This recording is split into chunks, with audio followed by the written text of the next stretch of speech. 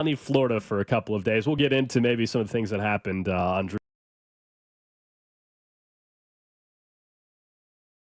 whatever it was, 7 rounds, I should Probably say. got a couple of tips out of the sand from his golf pro brother. Yeah. West Palm Beach. Found something maybe in his game. We don't know. That's right. Everybody who golfs with somebody who plays at that level is constantly in search of just some other swing thing that's going to make the difference, Yeah, no, everybody has that. I hope everybody had a good weekend, by the way. We'll get into what happened at Kaufman throughout the weekend. We'll look ahead a little bit. We'll work in some Chiefs throughout the show, of course, today as well. You guys can hit us up on the J Southland Tow Service text line, 913-586-7965. And, of course, video stream up and running as well. You can watch us on Twitch, Facebook, YouTube, X, and make sure you subscribe so you don't miss any of the shows here on 96.5 The Fan. We start, though, with Jack Kagleon. Jack Kagleon has made it to AAA. We wondered how much longer we would have to wait. We were saying anytime. Well, that time was this weekend. He will begin his AAA portion of his professional career beginning tomorrow. They're all the way out in Salt Lake, I think, which explains maybe why he was out of the lineup Saturday. He had to give him a little heads up. Needed some time to get back to Arkansas, pack some things up, and get set to go for the next portion of his journey towards the big leagues. But I think he is clearly on the track if you were hoping that he could get to the big leagues by the end of the year. This is before Memorial Day weekend, literally the week before. He is now going to be in AAA. That gives him however long it takes now. I don't know, 2 months, month and a half, whatever. And he could be up by July, end of July, early August. Yeah, I don't think it's crazy to think mid-July, late July, early August, like you said. And we'll talk to J.J. Piccolo, I assume tomorrow, the Royals general manager, who joins us every couple of weeks on the show. Maybe ask him what they're looking for. What stands out to me on this, and this is where, one, I'm just excited. Kags is in AAA. We don't have any current plans to plan a Cody and Gold road trip to Omaha. Although, I don't know, maybe we'll end up there. Who knows?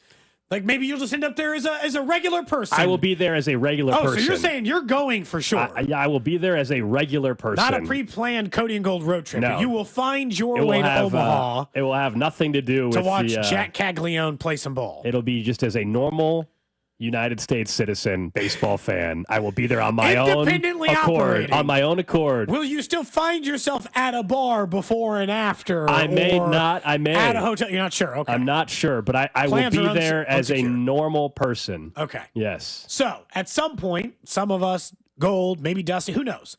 People might end up in Omaha. So I'm just excited about the normal part. Jack Kagleon is in AAA. This makes all the sense in the world. He was raking at the level he was at. There was no more need for him to spend time in AA. I do think, when you say on time, I think it's important to note that this is ahead of what I think the Royals' plan was. I think that when you talk to the Royals, when you were talking to them before, this is the early end of the conceivable timeline. As in, for anybody who was thinking, hey, what time could get... This was the earliest possible moment the Royals thought they would be taking Jack Kagleon to AAA. He gave them no choice. He got 38 games, and Dusty wrote it up on the board. Yeah. Hit 322 with a 394 on base percentage. He was leading the Texas League in RBI. His strikeout numbers have come way closer, actually better than where you need him to be over the last 20 games, way better than that. This is still early, and I think that that's important because if he hits a AAA, well, then same thing. Getting to the big leagues this year is ahead of schedule.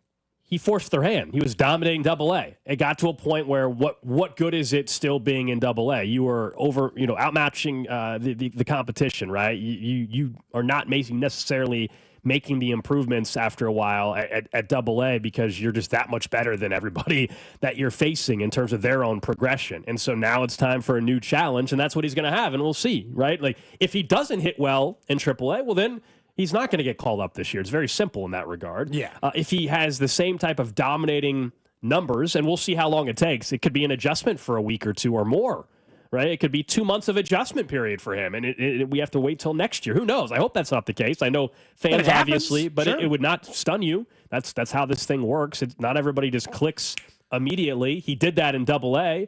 And it still is not even a huge sample size in AA. He is on the fastest track I actually think you realistically can expect him to be on. He was drafted out of college, I understand, a year ago. That automatically means your path is a little bit quicker than, of course, a guy coming out of high school or something like that.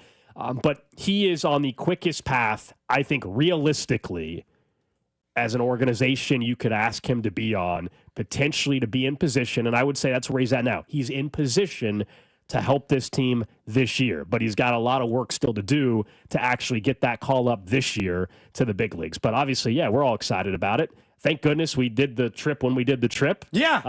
At one point, it was discussed about doing it the first week of June, so thank goodness we did not wait that long, and we went ahead and did it in the early May or late April, whenever A lot of people accusing you of stuff. LV2 over on YouTube says Alex will be there as a civilian. The text line saying, you don't want to associate with us anymore. You don't want to end up at you don't want to end up at Sweet Boys. I don't know. Do you think they've got like a Sweet Boys up in Omaha? I'm not sure. All I know is I will be there, and if you go there, it'll be as a fan as well, and only as a fan. It'll have no association with this station. You're saying this won't be? Yeah. Yes. This will be not unsanctioned. This will just be a trip to Omaha to watch Jack Kagleon. That's play. right. Then you could have seen him at 2 of the 3 levels. I mean, you didn't get to A-ball last year. No, I did not go up to the Quad Cities. I've been to the Quad Cities before. He only played like 20 games. Yeah, I did not go there pretty quick. But no, at some point very soon. Remember, he's on the road for the first trip. They're not even in Omaha right now. They're out in Salt Lake. So maybe in a couple weeks, I think the plan is to head up to Omaha and catch a game or two of Jack Kagleon. And hopefully he starts well in Salt Lake, and we can continue Jack Watch all summer long, this time at the AAA level. This was Matt Quattrero, though, talking about Cags on MLB Network Radio yesterday. This was before he obviously knew the call-up was happening. This was before we publicly knew, but they clearly knew he was about to get called up. Listen to Q on Cags. Clearly, we talk about Jack regularly. We talk about a lot of the guys, especially on that team, regularly. We have some good prospects there, and it's awesome. What he's done is phenomenal, and that's what we were hoping he would do when he got to that level. Is dominate it, and that I think that's a great sign for him. And he had a quarter of a season last year, if that, in high A. So for him to come out and do what he's doing right now is exactly what we would have wanted. And the exposing him to the outfield is a huge plus for him and for us down the road. And that's a player development decision to decide if and when he moves, but that's what we want our guys to do, is dominate. So that was Q talking about the domination from Jack Kagleon in AA, and we'll see if he can do that at AAA. That's what it's going to take for him to get called up this year. He's going to have to dominate at the AAA level. We had to know that this was going to happen. Not just when he was like that, but like when they sent everyone down, dude. JJ Picola went down. Mike Sweeney. They're doing advanced video. Was there. Yost was there. They're doing advanced video scouting, like the kind of stuff they do for major league players to see how the swing works. He performed while they were there. Everyone knew that this was like a scouting trip to be like, we're cool with this, right? That goes back to the thing I said to you, which is this is how you knew it was early. This is how you could tell, like, they were thinking ahead of schedule for where they are. I'm excited, man. If he rakes at AAA, well, then he's going to be here in mid-July. Yeah, can we all agree to something real quick, though? Sure. In the first week, if he somehow rakes, no, they are not calling him up after 1 week in AAA. I say that. A lot of you know that, but I'm just telling you. You want to get that out now so that we're not calling for Jack Kagleon in a week. Yes, because and I hope he does, by the way. I hope he destroys the AAA level as well.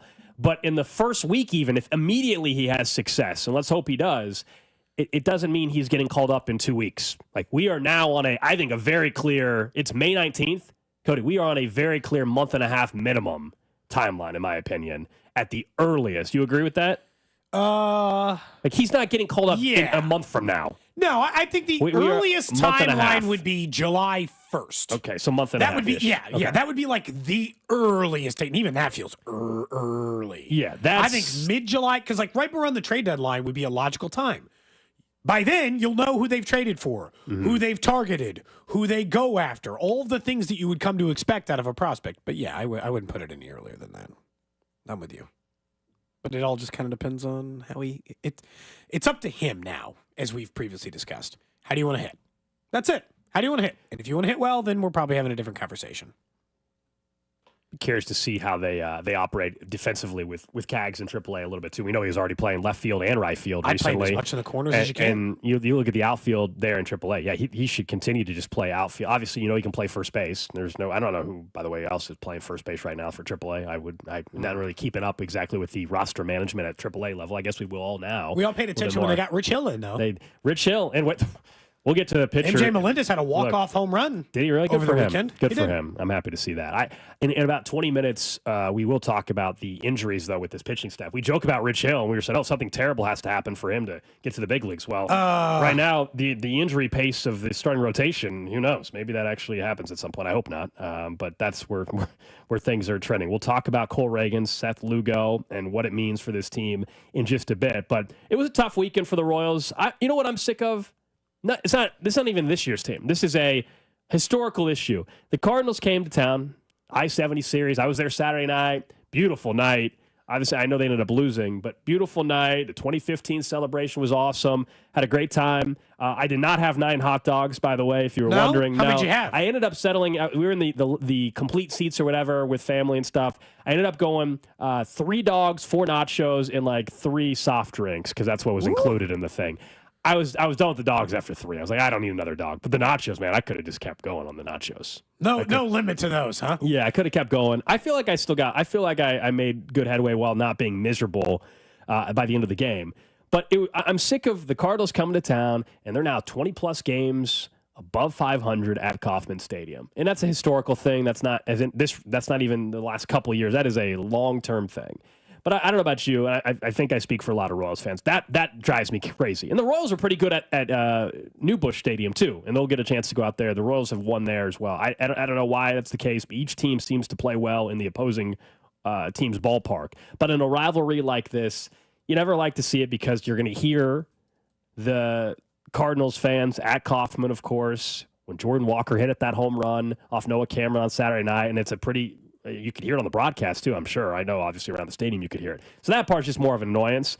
But offensively, that continues to be the story. And for you in particular, now it sounds like you're getting a little more nervous about a veteran that's batting fourth in this lineup. This is the problem I have, is that I don't have any good solutions for their offense. Yeah, I get tired of the Cardinal stuff, too. It's enough. But, I don't have enough solutions for their woes. I know we're going to talk Jonathan India later and all this other stuff, but it's like, Salvi's concern meter has got to be what? 7 out of 10 at this point? He's a 35-year-old catcher, Gold. He's a 35-year-old catcher who has a history of going through prolonged slumps. Normally he comes out of them, but there's been no sign. It's May 19th. We get to June 1st, and there's not been even a stretch of 2 weeks where Salvi's on fire. I don't know how long we can do this, but our problem is you move him down, then what? What's the solution? You're moving Michael Massey up. You're moving Hunter Renfroe. No, there's guys below that you're like, that doesn't solve the problem. But I don't see the easy solutions for them to come out of their offensive problems with the players that they currently have on the roster. And so it was a tough weekend because it feels like every game the Royals have to win 2-1. The way they won yesterday, Gold, feels like their only path to win right now. Did you get 7 shutout innings from your starter? Did you get 7 2/3 and 1 run? They lost a game over the weekend in which Noah Cameron didn't give up a run. Or maybe he gave up one. I don't think he gave up a run. And so, you don't want to get back into these eras. I remember the Zach Greinke Cy Young Award when he'd go 8 innings, give up 1 run, and they'd lose 1-0.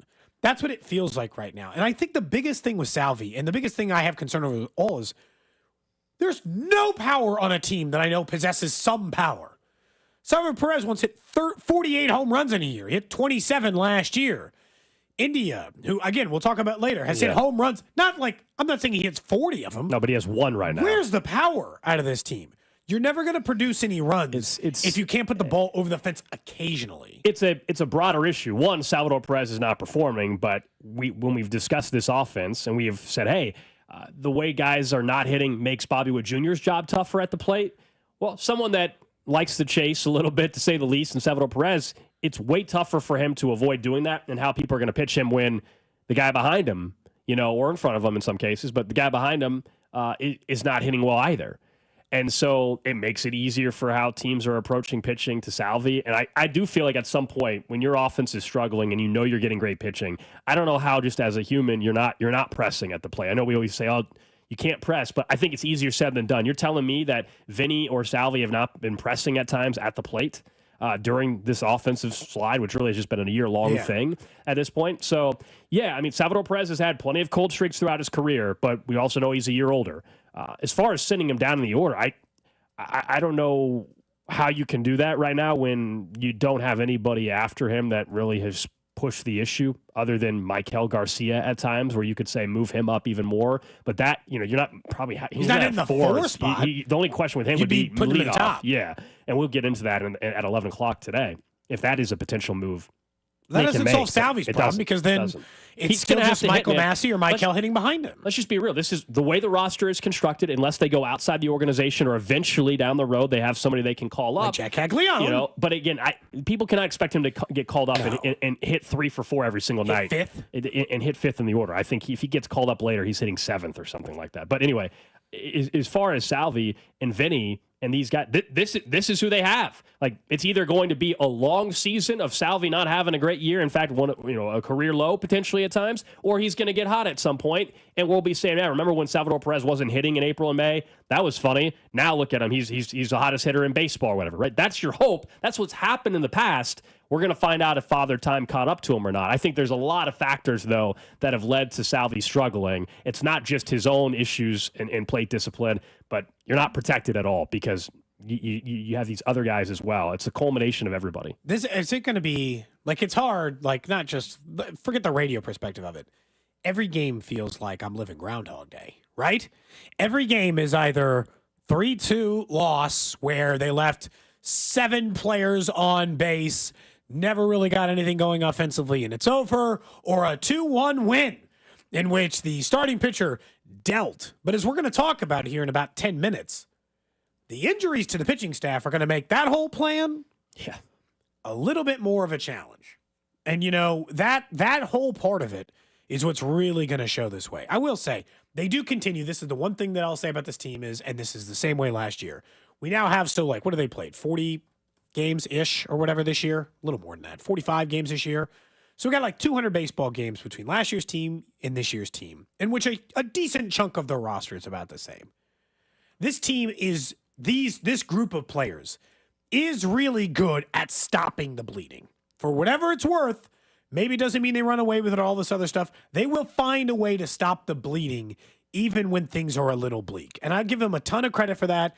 Yesterday is easily a game that could have gone away from them. Everyone gets nervous because Estevez gives up 1 double. And all of a sudden they're like, I don't know. Like I saw yesterday. He gave up a hit in a game that he eventually closed and did not allow a run. They pretend like closers aren't allowed to put base runners on. Carlos Estevez has been one of the best closers in all of baseball this year. What does he have, 13 saves? I think he has 7 or 8 consecutive outings now since he had the 1 blown save. Carlos Estevez has been great for this team. Anybody acting like he has not, that's just crazy. I'm sorry. I think it's like one of those revisionist history things. The 2015 celebration this weekend, the 1985-2015 celebration this weekend. Do you guys not remember watching Wade Davis? We used to say he'd put runners on base just so he could feel alive. Wade Davis put runners on. Wade Davis didn't never allow a hit. He often worked with guys on. Didn't matter, Gold. He didn't give up the run. That's what I care about. I care about giving up the run. He gave up 1 double yesterday, and that it's still in the end. Maybe they're saving grace. As we get into the rest of this, is they still do have a bullpen that can get outs. Yeah, we'll talk about Reagans and Lugo here in 10 minutes. Obviously did not like seeing that news over the weekend. Is the timeline different for each one of them? I think one player we might be waiting a little bit longer to see get back in the mix. But what do they do from here? Noah Cameron's part of that solution, but how could they juggle this week? It'll be interesting. They're in San Francisco, out on the West Coast starting this evening, so some late ones. Thursday could be a bullpenny day. So we'll see how they approach it. And we'll get into that here in about 10 minutes or so. We're just getting started on a Monday. Drew is back after a trip to Florida. How was it overall? I was joking that you played 7 rounds of golf. How many rounds of golf did you play? You got the tan like you were outside constantly. We were outside a lot. So we ended up only playing twice. I played at my brother's place, and then we went to a par 3 night golf place, which is pretty sweet. Night golf? Yeah, it's a par 3 course that's lit. Okay. That's fun. Under the lights, which I've never done before, which is really cool. Did you play with a glow-in-the-dark ball? Yellow? Neon? No, just played with... Oh, man. No, just played with the regular golf That's what I was thinking that, Cody, that they're playing y'ellow or neon-colored golf balls. I've seen night golf where they give you a glow-in-the-dark ball. It was not one of those. Then there was on Saturday night, after my sister had left, my brother and I went to... So Tiger Woods has designed these pop-up places. I don't know if you've heard of a place called Pop Stroke. There's 10 of them. What's it called? It's called Pop Stroke. There's like 10 of them across the country. It's a spot for you to hang, go get drinks and play. And it's more like they have bunkers and there's all the design is special from Tiger Woods at a couple of these spots. Okay. This is one of them that we went to. So that was So fun. it was a golf trip. It was a golf trip. It was golf heavy. Nice. When I was with my sister, it was more just hanging out. Went to the beach a few times. Did get tan. There was one funny moment. When we all went to the beach together, we couldn't go in the water for about the first half hour. Double red flags were up. There was a bull shark apparently that was I haven't spent enough time in the approaching. ocean. Does that just mean like there's sharks? You can't get in? The double red flag? You're not allowed in the water. Yeah. Because of sharks are just in I general. think it can be for multiple things, right? Or is it Maybe only for high sharks? tide or something? Yeah, normally double red is in general. The purple is normally for wildlife, but which I don't know if they didn't have a purple flag. But there was a bull shark apparently in the water, and they were like, "Yeah, you're not getting in." So a little bit later, we were able to go in the water, and True. And the three of us are in the ocean, and my sister tells me, "Hey, I need you to come over here a little bit." And I was like, "Why?" And she was like, "Well, you need to just come over here a little bit." And I turn around, and probably from me to you guys, there's probably at least, I would say, 5 foot. There's a shark that's there. You can see it underwater. And I was like, okay, I'm going to slowly, get my way out of the water. But that was So I'll be very honest. I don't interesting. care if they put those flags back down. You're The not getting minute that for that day, You're done? For that day, You're out of the water? I'm chilling on the beach. I'll barely put my foot in the water. That's it. And I love going to the ocean. I The can't ocean's wait. scary. I love it. I But can't believe you won't skydive, you'll get in the ocean. yes. Nothing but monsters in that thing. Are you kidding? This is where I'm not going way out enough to where I can kind of feel the ride of the wave a little bit kind of thing. But once you tell me that it was closed 30 minutes before because of bull sharks, what we think they're just not smart enough to come back to the shore? No. I'm out at that moment for the day. I'm staying on the sand. Maybe my feet can, the water can come up to my feet. But there's no way I'm going chest deep in that water anymore for the day. I'm out once there's a bull shark warning 30 minutes before. No. Nope. Did you get back in after that? Yeah.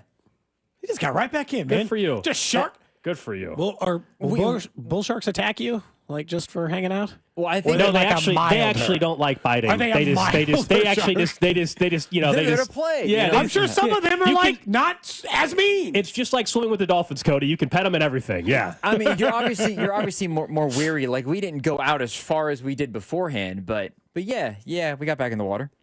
But yeah, it was a very good trip. Flight's good and everything. Flights were good. It was a funny moment because we had just recently talked about. Wikipedia says it's known for its aggressive nature. Bull, hence bull. My guess is the bull name isn't just because it's Yeah. a kind shark. Anyway. So we just recently had the discussion when you guys were on your way back with Gold and your flight in particular, the shoes off on the flight. Yeah. So I'm on my second flight to get home after the layover in Charlotte. Get on the plane. It's a full flight and everything. This person is getting into their spot. They're in the window seat. I'm in the middle, which sucks. It couldn't have been 30 seconds afterwards. I was reaching down to get my water bottle out of my backpack, and this guy's bare feet are out. And I have no idea. I have no idea. Criminal! This is happening more and more. I didn't like when the person had their feet up in the air with their socks on. This person has their socks off. There was never any socks. Were they in sandals? What? In fairness to them, I don't. There's no in fairness. There's no excuse for this behavior. But in fairness to them, to have the same take, to make my take consistent, I think they had sandals on already. So their feet were already out. Fine. I don't have a problem with you having your bare feet out, but they didn't have, it's not like they were wearing the sandal. Their bare foot was out of the sandal. That was their feet down the whole time, or did Yes. they put their foot up? Their foot was down the entire Because time. if it went up, then we're having a whole different. Like we might have to fight. If we might have to fight. What choice do I have? If you put a foot in the air, barefoot on an would you airplane. say like younger person, older? How old do you think this person was? Because I'm convinced this is happening more and more with people 50 plus. No, I would say it was in the range of my age to Cody's age, somewhere between 29 and 40. I would say is the guess. This person also came locked and loaded with snacks. This person had M&Ms, cheddar and sour cream he said ruffles, locked and loaded. and Yeah. peanuts. Sour cream. That's another unacceptable. It's too stinky of a chip for an airplane. There were people bringing Bojangles boxes onto the plane. Yeah, I didn't smell any Bojangles, although Bojangles. Did you have some while you were I down did there? not have any Bojangles. Yeah, But fried chicken, I think, is a bold choice to take on a plane. Yeah, too greasy. Yeah. That's a mess. All right. Well, I'm glad you're Yeah, back. he's using common sense. Glad the bull shark stayed away from you. And people are It's saying, on yeah, high it's now. like the most aggressive breed of shark. Yeah, there's no. I'm done for the day of the water. I might be done for the trip. Yeah. You hear about like this early in the spring or spring, summer, man. Shallow waters of Florida. Bull sharks, nah, I'm good. All right, up next, we get back to the Royals. Let's talk about the plan moving forward with both Reagans and Lugo on the IL. This is Cody and Gold on your new home for Chiefs football. 96.5, The Fan. Brought to you by Heartland Men's Health, the leader in men's sexual health. Thousands of men have been successfully treated for low T, ED, and more, all with discretion and compassion. Make your appointment at heartlandmenshealth.com. Going out to eat just got a serious upgrade, Kansas City. 30 Hop is your new go-to. An American bar and kitchen with bold flavors, local taps, expansive patios, and an unbeatable happy hour. Now open in Lee Summit and just opened at Miriam's Grand Station. As the proud lunch partner of the Cody and Gold Show, 30 Hop truly has something for everyone. Stop in for lunch, stay for happy hour. 30hop.com. That's 30hop.com. Local beer, American Eats, big patio. Memorial Day's here at Hy-Vee's, my one-stop shop for everything for our celebrations. I love heading straight to the meat department for grilling favorites like prime reserve beef and Hy-Vee's famous specialty brats like pineapple or cheddar. And spend more time celebrating and less time prepping with Hy-Vee's full-service catering and ready-to-go meals, including ribs, barbecue chicken, pork, and so many different party trays. And don't forget the adult beverages. Hy-Vee has a huge selection of seltzers, wines, beer, and spirits, all for Memorial Day, only at Hy-Vee. Let the summer fun begin this week at Hy-Vee. Just 5 days to save big on everything you need for the perfect Memorial Day. Load up the grill with tender Hy-Vee pork ribs, just $2.97 a pound. Throw on some Oscar Mayer hot dogs for the kids, just $1.77. Add party-size Frito-Lay chips, $3.99. Ice-cold Pepsi 6-packs, $2.99. And get the party started. Stock up on all your summertime favorites this Wednesday through Sunday only at Hy-Vee.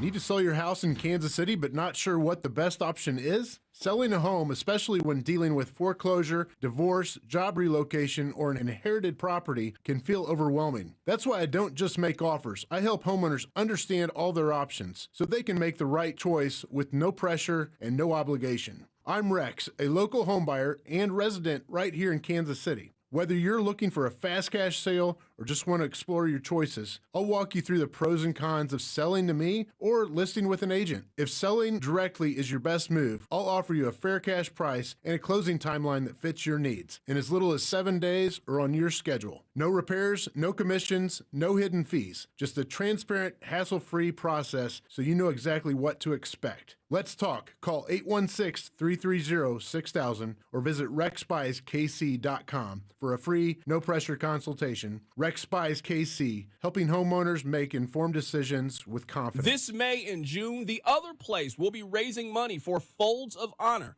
Every Budweiser, Bud Light, and Bud Zero that gets sold, $1 will be donated back to Folds of Honor up to $5,000. Kansas City, together we can get this done. Giving back to the families of military and also first responders. Stop by any of the area other place locations, Shawnee, Olathe, downtown Overland Park, Mission, and Belton, or check out theotherplace.com. Downy Rinse and Refresh. Break up with stinky clothes. Rinse it out. Every now and then I get a little bit tired of the stinks that just will never come out. Oh, Downy in the rinse change. Every now and then I rinse it out.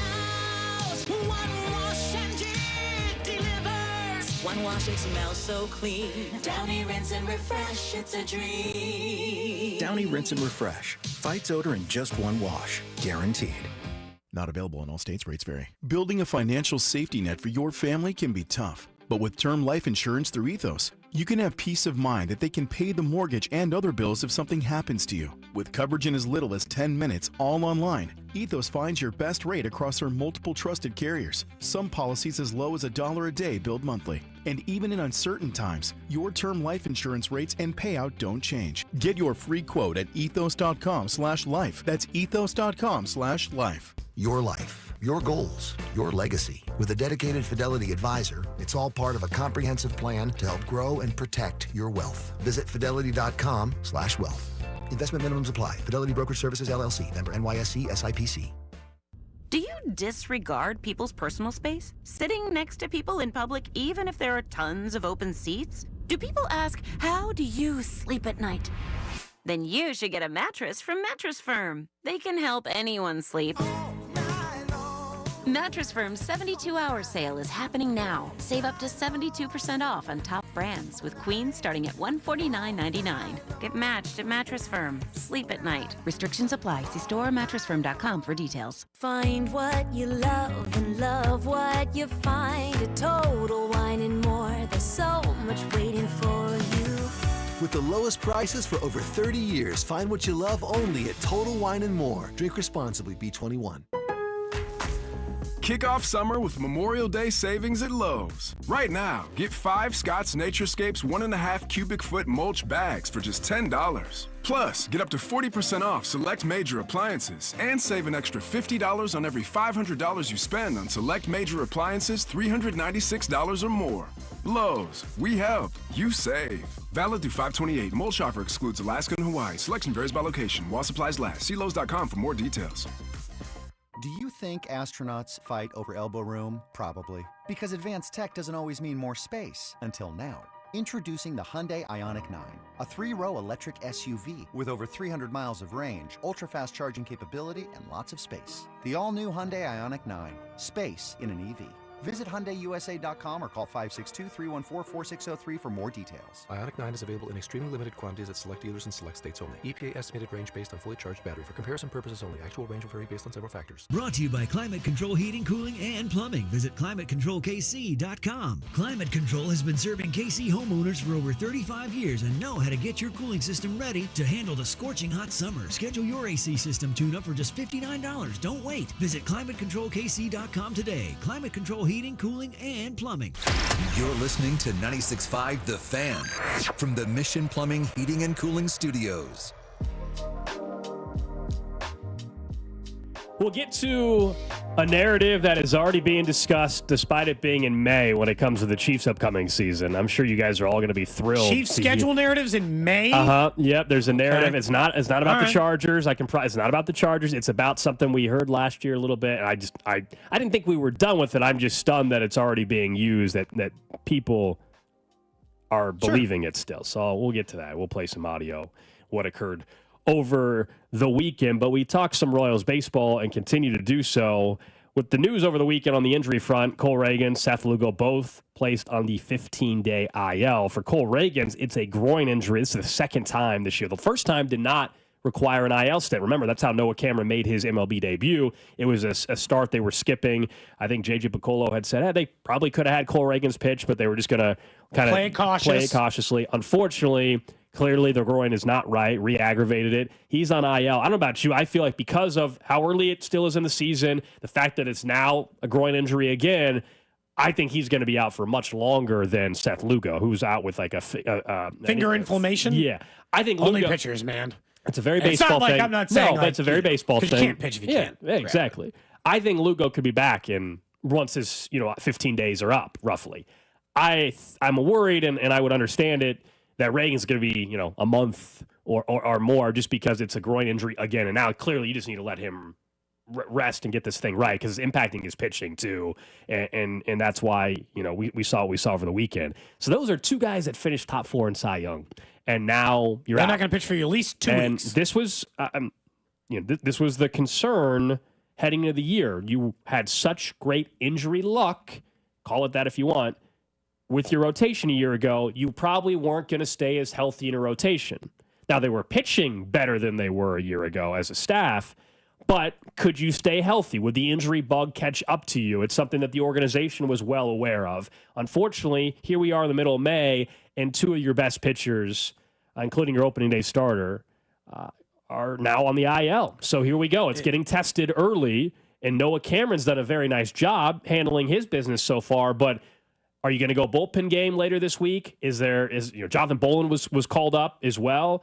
Is that going to be the plan later on this week? They've got some decisions to make, and they've got some options, but there's obviously now going to be more and more emphasis on this offense picking it up, Cody. It's one thing when the offense wasn't doing well, we said, hey, the pitching's going to keep carrying them. You may not have that for 2 nights out of the rotation. It's like in a lot of ways, Bolin probably should have been the option in the bullpen this entire time. It felt like once the starters went down, they're like, we're not messing around with Stratton anymore. We need better arms. Yeah. Like that's what it felt like. That move felt like, I'm not screwing around here with Chris Stratton anymore. I don't care that we owe him $4.5 million. He's going to have to take a hike. We need a better bullpen arm in there because we might have to throw a bullpen game or two or rely on those guys outside of it. I kind of like this in a I hate it, obviously, for the normal reasons, right? It's not good for the team. It's better that Cole Reagans and Seth Lugo are available. But for the first time in 2 years, we are going to test their ability to develop pitching. So far with Noah Cameron, the early results, pretty good. We'll talk about him individually in a minute. Obviously, he's had 2 great starts now at the big league level. But if they have to get another couple of spot starts, well, they're either getting those from Rich Hill, which does not tell us anything about their pitching development in any way, or we're getting it from Avila, or we're getting it from one of these other guys in AAA. And they could go with a 4-man rotation to where they don't even have to have another guy, and it's just Noah Cameron's the only one. They could go 4-man rotation and say, we'll flip around and have Noah Cameron on a shorter rest and pitch Wednesday. That's a possibility here, too. But, that's the only option outside of not going with, going with Chandler Champlain, who's been really bad, so not him. People are texting in Marsh and Wright. Remember, they extended them. They're on. Marsh is now on the 60-day IL, if I'm not mistaken. Didn't they push him back? So at one point, Marsh and Kyle Wright, but Kyle Wright, they had to remove him from his rehab assignment, if I'm also not mistaken with him. Kyle Wright's still working on his. Yeah. Neither of those guys. And again, we'll talk to JJ Piccolo tomorrow at 10:30. I'm happy to ask him about all of those different names, but my guess is that it would be Avila before it would be maybe anyone else at this level. They don't have anyone else at AAA just like blowing the doors off.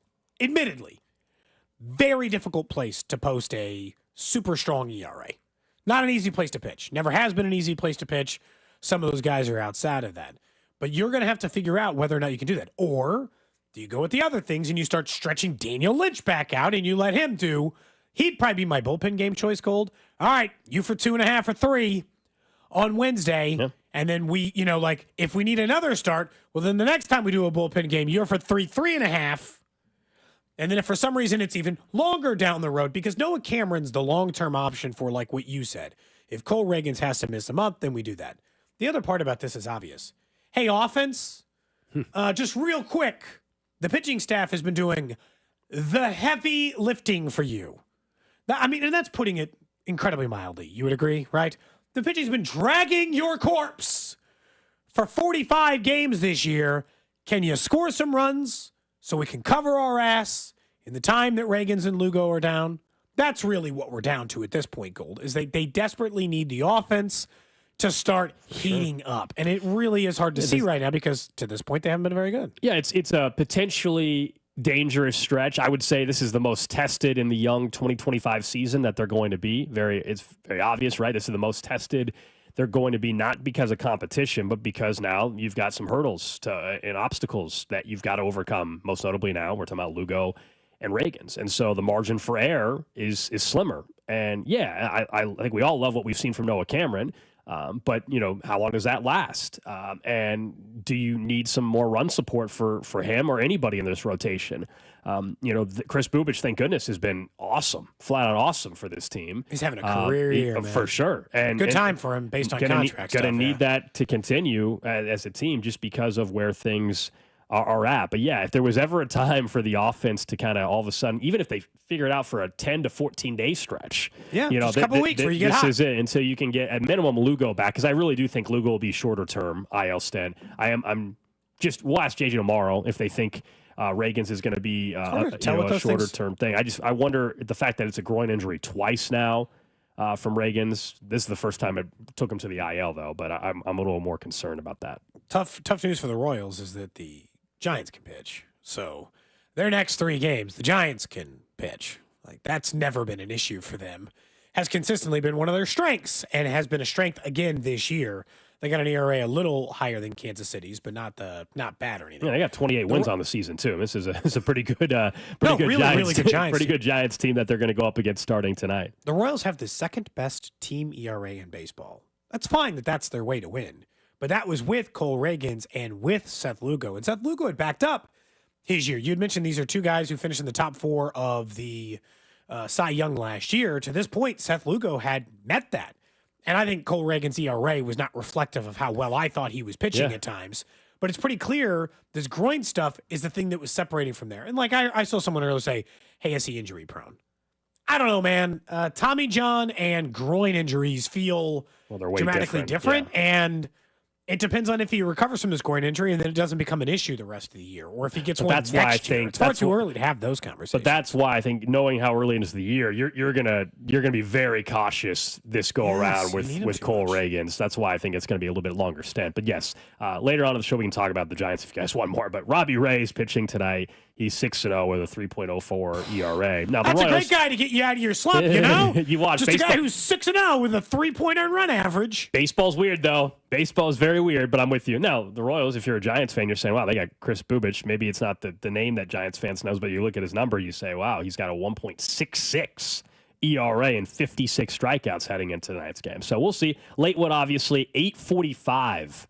First pitch tonight. Vern, late one for you. Vern, it's a late one for you tonight. What's your vibe on that? How late do you stay up for these West Coast games? Well, the good news is we have a pitch clock now, so you can. This thing could be over before midnight easily. Yeah, that kind of versus in the past. Saturday's game, I was at. Holy cow! Because there wasn't much offense and it was a pitcher's duel. I think it was done like 2:10. It was tidy. It was an hour and a half or something like that. It would match almost the quickest game from last year. Somebody did the numbers on it. Here, let me see if I can find it. Oh yeah, here we go. So can't even get your money's worth of the Lexus seats, man. 1 hour 49 minutes. Yeah, 1 hour 49 minutes. Last year's shortest game for the Royals, I think, or just maybe in the American League, I'm not sure. 1 hour and 48. All-time night game in the AL shortest was 1 hour and 29 back in 1943. So Saturday's game was one of the quickest games you'll ever see in baseball. I need to look it up. So we're on Twitch earlier. We were just talking about the pitching. Waka, is that who pitched on Saturday? He pitched yesterday. Saturday was Noah Cameron. Waka has had 10 total runs of run support this year. Like you can't scratch one across. I feel like that happened to him last year too. We're relying on Dairon Blanco to come through the game-winning run. Yeah, Blanco and Renfroe yesterday, baby. Blanco and Renfroe got it done. It's always the same problem. It's got to be people that aren't that. It's got to be India and Salvi and Massey and Vinny. It's got to be the names. It can't be Dairon Blanco and look, good for him. And I appreciate that he came up and immediately contributed. That's what they need out of guys towards the bottom of the order. Contributors to go with it. But, man, it's going to be a sweat these next 2 weeks with no Reagans and no Lugos. For sure for 2 weeks. And like you said, maybe longer. Coming up in about 15 minutes, we'll talk about Jonathan India and where he is at. Unfortunately, he also had the cleats get him in the knee. Contreras, that was a little dirty. Yeah, I would say so. But that took him out of the lineup yesterday. Hopefully he's back in it. But we'll talk about his role on the team in that leadoff spot in just a bit. I mentioned that even though it's May, there's already continuing narrative about something that was annoying throughout last football season. And that, of course, had to do with the Chiefs and favoritism from the league and from officials. This was over on our betting network here on Odyssey, BetMGM Network. I do a show on Saturdays, but they have, of course, daily shows as well. And one of the shows hosted on the network, I always butcher his last name, so I do apologize. Sammy P is his Twitter account, so I'll stick with that. But it's like Panatovich or something, Panatovich. Okay. I don't know. I'm butchering it. Anyway, he was talking about the Chiefs' schedule and the primetime games and kind of how he's going to be betting it. And look, we've already got the narrative being thrown out there ahead of time. Speaking of Kansas City, did you see how many primetime standalone games they've got this year? 8. Yes, I did. 8. Only 8. And they could have potentially 2 more if you consider the flex schedule. Oh, wow. So 9, maybe 10 primetime or standalone games. You think the refs might hold a little hand in those Kansas City games where they're playing on an island? You know the league wants everything to do with them being one of the best teams in the league. Never will you see that admitted anywhere publicly, but you know the league is at its best when Taylor Swift is in the mix. The refs tend to give the Chiefs the calls, and now they're going to be primetime or standalone at least 8 times. God, it's so lazy. It's so lazy. In May 19th, we're out here saying Taylor Swift and the refs are fixing it for the Chiefs. Yeah, and I'll just stick with it again. If you think the league is rigging anything for the Kansas City Chiefs and they've talked to the officials to also rig it, I thought we were smarter than that, is what I would say. I thought we were smarter than that. Like, I know we all love theories and we think one team is getting favored, all that, but That was out there all last year, and people did their damnedest to come up with numbers to try to prove it. And then when they got fact checked, then people would try to do some more digging and everything. We've talked about this. Star quarterbacks in the league, yes, historically, Brady, Mahomes, Josh Allen, of course, as well, have the tendency to get more calls when it comes to 50-50 calls or roughing the passer calls. This narrative, though, that officials in these primetime games are going to make sure the Chiefs get calls. It's lazy. We've gone over this for now over a year. The Chiefs are in primetime more. They make you pay for making a mistake defensively more if there is a call that goes in their favor. Therefore, you think they are the beneficiary of calls more than any other team. But the fact that it's already out there, yeah, Sammy P, it's ridiculous. Lazy narrative stuff. I guess a lot of this is just like, you've already settled into, it's a loser's mentality, in my opinion. And I don't know which team Sammy P cheers for, but I'm going to guess it's like the Giants or some team that just like can't win. And it's just this, like, you got to have the preconceived notion of, here it comes. The idea of betting on a game because you think the refs might have helped the Chiefs in a call, in a game, a couple of times over is, I mean, it feels early, man. It feels too early for us to be doing Like, we're already this. planting the seed that's happening. Now, look, when you bet, you should, if you think it is rigged for the Chiefs, then at least bet on the Chiefs. So then at least that makes sense. I'll give them that. Right, like if you're going to claim it, at least put your money where you think the team is getting the favored calls. Yeah, that's the fine. Chiefs. That's fine. But just the fact that we're already throwing before the season has even started. Come on now. Yeah, no. I'm not interested. I think it's kind of ludicrous overall that this is even being brought up for a start. And I don't understand, like someone said, it's just a lazy narrative, man. It's completely unnecessary to start bringing this up early enough. And also, like, the Taylor Swift thing, I'm not saying they don't like Taylor Swift. Of course they love games, Taylor Swift, and it's great for the league. But I don't think they told the refs, hey, Taylor Swift, she's great. We need her so badly that I need you to purposely blow a call that hurts the Denver Broncos in this game. Like, come on. I think there was I do think there was a clear emphasis from the league this year. I don't know if they were just, like, trying to juice the numbers before a new TV deal or what's going on. Even more than any other year, they swung for the fences in primetime this year. Christmas, Thanksgiving, Sunday night, Monday night football. They didn't mess around with a bunch of slugs. They got to take care of their TV partners. And I think that's what happened. I think the TV stuff got so spread out because, standalone Peacock, standalone Netflix, standalone Prime. And all these people were like, hey, man, we saw the size check we were writing you. And we're picking out some ones we like. We're not messing around. We want the good stuff. And so, like, people are going to be, the Chiefs fatigue, if you thought it was already bad, it's going to be at an all-time high. Because by the time a flex game hits, the Chiefs will end up on some Saturday game in December or whatever, too. They will end up with 9 standalone football games this year outside of it. I will say, just real quick, I don't know, then we're going to talk about something else. Have you guys gone out to the main area? There is a bird loose. Oh, it's whizzed past me twice now. Update. It's dead now. Oh. It's dead. All right, so back I up. walked out Back there up. Back just- up. So Back it up. whizzed Back past up. me twice. Hold on, The bird's dead? Yes. That's a quick fall. So hold on. Should we have a funeral? We had a blackbird in the building, in the cafeteria area, a big blackbird flying around for the last couple of hours. I mean, it could have been all weekend, but we know of the last couple of hours, and it was consistently running into the window because obviously it was trying to, nice Queen Windex windows, It was trying to go fly back The windows outside. don't open. We could just open a window for it. As of 40 minutes ago, it was alive. And what whizzing past my head. What happened? What do you mean the bird is dead? According to what I heard out there when I was going to get a snack, the bird took itself out, basically. Wait, it slammed into the window so hard it crushed its skull? What? I How didn't else is ask it any dead? questions. They were Did on the anybody phone. see the dead bird? Oh, I Who's think saying it died? I think Who it's killed the confirmed. bird? I think the bird did it. Based on what My God, that's bleak for a You Monday. think the bird Based kept on- trying to go outside, that it... I'm not going to claim what happened at all because I don't know. So All it's I know just laying on the ground out there? What have we done? Is it just sitting there? Are we going to... I don't know where it's at, but Who's picking up the bird?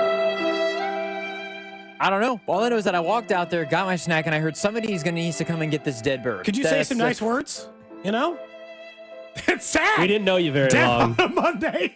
Isn't the blackbird like is Tragic. it a crow or a blackbird that they say is like the sign of like the Death. messenger of death? Isn't it a crow? The messenger of death. What it just send us a message, all right? It came in here, So it's and already it messenger died in death, front of and then everybody. it died. So I guess we're all like, I want to know who killed the bird. Gotta be careful. I want to know you're by the end accusing- of the show. All I know is Bob and Dusty were talking about it. They said, "Oh, we'll handle it." They said handle? And they leave, and then 40 minutes no. later, the bird's dead? What did you guys do? I don't know. There's some questions that needs to be. There's some investigation that needs to be had. I'm just saying I thought just flying in the window at that speed, there's no way it built up enough speed in that small area. I'm just confused how that happened. I'm convinced somebody was fed up.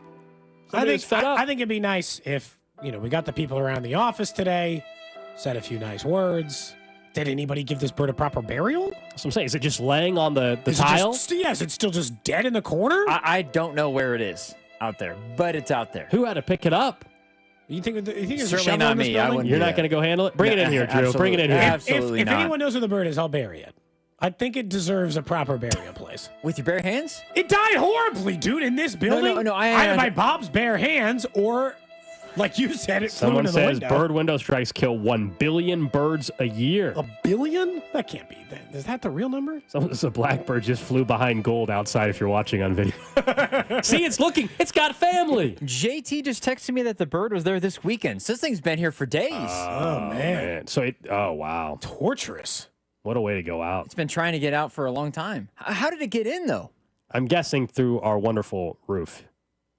I don't think someone just Makes had. the most sense. I don't think the doors were just open and the birds just flew in. If so, could you imagine if we had like a whole flock? The just Bird came in? Alliance of Oregon says that Oh, 54 to 76% of window collisions are fatal for birds. So eventually, this bird hit the window too many times. Dude, I saw think it that's running what like it sounds 3 like. times. So what did it? Okay, well then you know what? What did it expect to have happen? You know what? Be smarter. Be smarter. Stop flying into the window. You know. Man, Somebody guessed Bink, too. Bink and Bob. birds scare you guys, by the way? Scared. I mean, I don't want them whizzing past my face constantly. You know, but You're not like afraid of a bird. we were having the debate with Bob during the break. I would rather have a bird in my house, because that's happened before, briefly, remember? Oh, yeah, the you patio did get a door was bird. Yeah, open. The patio bird door. did fly into my apartment once, than a bat. He said, I'd rather have a bat. No. The bat, way creepier, rabies, all of it, I'm out. Not that the bird can't have it, too. I've but had to catch 2 bats in my life. So I've caught and moved out of the building 2 bats in my life. And I've caught 1 bird. I don't know. The birds, I'll say this. The bats were easier to catch. Maybe it was just like the right kind of bat. But like they were like relatively chill when we caught them. Birds, the second you get anywhere near them, just like they just like freak out, fly around like crazy. The bat seemed way calmer. They fly more gracefully. The bats scare me less, I think, than the bird. I feel like it's like, you got to, if you remove a tree, you got to plant a bunch of trees. I feel like a bird died. We have to now like donate some money, the show fund, to a To an bird. aviary? Yeah, I think we need to do that now. Maybe there's, some sort of aviary, some sort of, is there a bird rescue in Kansas City? People are Let's see. blaming JT. They're saying should have called animal control over the weekend, and this wouldn't have happened. He's responsible, they're saying, for the death of the bird. Not just, and like torture. It's like Guantanamo for this bird. He just let it sit there all weekend. Jeez. God. Well, the bird problem is solved, I guess. I believe it is. Nobody has to worry about it anymore. You can safely go get your cheese and crackers out of the fridge that somebody might steal Someone said before the the end bird of the lived day. until the Cardinals finally lost against the Royals. It It didn't appear to be a cardinal. It Some was sort of not like it was not a red bird. crow or It something. was not a red bird. It was a blackbird. It looked like, yeah. Not all Cardinals are red. That's just the male Cardinals. But the Cardinals, as in the baseball team, the that's only color is the male red. Cardinal. Yeah. Are you saying you know the sex of the bird that just died, though? No, I don't know. You don't know. You couldn't I don't know confirm. how You to can't diagnose confirm. it. I'm just going to tell you Drew, that are you male able to confirm? Cardinals are red. No. Yeah, Female no, Cardinals I are not. Okay. Outside of that, I got nothing for you. All right. I'm glad we had that conversation today. I'm glad the bird mystery. Well, the mystery RIP. hasn't been solved, but the issue of how are we getting the bird out of the building, it solved itself. So Did it that's climb good. through the vents? Way cheaper than having to call out somebody too. It's perfect. That's true. Everybody's happy. Right, Drew? R.I.P. Up next, let's talk. We'll take suggestions for the let's birds talk today. about Jonathan India a little bit and where he's at in that leadoff spot. Plus, do they have something special going on with a certain player? That's coming up here on Cody and Gold. What's up, Kansas City? This is Cole Reagans, and you're listening to Cody and Gold. Weekdays starting at 10 on 96.5 The Fan. Brought to you by Heartland Men's Health, the leader in men's sexual health. Thousands of men have been successfully treated for low T, ED, and more, all with discretion and compassion. Make your appointment at heartlandmenshealth.com. Had some weather come through Kansas City last night. Winds were really howling there for a little bit. Maybe you've had some hail hit you last year. Century Roofing, that's who will handle your roofing needs. Over 30,000 roofs in the Kansas City area. Over 35 years of experience in Kansas City. Voted back-to-back best roofing company in Johnson County. All of those things tell you the quality of roof that you are getting. That you don't get voted best roofing county in Johnson County 3 years in a row if people don't trust the work they're getting. So whether you noticing or are about to notice some rain or storm damage, you've been hearing that drip today. As that rain comes in, you're like, where's that coming from? That's what happened to us. We had roofing repair done by Century. I'm like, hey, do we need a new roof? They're like, no, you need repairs right now. We'll keep an eye on that roof. And when I need a new roof, I know Century Roofing will be the company that I won't even hesitate to call because of their 35 years of experience. Doesn't matter the material, doesn't matter the style of roof, they can take care of those needs. Trust the pillars of strength. Go to centuryroofingkc.com and tell them that Cody sent you. BetMGM is making your next golf tournament winner bets more exciting with Second Chance. What's Second Chance? Ever bet on your favorite golfer to win a tournament only to see them miss the green? Well, with BetMGM's Second Chance promotion, you'll get your stake back in cash if your tournament winner bet finishes in second instead. That's right. Simply bet on any player to win a scheduled golf tournament during a promotional week. If you're right, you win.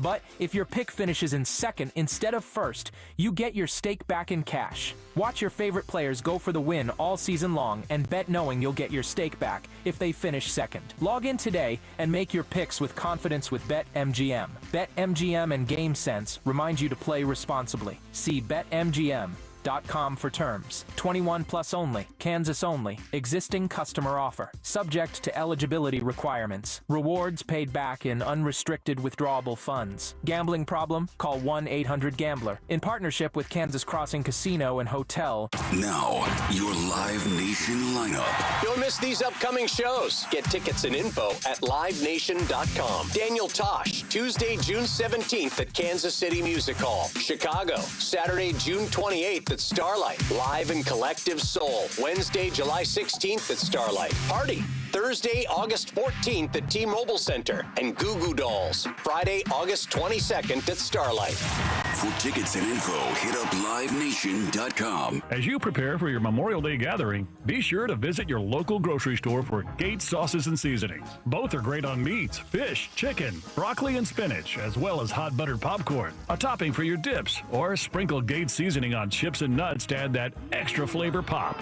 And nothing says Memorial Day like a Gates party tray. Or use Gates sauces and seasonings to spice up your home-cooked meal. So head to Gates Barbecue this Memorial Day. Gates Barbecue.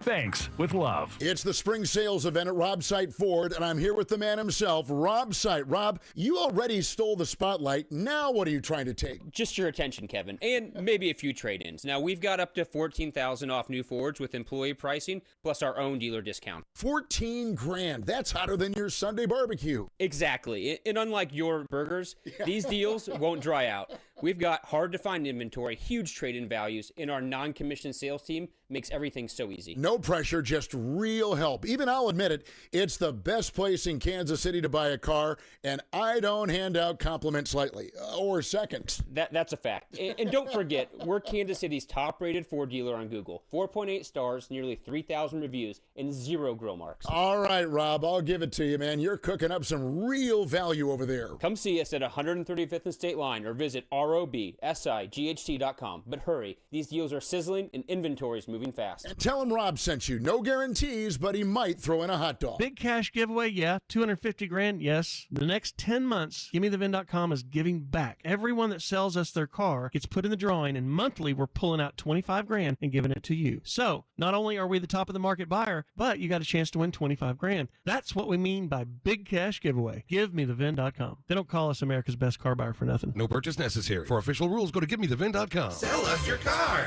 GiveMeTheVin.com. So easy you can do it in your underwear. This is the story of the one. As a lineman, he does whatever it takes to keep the power on in his community. and he wants a partner like Grainger who does the same. Grainger offers the professional-grade products he needs, from voltage detectors to harnesses to hard hats, plus fast, dependable delivery, so he can rise to every challenge. Call 1-800-GRAINGER, click Grainger.com, or just stop by. Grainger, for the ones who get it done. At Straight Talk, we are all about no-brainers. Calling grandma for her recipe, no-brainer. Streaming one more episode at 2 a.m., big no-brainer. Getting real unlimited data where you buy bananas, the ultimate no-brainer. Switch now and get a free Samsung Galaxy A16 5G or Moto G Power 5G 2025 with select plans. Straight Talk, real unlimited data. Available at Walmart and straighttalk.com. Offer valid through 7/2025. Taxes and fees apply. Requires in-store activation of single line gold unlimited plan or higher. For network management practices, visit straighttalk.com/terms. Copyright 2025 Verizon. Your life, your goals, your legacy. With a dedicated Fidelity advisor, it's all part of a comprehensive plan to help grow and protect your wealth. Visit fidelity.com/wealth. Investment minimums apply. Fidelity Brokerage Services, LLC. Member NYSE SIPC.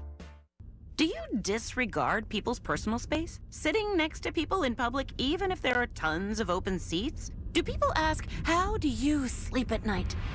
Then you should get a mattress from Mattress Firm. They can help anyone sleep.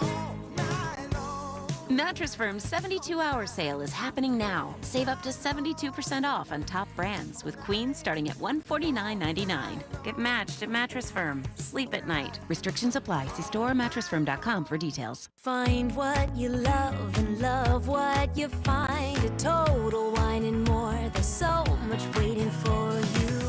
With the lowest prices for over 30 years, find what you love only at Total Wine and More. Drink responsibly, B21. Go check out 96.5 The Fan's Instagram page for videos, giveaways, and behind-the-scenes content. Your home for Kansas City sports. 96.5 The Fan, KFNC FM and AM, HD1 and HD2. Kansas City, an Odyssey sports station. 11 o'clock hour here on a Monday. It's Cody and Gold, Alex Gold, Cody Tapp, Drew Nixon with you. We got the full crew back at it. Drew back from West Palm Beach. If you're watching on the video stream, make sure you subscribe. You can see Drew's got a full-blown tan. He's good to go. It's only May 19th. He's set. He's Pools good to aren't go. even open yet. Yeah, I think mine's not, but some apartment complexes opened up. Obviously, typically it's a Memorial Day weekend thing, which is this coming weekend when they all start to open up across the area and everything and get into the pool thing. Lake, obviously. Lake season is right around the corner as well, so we're getting into that time of the year, man. My nephew had his graduation party, and it was up at Weatherby Lake. Okay, I've heard of it. Because I think his grandparents live up there, and so my kids actually got to go out on the boat for the first time all summer. Okay. Because they drove like his little 4-seater boat, and my kids, they happen to have life jackets. I'm like, I didn't bring them life jackets. Like, we got 2 in there. Well, you're supposed to have enough on the boat for but people. kids' life jackets is True. Okay, fair enough. different game, right? Yeah. The kids' life jacket versus that. So they got to go out on the boat. They were like, we see a shark. I'm like, those are just waves. They were not Drew. There's no sharks in Weatherby Lake. No bull sharks? No. Yeah. No. You missed that earlier. Drew was at the beach, and the beach was you couldn't go in the water for a little bit due to bull sharks. This maybe somebody doesn't want to divulge this over on the text line. But like anytime I drive around places like that, Wacomas, drive through Mission Hills, I ask myself the inevitable question, which is, are there this many people making this amount of money in the city? Damn, what do y'all do? Because like those are big ass houses up there. There's people that have done very well for themselves. Huge. Yeah. They look like a hotel you'd stay at that would cost $700 a night, like a resort, just your own personal pad. Yeah, there's wealth in the area, man. Lots of it. Yeah. I don't understand how this many people are making that amount of money. Not that there aren't people who make that amount of money, that there are enough to fill all of Loch Lloyd, Weatherby Lake, Mission Hills. Doesn't matter. Name whatever, expensive neighborhood is in the city. It's crazy. Y'all doing great for yourselves. If I ever get fired from radio, which is definitely not out of the question, can I get a job? Can I work for you? A lot of people did very well. Show for me themselves. the way. A lot of What them do you might- mean, like the pool boy? No. I want to do whatever they do. They work at like a firm. Okay. They obviously all work at like firms or what. It's got to have like big important names next I thought to you it. meant you want them to Cody, hire you. Cody made it sound like he wanted to just work for them. Yeah. Yeah, no, I want to get a Someone job at says whatever they you're make doing. money selling feet pictures on OnlyFans. There you go, Cody. That's your path. That's your path If you forward. could guarantee me the $300,000 this person's claiming, I'll quit this job today. If you locked in a guaranteed rate of $300,000, I'll start selling feed picks on OnlyFans. The super bone on the foot. Today. Super phone on the butt. On the foot. On the foot. Oh, man. Yeah. Anyway, we'll get to the trash of the day. 15 minutes, trash of the day. All right, let's talk some Royals baseball, though. Jonathan India, I do think it was a dirty play from William Contreras on Saturday. Yeah. Wilson, yeah. That's all right. From the Cardinals. Spikes were up. Vinny kind of ran over there. Then Salvi ran over, and it diffused very, very quickly. But it kept him out of the lineup yesterday. Hopefully, India's back in the lineup. So clearly, it was something. The videos, you should know if you're Contreras what you did there. He tried to act like he didn't. But that, in other rivalries, I feel like would have escalated much further than what it actually did, which was kind of a whole lot of nothing. But I wanted to talk about India individually because we know they acquired him in a trade for Brady Singer. And he was automatically known to be the leadoff hitter. He has played multiple positions this year. He had another rough day in the field on Saturday, and then, of course, he had an opportunity late in the game to get a runner home, and he ended up hitting into a double play. He has struggled to get the ball to the infield at times this year. Do you think there will be a point this season where Jonathan India is not the leadoff hitter? And should he be? Because a lot of people would say Maikel Garcia. We saw Maikel Garcia last year have plenty of opportunity to get a stranglehold on the leadoff spot. Didn't go great for him. Didn't go great. Yeah. Are you in that spot where you're like, hey, things are going well for him, batting fifth on most nights? Why mess with that? I think Jonathan India, based on what they gave up to acquire him, Jonathan India is going to have this job for way longer than just what we're at right now of maybe struggling. The thing for me is the lack of power. Not that he was not a 25 home run guy. I'm not talking about that. I'm just saying, like, getting the ball out of the infield, coming up with the hits. He's getting on base at a pretty normal clip that he has throughout his career. That's not that far off. It's pacing a little bit lower right now than last year. His on base percentage is .330. Last year, .357. 2 years prior to that, .338, .327. His batting average last year, .248. He's a career .252 hitter. He's hitting .238. It's all a couple it's steps not below. that far off. But one home run. He had 15 last year, had 17 the year before. And then you couple it with defense. That's why Michael Massey's having to play left field right now. That is the thing that stands out way more than any of this to me. And look, this is just because watching a player every day versus not watching a player every day. I didn't realize how mediocre he was on defense. That there's not a good place to play him. They played him at second base in Cincinnati because they had a better third baseman and a power hitting third baseman. And so, like, that became his position. He played third base in college, but he's only okay at that. I got to be honest with you. This is buyers beware, because if you're looking at Jonathan India, you're like, move him down. This is Jonathan India, and he's still getting on base better than anyone else in the lineup. Yep. So, like, you can be mad that he's only hitting .238. He's a .252 career hitter. He hit .249, like you played the previous year. You mentioned here's the other years just broken out. .249, .244, .248 the last 3 years. Take his rookie year out, because that's driving up his on-base percentage. That's driving up his batting average to an inflated number. The last 3 years, he has been an incredibly consistent player. 240, tell me if these sound close. 247 on base, or 247 batting average, 243 on base, 393 slug, 739 OPS. The only thing that is down is power. Everything else, batting average, on base percentage, the rest of it is the same. You're buying what you got. Sorry to interrupt. What happened? You know, there's the window behind you. Yeah. One of our coworkers who was handling the bird situation waved, and behind her was clearly a guy, had gloves on, black uniform with a bag, and just kind of nodded and waved. I think we just watched the bird be escorted out of the building. The dead bird. They got somebody in separate to do that? You got to call in a service to move a bird? Yeah, well, I told you they didn't want buried anybody, it. They probably didn't want anybody touching it or whatever. But yeah, it clearly looked like an animal control or some company, critter control company, because he had gloves on and everything. I mean, it was. He handled it the right way. She just kind of waved, and he kind of nodded, and that was it. That's why when you were talking, I was laughing because it's not even buyer beware. The only difference right now is that he's not getting on base quite as high as he normally would. Not way lower, by the way. Not way lower. Not quite as high, and that the power is down, Gold. Your power complaint, that's real. He hit 17 and 15 home runs the last 2 years and got one this year. That's a problem. The RBI are down. Those things are all real, and I'll listen to that. Everything else. And I'll also point out, because it's like what you gave up. I know what we're all thinking, which is the stats I gave you like a month ago of what Brady Singer was doing in Cincinnati. It ain't going great since then. Brady Singer's made 9 starts in Cincinnati. He's got a 5.01 earned run average. So he's 5-2, but he started 9 times. He's pitched 46 innings. He's got a 5 earned run average. He's got a 1.3 whip. It's not going great over there. So, they gave up. They wanted a guy who got on base. They did. And he's still doing it that. a little too low, but he's mostly doing that better than anyone else in your lineup. The defensive part, I guess, is what I didn't realize. Yeah, I didn't realize he was a mediocre defensive player. In spring training, those in and around the organization really were impressed by his third base play. Like how well he played there. Like, oh, he looks like a natural, Really, really good third base. And the first week of the season, he actually made a couple really nice plays.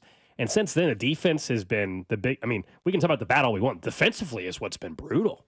That's what's been brutal. It's why he's been playing second, and Massey's had to play left field. Massey obviously is not hitting very well either. But that's the issue is you're trying not to sacrifice too much. You're willing to sacrifice more defensively because of the bat at this point in time. But you're not getting much of either from those two spots. It's a really tough spot to be in. If they want to ride the hot hand and they want to see what flipping Indian Michael does. I'm not here to be like, whoa, what are you doing here? Sometimes people just have better years. And if Michael Garcia is going to have a better year all year, I would say, all right, I'm certainly open to it. I'm not anti it. Because the only other problem is, really, truthfully, what I want to do is I want to get Michael more at bats, but I don't necessarily want to move India down. But how do I do that without screwing where I hit Vinny or Bobby? Because I'm not trying to get less at bats for Bobby either. So right now, part of the problem is that they got a lot of the same hitters. I think Michael's having a better start to the year, but I don't think Michael and Jonathan India right now are drastically different hitters. And what I need is power. And how do I get more power? And the only answers are trade for a guy, hope Salvi starts running into homers, or hope that 2 months from now Jack Caglione's hitting. Yeah, and that's a 2 months from now thing if he dominates AAA. And that's still an if. That's a question. Yeah. And that's something that you have to hope that he can come and be a complementary piece. You cannot hope that Cags comes up in July 25th and he's just the savior of the franchise. One, that's not what he's going to be, and that's also just a crazy expectation for somebody to just step in. You need him to come into an offense that's already kind of clicking, and he's the piece that gets you over the hump, not he's the piece that just solves the offense. That's a crazy spot to put him in later on this year. They've got to get, most importantly, Salvi. If it's going to happen, that's what we said earlier. It may not happen this year. I don't know, but more if not, we're going to be talking about this offense struggling all year. But Salvi and Vinny have to get going. I think Vinny still has. Is it the most missed RBI chances of any runners in scoring position this year? Yeah. Not just on the team, towards the top of baseball. Unfortunately, he's had plenty of opportunities. He just hasn't come through as much, of course, as he did a year ago. I still think, he was off to a slow start, so that dramatically dips his numbers. But we've talked about this last week. Friday, is that when I was talking about it? They're hitting with runners in scoring positions awful this year. They were second best in baseball last year. They're second worst in baseball this year. Now, look, the offense, we can get into it. We can talk more India later. At least we've got, Lugo and Reagans we talked about. At least we've got some more things cooking. They got something to Noah Cameron. Look, the lack of strikeouts, I'll be honest. That is always, as a way baseball works in today's day and age, I am always going to be incredibly leery. It's going to take me slower to come around fully on Noah Cameron because he doesn't strike guys out. I don't want to be like this, but I am who I am. The way baseball works these days, I am going to have some reservations just based on that alone. But it is inarguable that his first 2 starts in the big leagues are going about as well as possible. And he appears to, and Chris Bubich wasn't a huge strikeout guy for portions of time. I've seen Seth Lugo isn't a huge strikeout guy. Be that skilled of a pitcher and not get strikeouts is awfully impressive. If you are accurate and if this works, they might actually have something here. Back-to-back 6 1/3 inning starts. He's given up 3 total hits in 2 starts. So in 12 or 13 total innings, he's only struck out 6. He didn't walk anybody the last time, which was the way better sign, versus the time when he made his major league debut. They might have a little something cooking here. And what you need is Lugo and Reagans to get healthy, and then you've got a log-jamming pitcher, which means maybe pitcher for hitter, and all the other things that can come with that. If Reagans and Lugo come back and are healthy and are pitching well after their IL stints, Then what you do with Michael Lorenzen, who, is gone after this year, right? Like, you have some flexibility in what you can do. Can Noah Cameron come in and be your fifth starter for this year and beyond? Same thing applies with a couple other guys. Some of this will have to do also just where's the team at? Let's say a month from now, a month and a half, are they still, 5-6 games above 500? Have they dipped? Are they even better spot than they are? That's going to tell, I think, the path that they could potentially go down. But yes, thank goodness Noah Cameron has pitched the way he has. I know they did not win on Saturday, even though he wasn't the problem. But a .71 ERA in 2 outings, 12 2/3 of an inning. The strikeout numbers, I don't know what his minor league numbers were. That's not who he is as a pitcher. He's not going to have a bunch of strikeouts. But can you get by with doing this next outing after that? I think it was actually telling, though, that he was able to be as effective as he was his second time out. Because you worry, all right, first time the Rays just didn't really have much on you. Didn't even have a single game's worth of tape. Now, so then you had the one if you're the Cardinals. Now there's 2. And Noah Cameron, maybe he'll be pitching against the Giants on Wednesday, depending on how the Royals navigate. I know people think Avila might be the guy, but we'll see. If not, Noah Cameron is going to be pitching against a very good Giants team later on this week out west before they get into divisional games where the Minnesota Twins are right around the corner. Yeah, and then you got teams that, again, will get a chance to know you. He pitched well in AAA. There's nothing against anything outside of it. I know we were just talking about India's defense. But his fielder, his FIP or some of the advanced metrics don't like him. Yeah. And that doesn't mean it won't work out, but some of those are still anti what he's doing. Yeah, and I know we were just talking about India, defensively and offensively, but the good news is Bobby Witt Jr. and Michael Massey and Vinny, that is not a bad infield to pitch in front of, So that also could lead, if you're going to pitch to contact and be a ground ball pitcher and balls me in play kind of thing, you've got the defense behind you, most part, that is going to put you in a spot to have some success. We saw that in his first outing, my goodness, when he was having the no-no for a little while. He was making play after play. It was unreal defense behind him. I'm not saying I'm obviously rooting for him. He's pitching well at a perfect time when the Royals very much need it, especially now with the injuries. But it's going to take me months to believe it. And I know that sounds like crazy long because we're gushing about but believe what? I guess that's the scale, right? That he can be a fifth starter. I don't think it'll take months. No, if you're thinking there's something. That he could be an upper, a 3, okay. Right? That he can be one of the guys that you work into your planned build of a rotation. Gotcha. A fifth guy could be in the rotation, could not be in the rotation. You bring in competition for. I don't need to see maybe 3 months of that. No, but if we think that there's something there, as in he's got long-term starter potential for the Royals on a cheap rookie contract, I'm gonna need to see it for a while because I'm gonna need to see that these hits still stay low, or what happens when some of those balls land. Can he get out of it? Because if you can't get out of it, that's always the problem. Yep. Is that if you get in a jam and you can't get out of it because you don't have a strikeout. Yeah. It's not in your back pocket. And he hasn't had to deal with a lot of runners on base so far, to his credit, in these first 2 outings. So what happens in the first game because what happens in those spots? And long term, Lugo is gone here in a year. Same thing can be said with Michael Lorenzen. Waka signed an extension, so they got a couple of years. But yes, a year from now, for sure, Lorenzen and Lugo are gone. So there's 2 spots that are opening up in 2026 at minimum in the rotation. Yeah, there's openings at the very least. They're gonna test their pitching depth here real fast over the next couple. At least, look, he's been called on twice, and Noah Cameron has. And it was super cool. Twice. I will say it was very cool on Saturday night because he got a pitch. Obviously, not too far away from his hometown of St. Joe, and clearly friends and family were out there. They were holding signs, and it was pretty neat. And he pitched very, very well.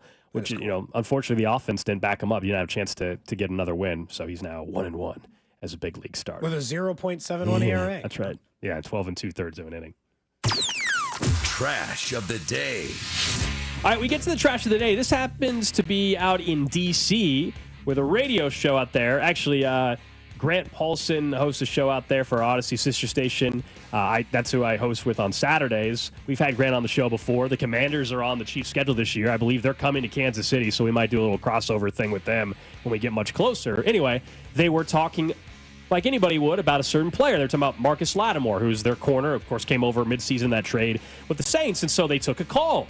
They had a caller call in, was trying to give his point about Marcus Lattimore, and what happened during it might be a sports radio first. There's been a lot of things that have happened when a caller is on the radio. We've had the story where someone's getting pulled over while they're on an interview or something. That has happened before. I think this is a first. Take a listen.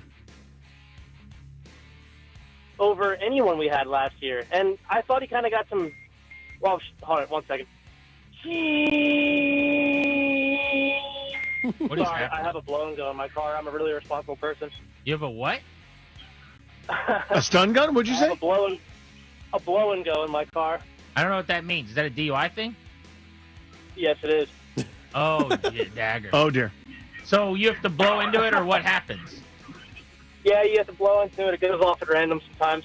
Unfortunately, when I'm on the radio, it goes off.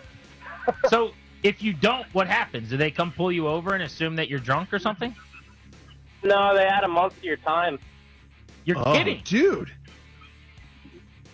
No wait, way. Okay, wait. So, what just happened? You just picked up the little device you and just blew matched into the it? sound. You weren't like blowing into anything. No, he definitely was blowing into something. He just went like that. Yeah. It goes off at random. So yeah, in an embarrassing fashion, it goes off when I'm on the radio with you guys. I mean, that is tough. I gotta be honest. So this guy calls into a radio show just trying to give his opinion. Unfortunately, he made a bad decision at some point in time where he got a DUI. And so now he has this, I don't know what they call the device, but he has this breathalyzer device. Called, I don't think blow and go is what he's calling it, but it's definitely not that. I don't think it's called that. That's what he called it. Have you ever seen it? I've been in a car with somebody who had one once. 15 years ago, a buddy of mine had one in his car as well. This one, we didn't play the full audio, but this guy was saying how his actually has a camera on it. I guess that's how they do them now, to make sure you don't have someone else starting your car for you, basically. You know? Don't have you. Yeah, so that is, imagine if we had a caller. So I think that's a radio first. But you have a caller where someone calls in, they're trying to give a take, and they have to stop and actually blow into a breathalyzer mid-sentence so that their car doesn't trigger some message back to the company that's running the breathalyzer that then sends it to, court or whatever is going on there. Interlock device. Thank you. That's what it's called. Yes. Ignition interlock device. That is bad timing on that guy's part. That sucks for him. He That's seemed bad. a little That's embarrassed. bad. Well, yeah. Yeah, I think so. I would think so. That's tough. And then you have to, at least they didn't ask, how'd you, what happened? They asked some more questions later. They were just kind of trying to figure out, so what happens if, you don't blow into the device? You get in trouble. And he's like, well, I haven't been in that spot yet, so I don't. He's like, what if you blow in the device and you go over? He's like, I don't know, it hasn't happened. And they all started clapping. They're like, good decisions. You know what? Really? You know what? You made one bad decision. Yeah. Maybe multiple. Don't know. Yeah. But you made at least one bad decision, and now you're making good decisions with that. Yeah. Choosing not to find out what it would look like to get in trouble. Yeah. Man, that's tough. Someone's claiming we don't know enough people. I like to now we have Uber. There's just there's no good reason to. For sure. There was never a good reason. People still make dumb decisions. People still make mistakes and dumb decisions. Yes, obviously, I would say there's more options to where you should clearly be able to avoid being in that spot of getting a DUI, but people are still going to make dumb decisions and everything like that. But yeah, that guy calling into a radio show, and you can't say, "Oh, let me finish this radio call," and then nope, you got it. When it says, I guess when it beeps, you got to blow into the device. Oh, man. Sure, you've never had a blow and go. No. Okay. No. Oh. Man, have you ever? I've never even used a breathalyzer. Have you? I have never used a breathalyzer. I've never been asked to use one. If that's what you're suggesting. I think people have had the portable ones or whatever, and you see people make social media videos or those things of the portable ones, or they used to exist in bars. Is kind of not necessarily, but they used to exist in that way. Yeah. I've never found that out, I guess. Someone says, got to learn how to put that phone on mute when blowing into it. You can play it off as just spotty cell reception. Well, he might have hung up on him. He might have hung up on him. He got more airtime that way. Yeah, I don't know if he wanted it. He really wanted to give that take on Marcus. Well, it was funny. We didn't play the full clip. So after that last part, though, we cut it off. Then he started to go back and goes, anyway, let me get back to Marshawn Lattimore. And they're like, no, this is way more interesting. So they kept asking questions about the breathalyzer device. We appreciate it, but we're far too distracted by this now. Yeah. They're trying to find out, Someone says they think every cell phone should have the ability after 8 o'clock to have their phone become a breathalyzer. Turn into one? That should be a requirement? How would you do that, though? I mean, legally, there's no way that would be allowed. If you've never had a deal with a cell phone company, just society's not going to let you do like in your phone. Like, how's that? Let's say you blow into your phone and you go, what's your phone is not going to let you drunk text? Someone's going to sue AT&T because it said they were under the legal limit. Yeah. And then the cops, no, they're not opening themselves up to that. Yeah. The drunk text idea actually might not be too bad. Just your phone. What comes out after a certain time situation. to text certain people, you have to blow into your phone, or tweet, or post on social. your ex-girlfriend's still in your phone. Yeah, it's 9:00. Let's make sure you're not drunk. Oh, you cannot text this person. Yeah. That also sounds like a legal problem because what if you actually had an emergency and you need to get a hold of somebody? I guess that's why you're limiting the people. You can text anybody who you might need an emergency from. You don't. There's no emergency, Gold, in which you need to get a hold of your ex-girlfriend. Yeah. That emergency does not exist. It's not a real emergency. Yeah. You can just avoid that. Someone says this guy had a timer. He could have had 4 minutes to do the breath sample. So you're saying he should try to risk finishing his sports radio call? No, that's still tight. 4 minutes. He had to take to get off. Yeah. He thought he needed more than 4 minutes to get that Marshawn Lattimore taken. Although he go. should have given the take and then allowed him to respond and then did it first. Yeah. Up next, we will get to the Chiefs Red half hour, a little bit more on the schedule and some of the marquee grudge matches, if you will. And did a weekend signing tell us something about the Chiefs' offseason plans? That's coming up right here on Cody and Gold. Cody and Gold, brought to you by Heartland Men's Health, the leader in men's sexual health. Thousands of men have been successfully treated for low T, ED, and more, all with discretion and compassion. Make your appointment at heartlandmenshealth.com. Follow the station on Instagram for ticket giveaways and behind-the-scenes content from the show at The Fan 965. You don't need a degree for a career in IT. That's right. Over at Centric, their IT training programs give you those certifications, those skills needed to start your IT career without all the extra, unnecessary courses, and you can get that career in as little as 4 months. Think about weather like today. You want to sit out there? You want to work in this? I certainly wouldn't want to. What about the dead of July in Kansas City? Even worse. That's why our guy Russ over at Centric walks you through those career options. So like you said, in as little as 4 months, you can start working on that career in IT. They're building centers for IT in Kansas City right now. And Centric loves helping their graduates find those careers. Get out of your job into a fulfilling career. You don't need to wait years to start over again. As little as 4 months, they're going to help you transition into an IT career with growth, even if you have no previous experience in tech. All you got to do is go to Centric.com. Memorial Day's here at Hy-Vee's, my one-stop shop for everything for our celebrations. I love heading straight to the meat department for grilling favorites like prime reserve beef and Hy-Vee's famous specialty brats like pineapple or cheddar. And spend more time celebrating and less time prepping with Hy-Vee's full-service catering and ready-to-go meals, including ribs, barbecue chicken, pork, and so many different party trays. And don't forget the adult beverages. Hy-Vee has a huge selection of seltzers, wines, beer, and spirits, all for Memorial Day, only at Hy-Vee. Let the summer fun begin this week at Hy-Vee.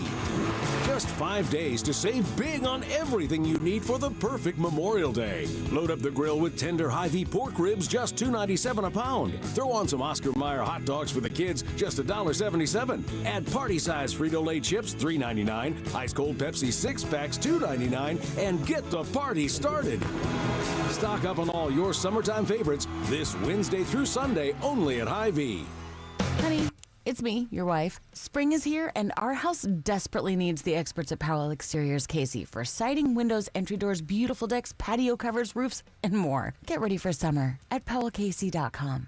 We're talking with Dr. David Bach, board-certified urologist at Kansas City Urology Care. What's the most important thing men should know about prostate cancer? I would strongly recommend PSA testing. It's a simple blood test. It's inexpensive, and basically every male over 50 should be having this PSA once a year. Prostate cancer is the second leading cancer killer of men. And why should they go to KCUC? We not only treat more prostate cancer than anyone else in this part of the country, we also start with cutting-edge diagnostics to offer the most precise diagnoses of prostate cancer using ultrasounds and MRI. We can offer surgical, medical, and radiation types of treatments. And even for men who require additional therapies, we're able to offer all that at a single site. Get your PSA level tested by the experts. Kansas City Urology Care. At KCUC, you see the best in KC. To make an appointment, visit appointments.kcuc.com. Kubota Orange Days delivers the savings you need for the life you love. Shop a wide selection of equipment at your local dealer, including America's #1 selling compact tractor. And get your perfect match delivered to your door. Designed for comfort and built for performance. Now through June 30th, get 0 down, 0% APR for 84 months or up to $3,000 off select compact tractors. Sales ending soon. See the details at KubotaOrangeDays.com. The success you've already had matters at University of Maryland Global Campus because we're a school for real life. An accredited state university, UMGC lets you earn up to 90 credits toward a bachelor's for prior learning, life, and work experience, or transfer up to 12 credits toward a master's. We offer affordable tuition and online and hybrid courses. No application fee if you apply by May 30th. Learn more at umgc.edu. Certified to operate in Virginia by Chev. It's Clean Car Month. Right now, get the Pro X1 Car Care Collection Wash Kit for just $19.99, exclusively at O'Reilly Auto Parts. O'Reilly Auto Parts. Here's comedian Howie Mandel for hands-free Cozy Fit Skechers slip-ins. I'm holding a new Cozy Fit Skechers slip-in sneaker, and first of all, I barely know I'm holding it. It's that light. You see, Cozy Fit is a cool new sneaker where the upper is made of a soft quilted material. It's kind of like a little puffer jacket for your feet, except it looks like a super stylish sneaker. Introducing new Cozy Fit Skechers slip-ins, the latest comfort creation from Skechers. You can find Cozy Fit Skechers slip-ins at a Skechers store, Skechers.com, or wherever stylish footwear is sold. Some people just know they could save hundreds on car insurance by checking Allstate first. Like, you know, to check you have your phone first, before the cab pulls away.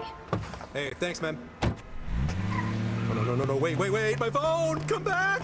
It's got my boarding pass, credit cards, phone numbers, my life! Come back! Checking first is smart. So check Allstate first for a quote that could save you hundreds. You're in good hands with Allstate. Savings vary. Subject to terms, conditions, and availability. Allstate Fire and Casualty Insurance Company and affiliates, Northbrook, Illinois. Now is the perfect time to start on your next success. An accredited state university, University of Maryland Global Campus offers online and hybrid courses. Plus, you can earn up to 90 credits toward a bachelor's for prior learning and work experience, or transfer up to 12 credits toward a master's. No application fee if you apply by May 30th. Learn more at umgc.edu. Certified to operate in Virginia by Chev. This is the story of the one. As a lineman, he does whatever it takes to keep the power on in his community. And he wants a partner like Grainger who does the same. Grainger offers the professional-grade products he needs, from voltage detectors to harnesses to hard hats, plus fast, dependable delivery, so he can rise to every challenge. Call 1-800-GRAINGER, click Grainger.com, or just stop by. Grainger, for the ones who get it done. Some people just know they could save hundreds on car insurance by checking Allstate first. Like, you know, to check the GPS directions first, before driving to the mall. Turn right at the light. In 1,000 miles, you will reach Montreal. Not Montreal, the mall. Recalculating. 6,000 miles to Nepal. No, the mall. Checking first is smart. Recalculating. So check Allstate first for a quote that could save you hundreds. You're in good hands with Allstate.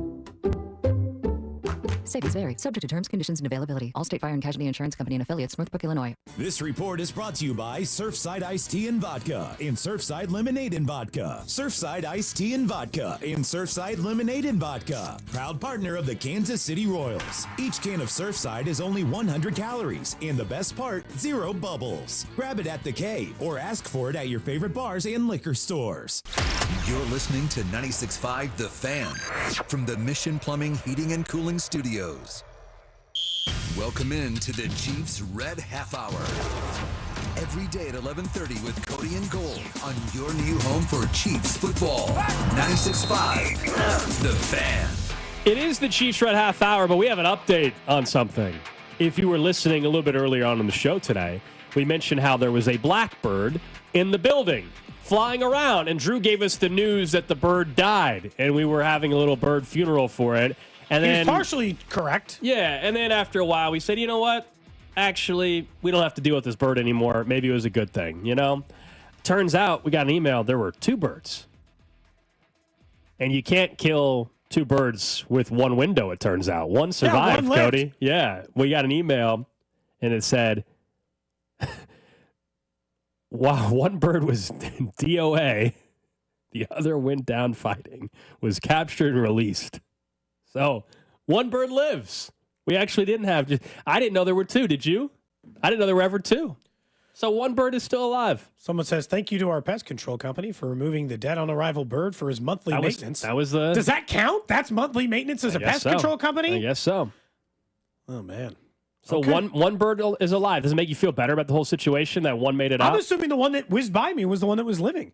It said by these 3 bird nappers, based on this photo.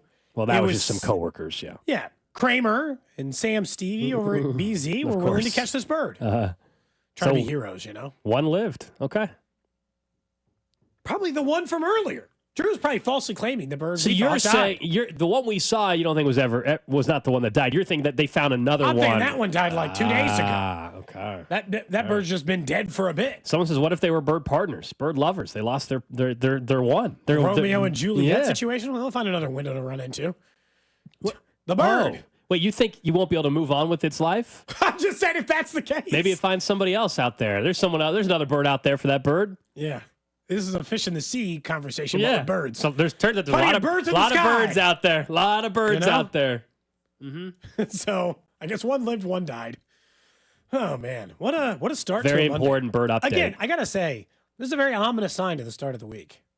I don't know if we need this kind of juju floating around to the start on a Monday. Yeah, the messengers of death, Monday? The black birds. I'm afraid, and we've already got kind of a funky day anyway. I told the audience last week. Cody's quitting early. I'm leaving at 1 o'clock today. Excuse me, leaving early. So I can quit early.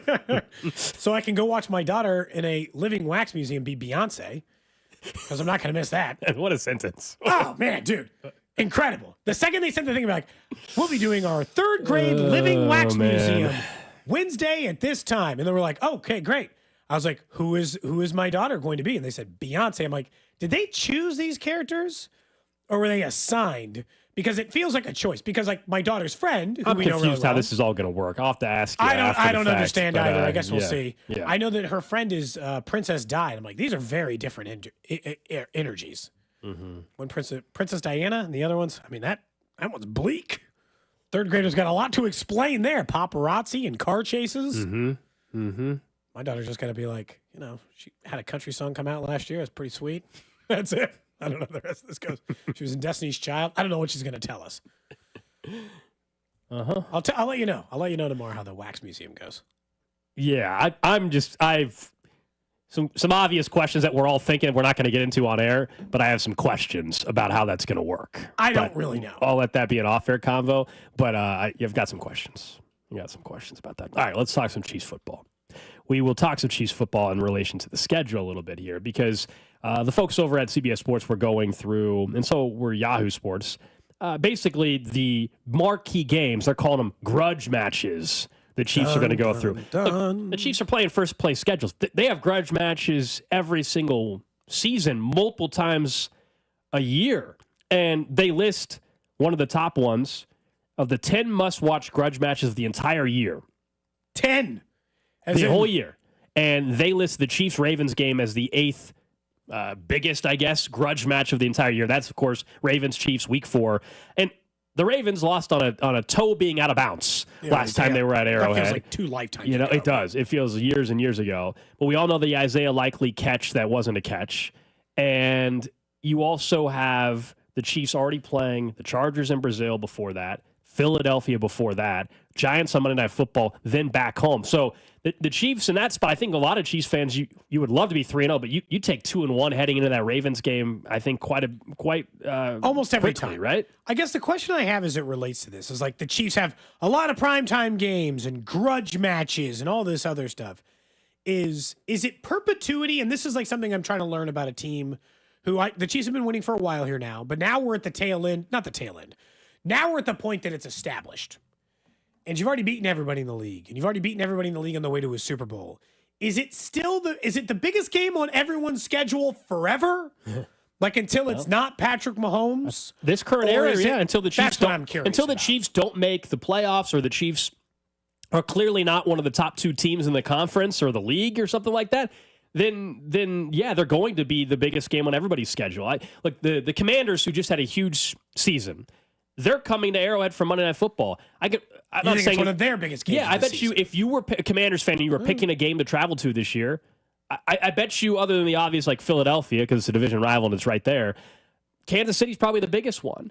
There's games like that for Cowboys fans. Their rival is Philadelphia and all that. But I bet you for Cowboys fans, Mahomes coming to Dallas and playing his first game at Cowboys Stadium or AT&T Stadium, that's probably one of their biggest games from a fan interest. Like truly, like the NFC game is not going to seem the biggest from a standings perspective.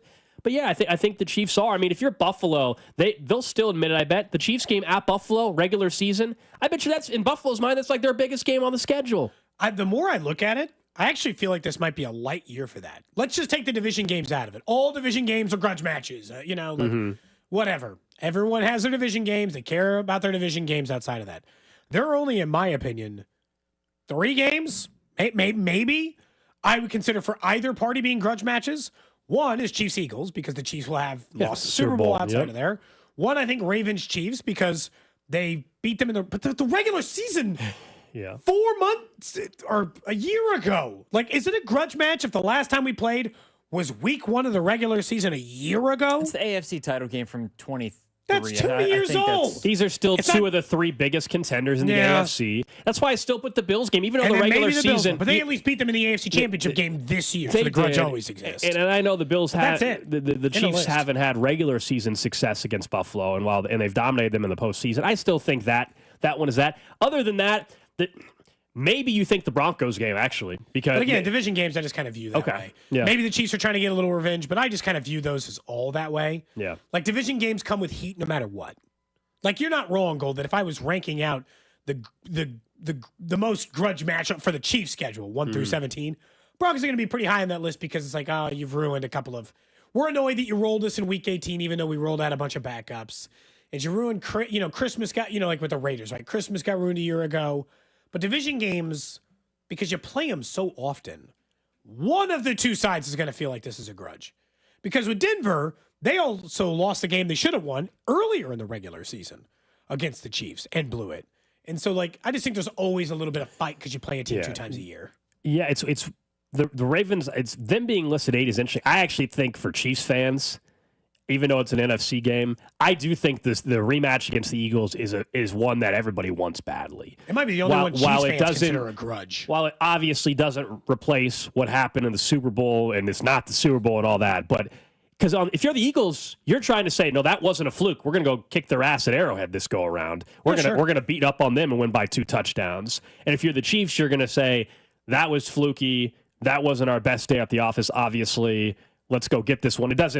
It doesn't change the result, but to me, it cuts through the narrative, though. If you beat the Eagles in week 2, and in impressive fashion, let's say, it says, okay, remember, we're still here. At this point, hopefully you're 2-0, right? You beat the Chargers already. You're 2-0. You won on 2 prime stages, including in Brazil. You just beat the defending champs. Like, the Chiefs have a chance to end the narrative of, oh, they're just not the same team anymore quickly. On the flip side, if they lose to the Eagles and get embarrassed again, everybody's going to say, they have your number, or you haven't fixed any of the issues with your offensive line. These are all things that are going to be discussed, I'm sure, as we head into the first couple weeks in September. Did you guys mention the Houston game? Because the Houston game is, it's on Sunday night. The Texans matter. But it's not a grudge for the Chiefs as much as it would be the Texans trying to get back at them losing in the postseason. Yeah. And obviously, Tank Dell getting hurt in that game and all the things that happened with it. And it's in prime time. I feel like it's a game that... It could be by the time they play. Like, that game could feel much bigger by the time they play. Right now, there's so many games I think I would put ahead of it. But you're right. On the Texans, and I'm sure they're going to...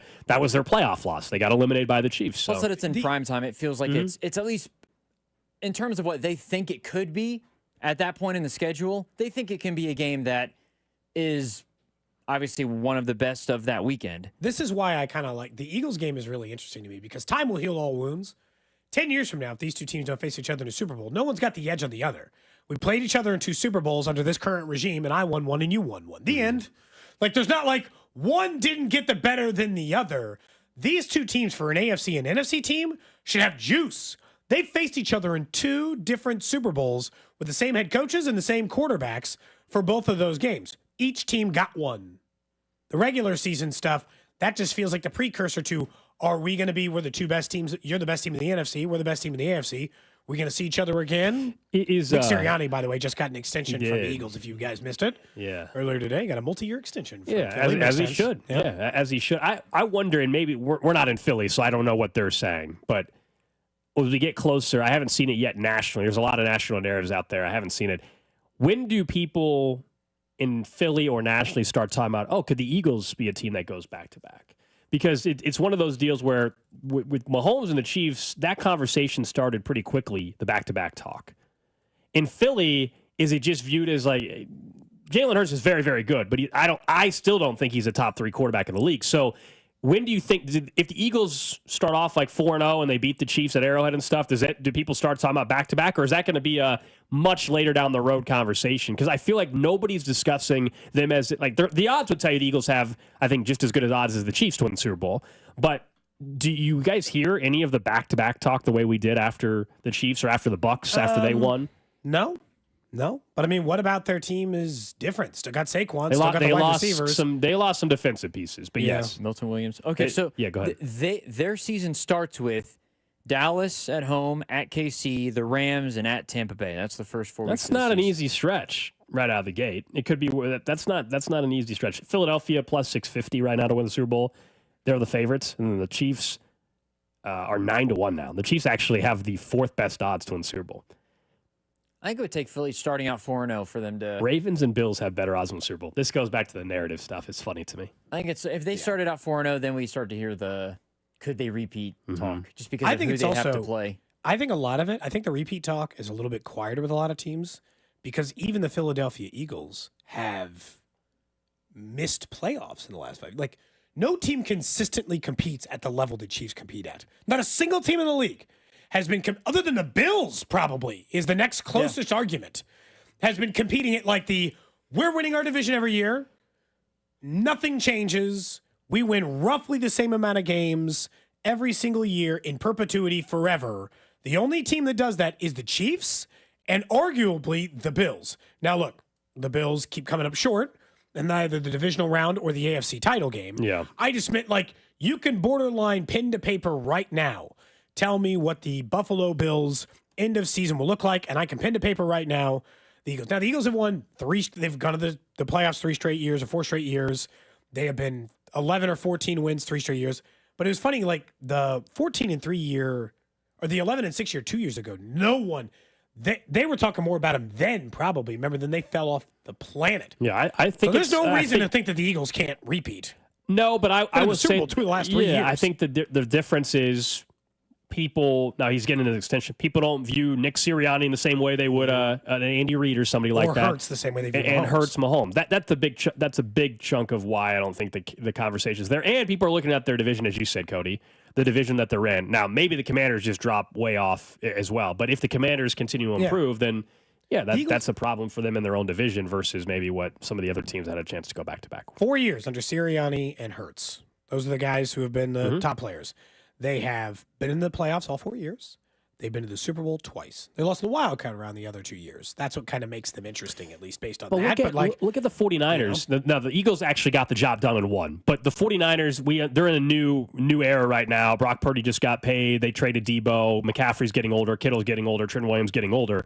Their run seems like it's over. They're going to have to reposition themselves. But they went to 2 Super Bowls, and they are now not in that same conversation as everybody. Yeah. What's to say, if you're pushing back on the Eagles, what's to say that they're not having to reshift? I think it's because people look at Howie Roseman and they have more confidence in him. That's where people's faith in the Eagles are, is Howie Roseman consistently drafting very well. But yeah, Jalen Hurts, while he continues to prove the doubters wrong, he's not a top 3, not a top 4 quarterback in my book. He's a top 10 quarterback, no doubt, but he's not a top 3 or 4 quarterback.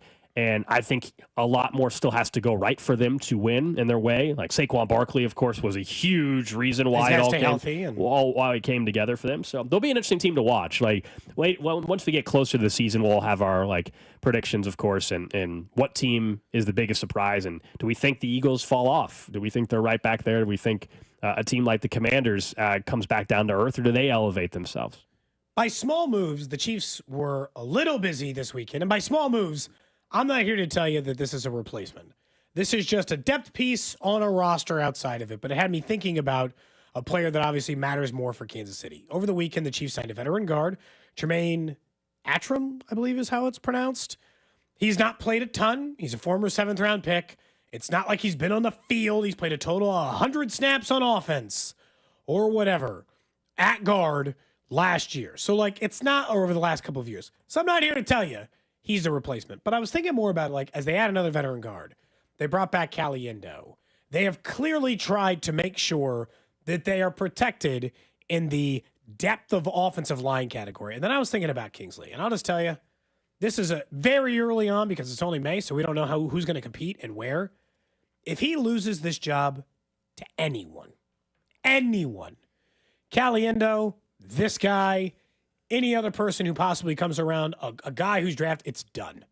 You can, like, we don't say bust early, but if he doesn't win this job coming out of camp, you can say bust immediately. It's done. It's done, Gold, because they've already sailed it on tackle. And if he loses the job at guard, and I just see as they keep adding more vets, then it's over for Kingsley, right? We see tackles become guards quite a bit in the NFL and go on to have really nice careers, even if they were clearly not This a guy was tackle. actually a tackle in college. Yeah, and that happens all the time, especially college to NFL transition.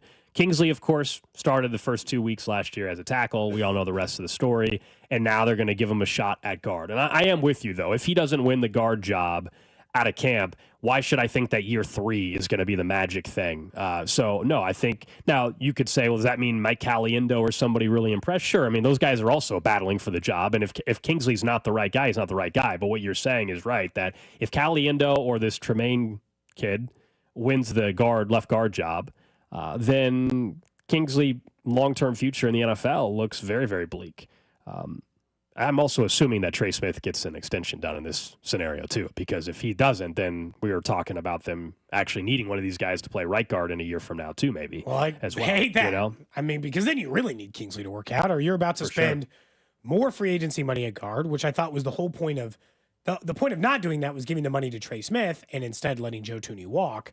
And so I don't want them to get stuck back into that situation. I don't want to read into this. I like part of the reason it stood out to me, somebody asked, said, hey, is this guy going to take Kingsley's job? I'm like, I don't think we know anything about Kingsley at guard other than what you and I have said before. Lots, and I mean lots, of players transition from tackle to guard in the NFL level that are 2nd, 3rd, and 4th round picks.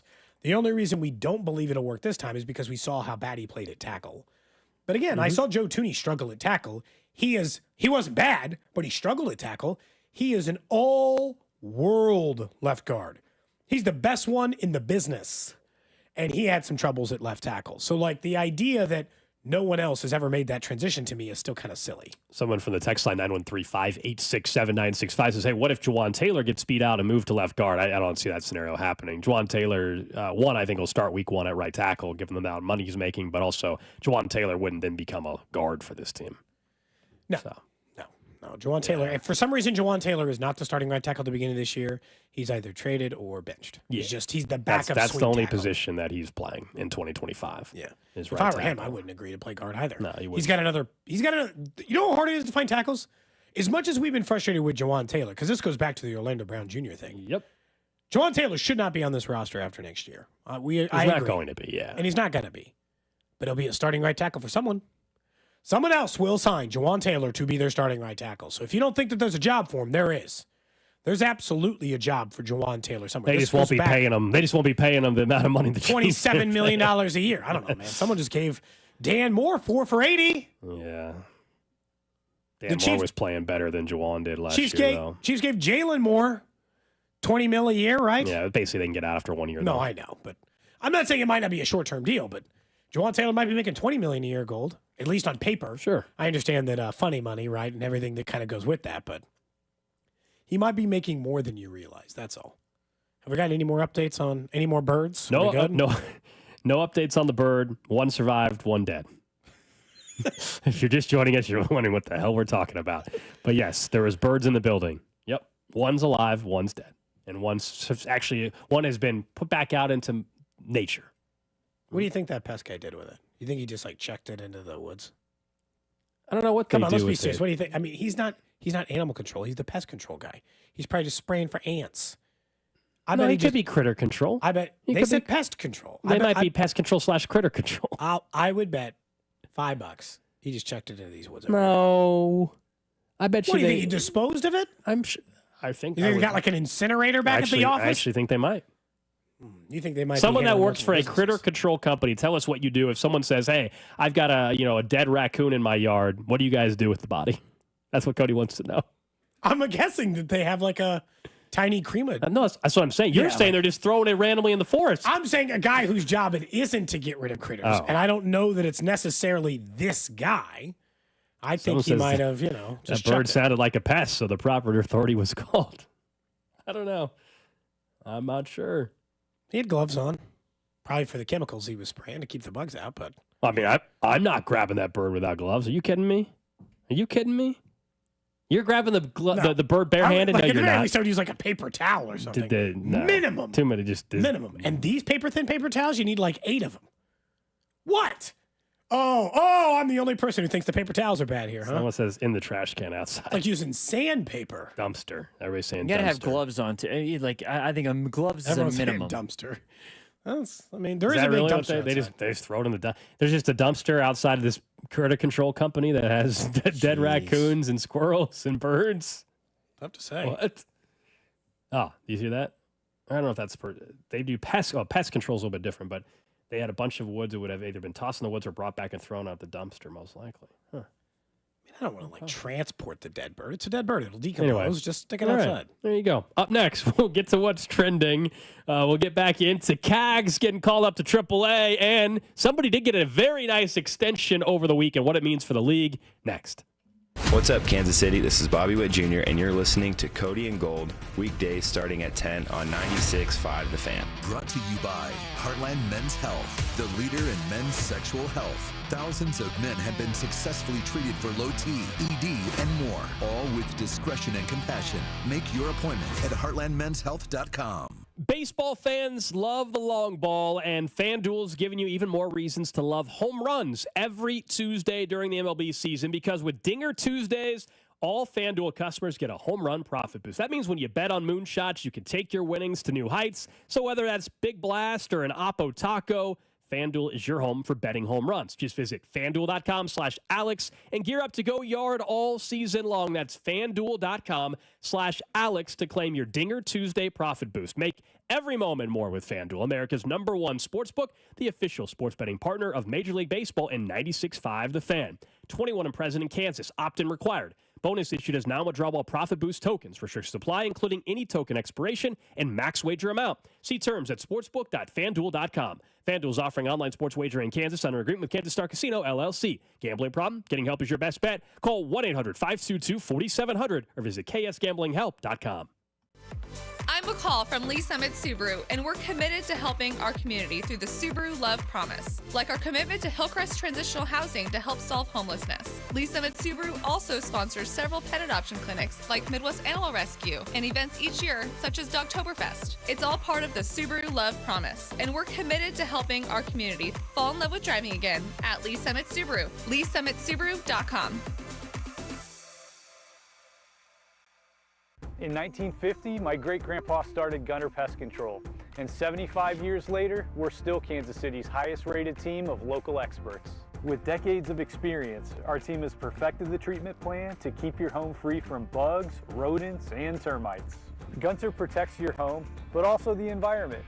Our treatments are safe for pets and kids, and our electric service vehicles are charged in our solar-powered garage.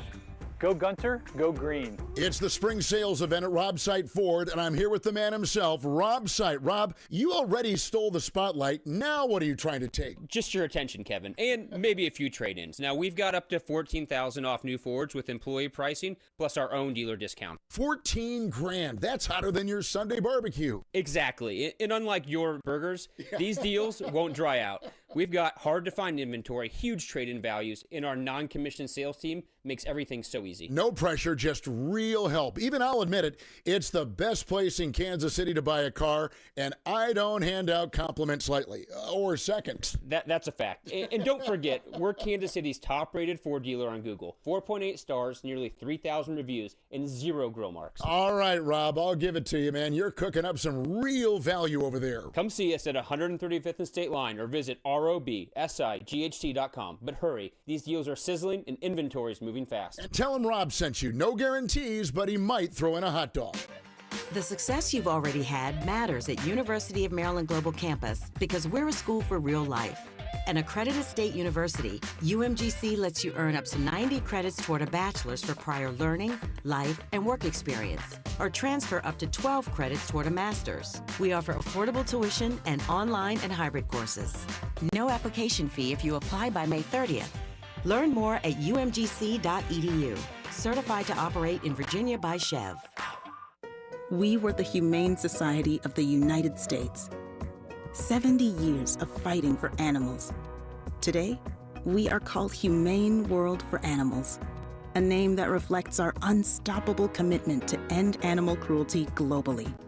Humane World for Animals, the end of animal cruelty.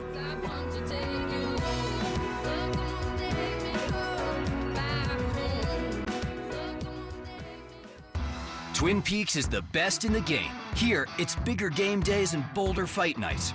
I mean, where else can you find a scratch kitchen that always comes in clutch every day from lunch to late night? Only at Twin Peaks, the #1 sports bar. The countdown to Miss Twin Peaks 2025 is on, and voting for Miss Popular is officially live. Click 2025misstwinpeaks.com to learn more about the contest and cast your 5 votes for your favorite Twin Peaks girl. Let the voting begin. Many people seem to find certain words more pleasing when spoken with a British accent, like squirrel, schedule, and strawberry. But some phrases sound more pleasing in any accent. For example, switch to T-Mobile's new experience plans and the price of your rate plan won't change for 5 years, guaranteed. Here's another pleasing phrase. With T-Mobile, families of 3 can save 20% versus comparable plans plus streaming from AT&T and Verizon. Saving more with T-Mobile sounds very pleasing, don't you agree? Now let's hear it from the man who does the American voiceovers. Mr. T-Mobile voice. T-Mobile's new experience plans. Families can save 20% today, and your price won't change tomorrow. Nothing sounds more pleasing than T-Mobile's 5-year price guarantee. We hope you've enjoyed this advertisement. Advertisement.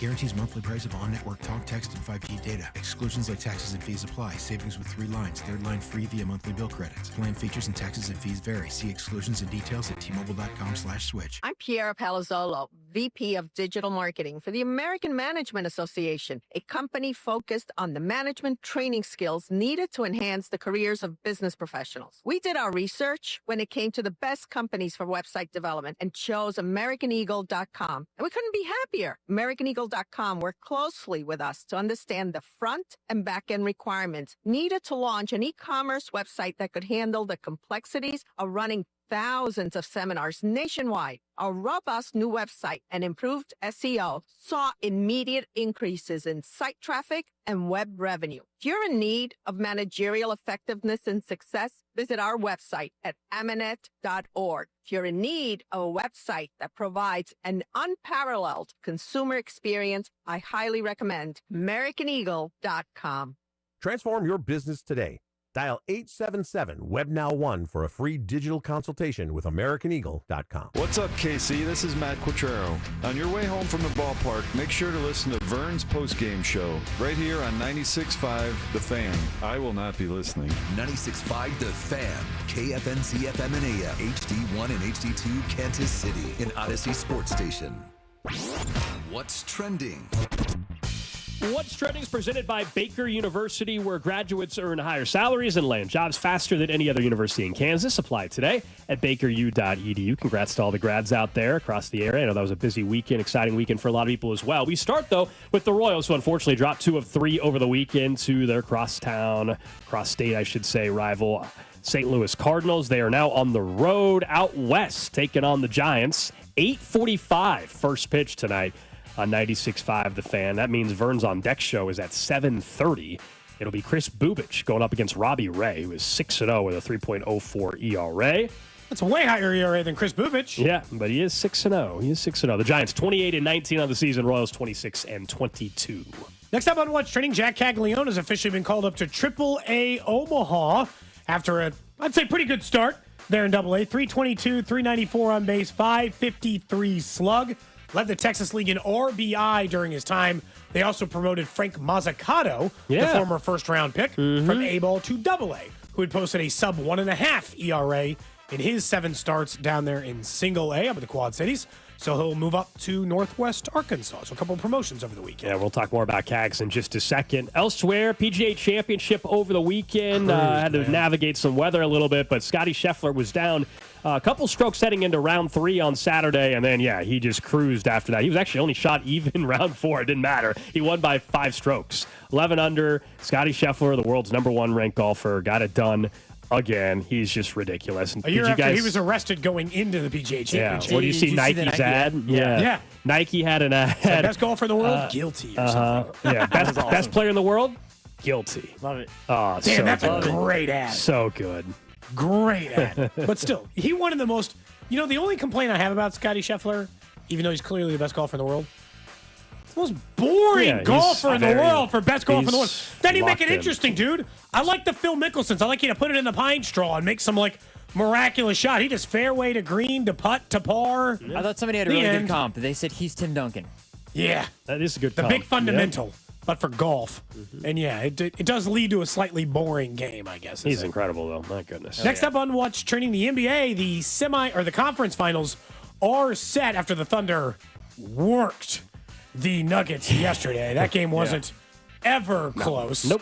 For a Game 7, you kind of get excited. You're like, ooh, are we finally going to get it? So it'll be Thunder and Timberwolves and Pacers and Knicks on the Eastern Conference side. Best news about this for the NBA players for me is there'll either be a first-time champion or a 50-year drought will get ended. You get one of the two for an NBA Finals.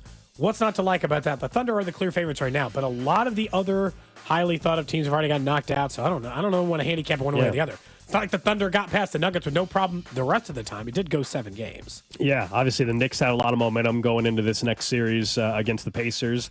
The Pacers, I don't think from a name recognition excites anybody. We were talking in the bullpen before the show. They got a lot of They're players. Playing really good basketball, and offensively they've been good. But I just think from a branding standpoint, the Indiana Pacers don't excite anybody. No. But What a bummer. We'll see. Y'all They are all don't. disrespectful. They don't. It's just the truth. I'm not saying they're not a good team and that their offense actually isn't really exciting. But when you stack up New York Knicks, Indiana Pacers, Oklahoma City Thunder with SGA, and then you also the have... The Knicks are the most exciting because of New York. Jalen Brunson is more exciting to watch than Tyrese Halliburton. Of course. By the way, It doesn't mean Halliburton's not a great player, but, unfortunately. I wish we went all heavy on a show bet. When we talked about the Knicks and Celtics game, that was, oh my gosh. Massacre. -2.5 was when we talked about it on Friday. Oh man, it wasn't even a sweat. Wasn't even a sweat against the Celtics. A dusting. Elsewhere on What's Trending, the Eagles, as we said, agreed to a multi-year extension with Nick Sirianni. He's now got a ring. Of course he was getting an extension, as he should. He entered the season on the hot seat last year, and now he's got himself a nice new deal, and he's a Super Bowl champ. Yeah, that's not surprising. Lastly, on What's Trending, Sesame Street's heading over to Netflix. Oh, is what I saw in the headline. Nice. And 90 hours of previous recorded content. As you guys remember, they were having to find a new home. All the HBO stuff or whatever went down. They're heading over to Netflix. Parents rejoice. My kids both loved, as most kids do, Sesame Street at one time or not. Now they're both into creepy stuff, man. Whole different vibe. Oh, what do you mean? Kids programming. I'll explain. I can explain later. Okay. We don't have to get into it. It's hard during What's Trending. Yeah. That is What's Trending. Sesame Street on the Netflix. Of course, it is a Monday, and it's the lunch hour. Hope everybody's having a good day so far. And on Mondays, our lunch partner is our friends over at 30 Hop here on Cody and Gold. Mondays, $5.99 classic burgers. $5.99 classic burgers. 30 Hop, your new go-to, an American bar, kitchen with bold flavors, local taps, their expansive patios, an unbeatable happy hour. They, of course, have the location in Lee Summit and now open in Merriam at Grand Station, just down the street from us. We've had a chance to check that place out. It is just a really nice venue. Very nice venue on a nice day. If you get out there later this weekend when some of this rain gets out of the area, you definitely want to check out the patio. They're a proud lunch partner here on Cody and Gold. Stop in for lunch, stay for a happy hour. 30hop.com. Local beer, American Eats, big patio. Going to be an awesome spot. Check it out. If you haven't, for whatever reason, check it out. Yeah, where you're going to be there. 30hop.com. Classic burgers. I mean, that's tough to beat, lunch special wise. $5.99 for a burger. That's tough to beat. Meanwhile, our guy, you're Jack wearing the shirt. Kagleon is in AAA starting tomorrow. They're going to be out west in Salt Lake, but he gets to AAA. And now the path of him getting called up to the big leagues is real. Now, it's going to require him. He's now one step away to dominate in AAA as well. And that still has to happen. Easier said than done. It's a leap in competition for sure. But for him to get called up to the big leagues this year, this is around the time I think he needed to get called up to AAA for the timeline to work out. To me, he is on a very quick timeline, even if he's a college player. This is still very quick as you can, I think, do it without rushing somebody. So let's see how he does in AAA. We know he just completely dominated the AA level, and it was time. And the Royals made that decision over the weekend, so he'll join Omaha on the road, and then the first chance to go see him in Omaha will actually be next weekend. So what is that, the 30th, I guess, May 30th or so in Omaha, which will be pretty cool. And we'll be all keeping an eye on that. Jack Watch will continue, but congrats to Cags. Also, as you said, Mazzucato got bumped up to AA. But this is now... we're on watch. Now, like, real in terms of this year's timeline. I would think that the minimum number of games you could put it at is the exact number of games he had spent in A-ball. And the reason why I say that versus sometimes guys spend Gold less time in A or AAA than they did in AA is because I think that what happened with Kagleon here is this was the earliest conceivable timeline.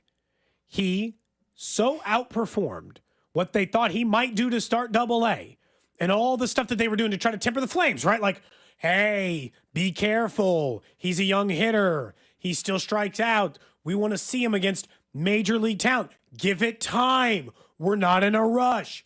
Is because they didn't think he'd hit like this. He's hit like 400 his last 25 games down there. They didn't realize he was going to catch fire like this. That's why I think AAA is going to be the minimum number of games he just got here.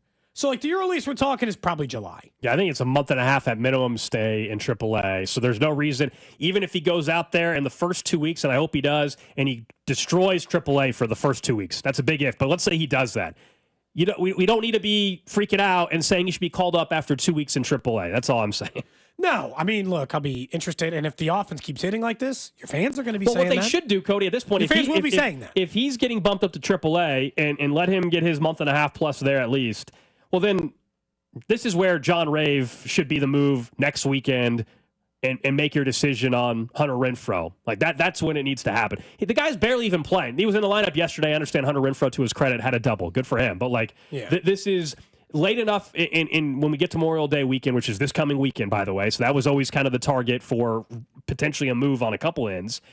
That's the thing. If you're going to have Cags playing left or right field in AAA, this is where now it makes sense for them to make the other move at some point in the next week or so. Yeah, John Rave when Omaha's back home, they're in Salt Lake this week. When they're back home after this weekend, next week sure seems like the time to make a decision, frankly, on Hunter Renfroe and see if you can't get John Rave and his bat in the lineup. Not that he's going to be some savior, but you need any bit of incremental improvement based off of where the offense is. I do think that, like, based on this, he's got to play full-time outfield, in my opinion. He knows how to play first base. We're good there. Cags in AAA play full-time outfield. Yeah, it's time for Kagleon to play full-time outfield because his path's still to the big leagues. This year, next year, doesn't matter. When he gets up, it's the corner outfield. It's left or right field. It is not first base. Then he is still cheap, under control, and can hit enough that they're not going to ever question whether or not that they can't hold on both at the same time. I'm not saying down the road or anything else in between. I can't really predict the future on that stuff. And, he told us he's played it in high school, and they've been practicing him in the outfield a lot longer than they've been playing him in the outfield. So all those things are still true. Like Nick Prado right now, that's probably I'm assuming he's the only guy playing first base down there for the most part. And then, the outfield's kind of a mess. It's a mix of is Velasquez or Tyler Gentry or MJ Melendez or Rave, and if Rave goes up and Renfroe gets DFA, there's room. There's got to be another move coming though, because and that's where they wonder. They just ate the 4.5 on Stratton. I understand, but they might need another 4.5 to 5 on Renfroe here pretty soon. But that's where you mentioned all the outfield names, Cody, Gentry and Melendez and Rave and now Cags. Cags will be playing every day. We know that, but and maybe they just won't play. But Melendez is good. When you send a guy down from the big leagues, I know fans are done, but the organization is not going to not have Melendez play every day in AAA. So Melendez and Cags are playing in the outfield every day. There's two guys that are playing in the outfield every day. So there's only one spot left for and that's Ray, because he's the biggest name prospect. So that's where you wonder if there's a move coming in the next week or so for John Rave to be on the big league squad. The math makes too much sense on it. I am like, the thing you got to be excited about is the obvious stuff, which is we'd said the perfect circumstance that had to happen just to see Kagleon in a Royals uniform this year was that you needed the outfielders not perform. We mentioned that. That was a part of the equation. So you're getting that, I guess, from that end. Yeah. That's the unfortunate part. The rest is all positive. He'd only had 40 games, 50 games between Winter Ball or Arizona Fall League, not Winter Ball, Arizona Fall League and A-Ball last year. It's only been a calendar year since he was playing in Florida. The only scenario in which he even had a chance to make the big leagues this year is if you raked. He's raking. He's doing everything they're asking him to do, which means he's got a real good chance of seeing him at this point this year. And I told you before, mid-July should be the target because by then you'll know. By mid-July, you make your decision on if he's a big league player this year or he's not. Because if he's not, then you got to make probably a heavier swing in the bat department at the trade deadline. And if he is, you can look for an ancillary bat to go along with Jack Kagleon. Yeah, I doubt they have a firm date that I get what you're saying from have an idea of where you need to go external options. But when it comes to, I doubt they're sitting there saying, all right, July 15th for Kags. I think it is pretty simple. He's going to have to dominate in AAA.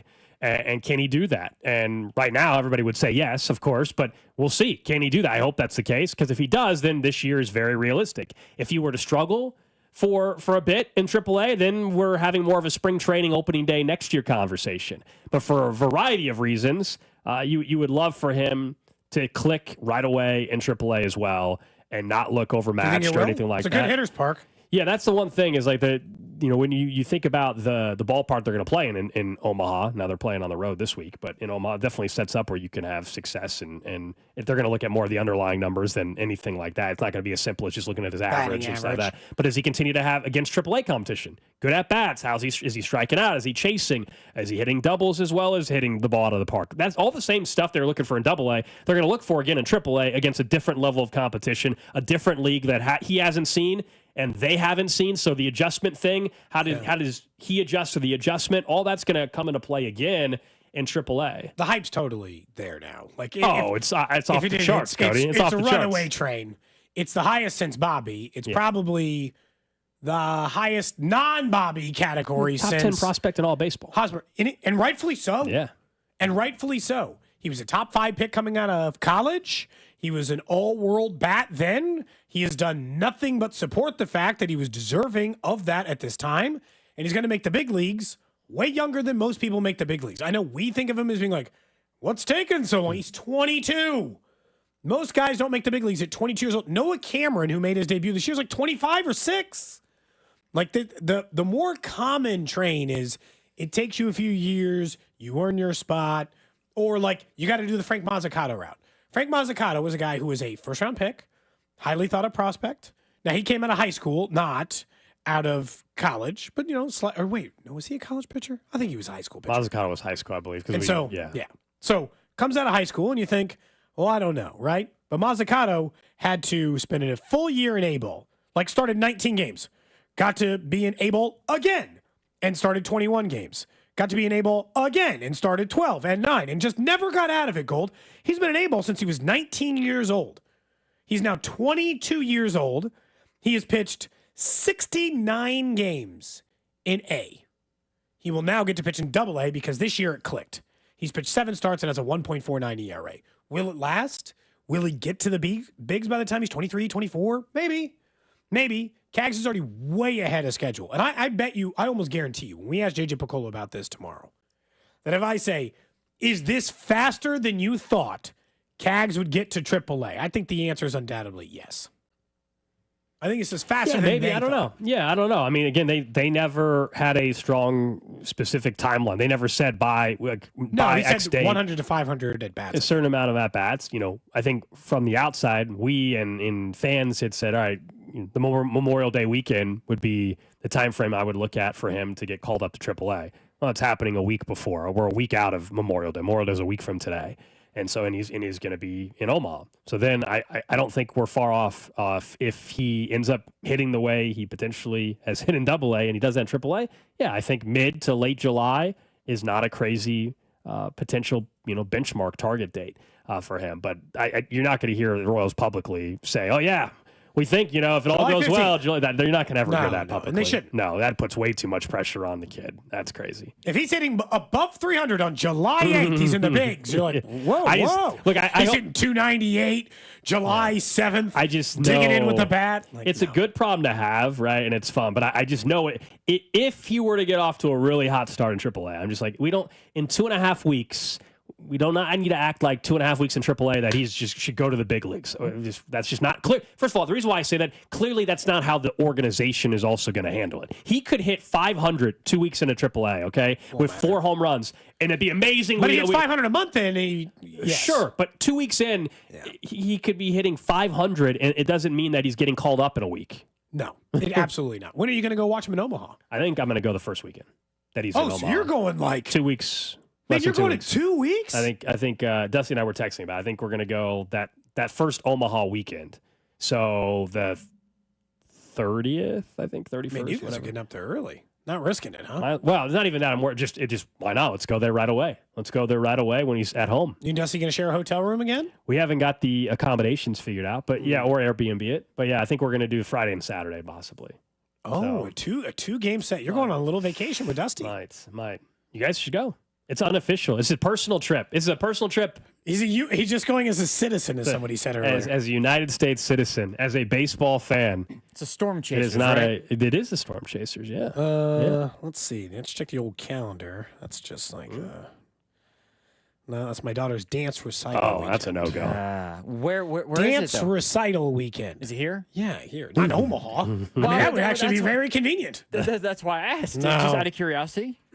Her national contest is in Texas. The other reason why recital's in town. The other reason why the following weekend works, the 30th, because if you go any later, then you start getting the overlap of College World Series, and all of a sudden it gets hotels and stuff become a problem up there. Starts becoming kind of a nightmare. Yeah. This is a personal trip. You make it very clear for anybody who might be listening in Odyssey Legal. This is in no way associated to Cody and Gold or Odyssey Incorporated. This is just Alex Gold going with Dusty Likens, 2 people who are on the street going to Omaha together to watch Jack Kagleon play baseball. That's the plan. In a couple weeks, we'll be in Omaha. That'll be fun, man. That was something that we were joking around about regarding the names and stuff. Like Springfield's the Cardinals. Like, you guys should have come up with a better name. Yeah, like Storm Chasers. That's a cool name. Yeah. Well, they used to be the Omaha Royals, and then I don't know how many years it's been at this point now, but it was the Omaha Royals. Minor League Baseball does a very good job at finding its thing, and its thing is the crazy names and the jerseys. Sure. You guys are going to miss it by 1 week. El Paso Chihuahuas and all that other stuff. June 7th is Runza Day, so they're in the Runza jerseys. Oh, yeah. Missing out. Does Omaha have good cashew chicken? Do we know? Do we know? I don't know what kind of food they're famous for, honestly. Omaha, let's see. Yeah. Other than the Runza. I've been to Omaha. Dusty hasn't been to Nebraska. Dusty said he's never been to Nebraska. I've been to Omaha for the College World Series a couple times. So. I've been to Omaha probably. Now the Royals AAA affiliate, though, reminder, does not play at the downtown ballpark, TD Ameritrade or whatever it's called, or Charles Schwab, whatever it is. They play outside about 20 minutes southwest of Omaha, I think. You're going to be out Apparently there also known for their at a Rubens. relatively similar time as the College World Series. That's what I'm saying. I'm going there a week before on purpose, yeah. It is the Origins. Oh, dude, perfect. The what? Origins of the cashew chicken. I got an Origin sandwich here in Omaha. Let me hear. Origins of the Reuben sandwich. Oh, really? Reportedly came from Omaha. Okay. You would not like a Reuben. I like it without the sauerkraut. Oh, okay. Or the whatever it's called, Thousand Island or sauerkraut. It's more like crap. No, I love a corned beef sandwich. I just don't like the sauerkraut.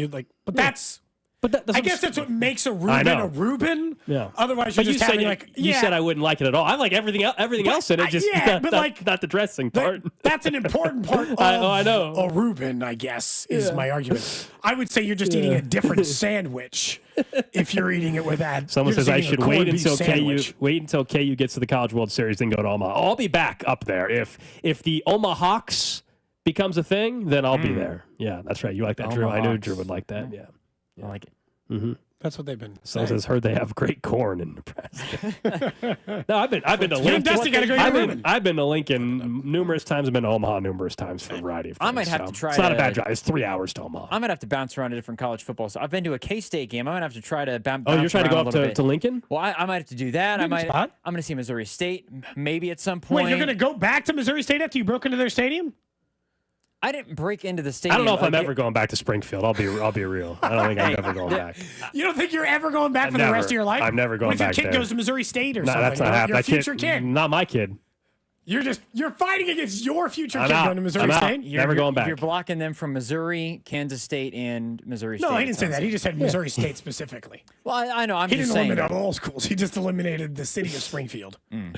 I had an awesome time. I don't know what your guys' beef is, but Yeah, same.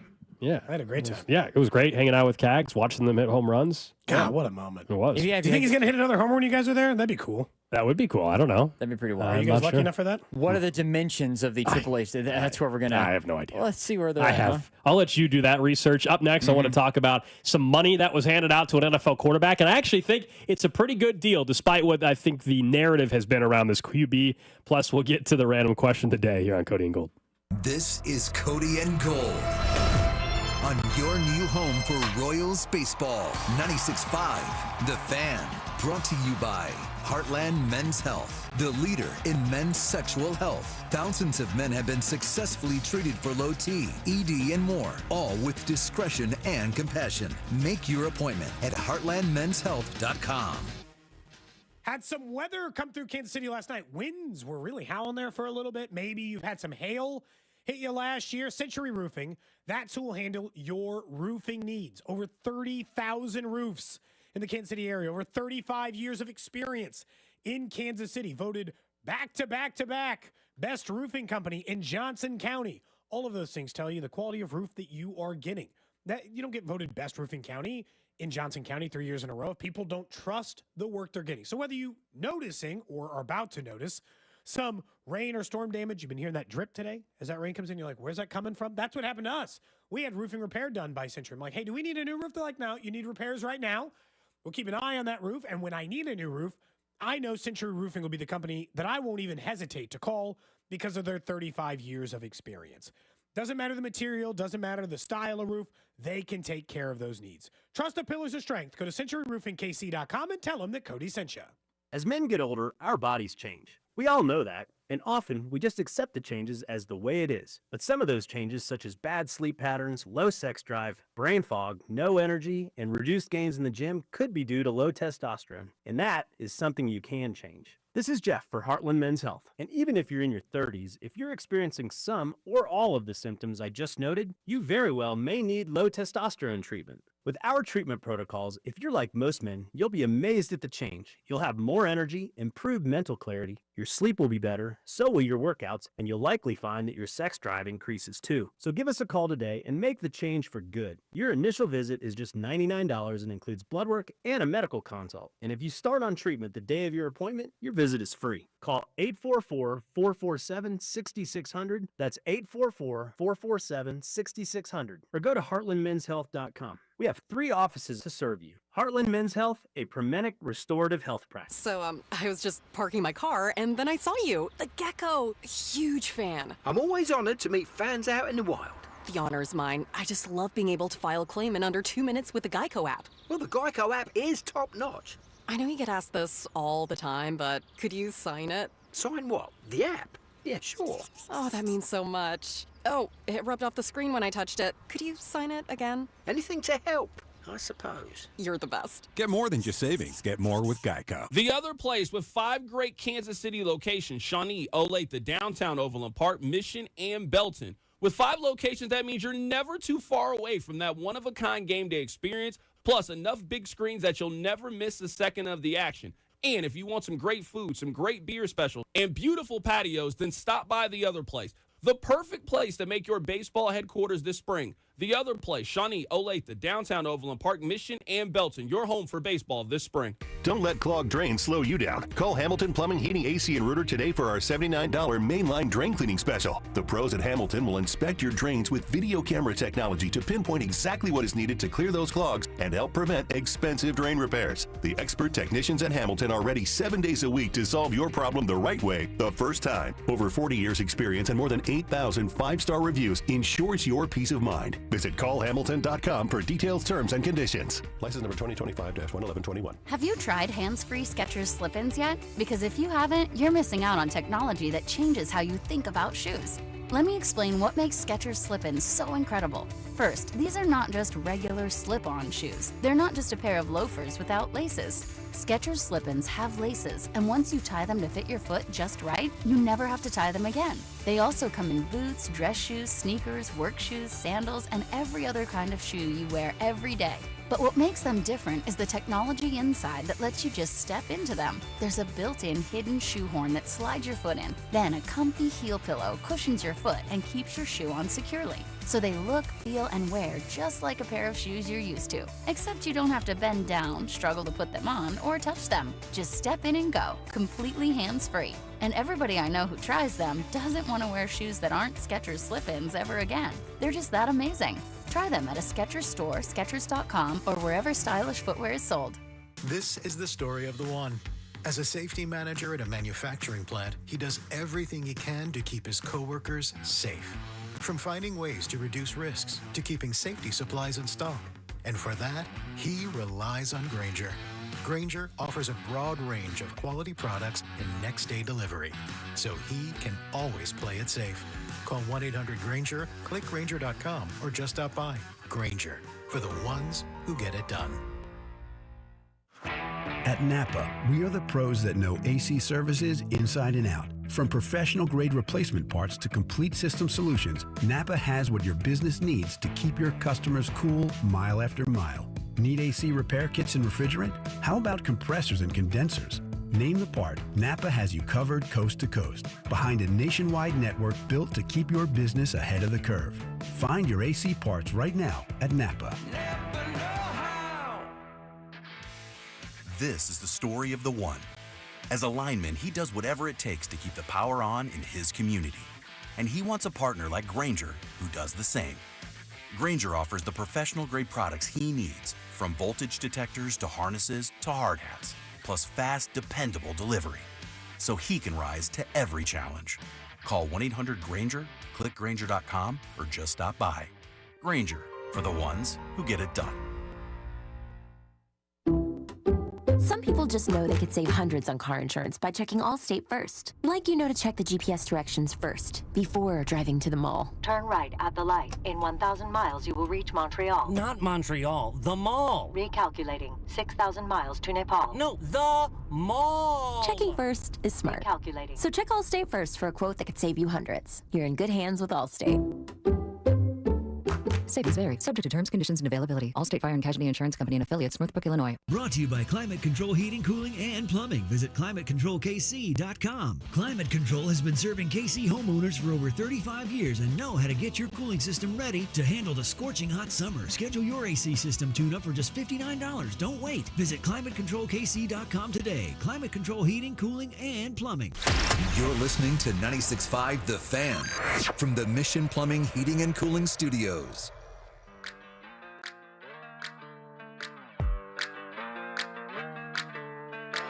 We'll get to the random question of the day in about 10 minutes or so. Cody's done working in about 28 minutes for the day. Calling it early. He's leaving at 1 o'clock. I like my kids, and I like to go see them do stuff. So he'll be. My daughter's in a living wax museum as Beyonce today, and if you hear that sentence out loud and don't think, wow, I'll be going to see that, Mm-hmm. I don't know. Yeah, couldn't so be Cody me. will be stepping out Couldn't just be a me. little early today, and then we'll be back full show tomorrow. Just 1 hour early today. Drew and I will be talking. Who Then knows? it'll be normal the Drew rest and of I the will week. probably mix in some college football or something in the 1 o'clock hour as well. You never know. There's all these lists coming we'll out now. Get back you know? into Drew's trip too. It's- I want to talk about the beach in the shark. ocean Oh, again, okay. and the sharks that were right there in front of him multiple times throughout his trip. We'll get into that in just a bit. But when we got off the air on Friday, I don't know, 3 hours, so 5 o'clock or so on Friday, which was weird timing for a team to announce an extension, but the Niners did a extension with Brock Purdy. We knew this was going to happen this offseason. In fact, I think when Heiss was in with us, we were talking about the 49ers, and I think we made the comment like, when are they getting this thing done? Little did we know 3 hours later they were getting the deal done with Brock Purdy. But I think they did pretty well here. So you may be saying, hey, Brock Purdy, he's not the best quarterback. That's just, as we all know by now, I think, that's not how this game is played when it comes to giving franchise quarterbacks big-time deals. He gets a 5-year, $265 million contract. Nobody thinks he's a top 5 quarterback. The Niners don't think he's a top 5 quarterback. This is just the nature of the game in the NFL. If you are a young franchise starting caliber quarterback, he's a top half of the league quarterback, you're going to get paid. But I actually don't think this is a bad deal. I really don't. So the reason why I say that, from a per year basis, he's still behind Tua, behind Trevor Lawrence, behind Jordan Love, behind Josh Allen, Burrow, and Prescott. And you might be saying, good. That's where he should be behind. That's where he should be. But normally that's not how it happens. Correct. Normally, Brock Purdy would be making more than all of them, Tua, honestly. Lawrence, Love, Allen, Burrow. He's still making less. And in a weird way, last year, as bad of a year as it was for the Niners, because they had injuries all over the place, Brock Purdy's interceptions were up, his touchdowns were down.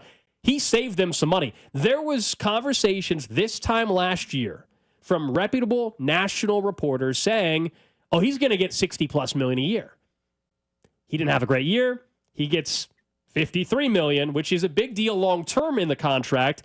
Not that Brock Purdy is going to be upset about a 5-year, $265 million deal, in which, by the way, he was making under $1 million a year his first 4 years. He had a in the league. roommate in San Francisco for years. Yeah, I actually think this is a pretty decent deal. But the question with the Niners is, you had your window. You went to one Super Bowl with Purdy. You went to one, obviously, with Garoppolo. You came up empty. Now, John Lynch, Kyle Shanahan, your job is tougher. You have an aging Christian McCaffrey who got hurt. Trent Williams doesn't get any younger. George Kittle, while he got an extension. Traded away one of your weapons. You trade away Debo. Kittle's getting older. Like, you've got a new challenge. I'm not saying John Lynch and them can't do it, but if you thought it was difficult before, we're about to find out what they can do to navigate it. I don't know how they're favorites to win this division, Cody. They are. Right now at FanDuel, they are favorites. I think the Rams should be favorites. I think the Rams probably should be. I view it more as in they were the most injured team in the league statistically last year. Yeah.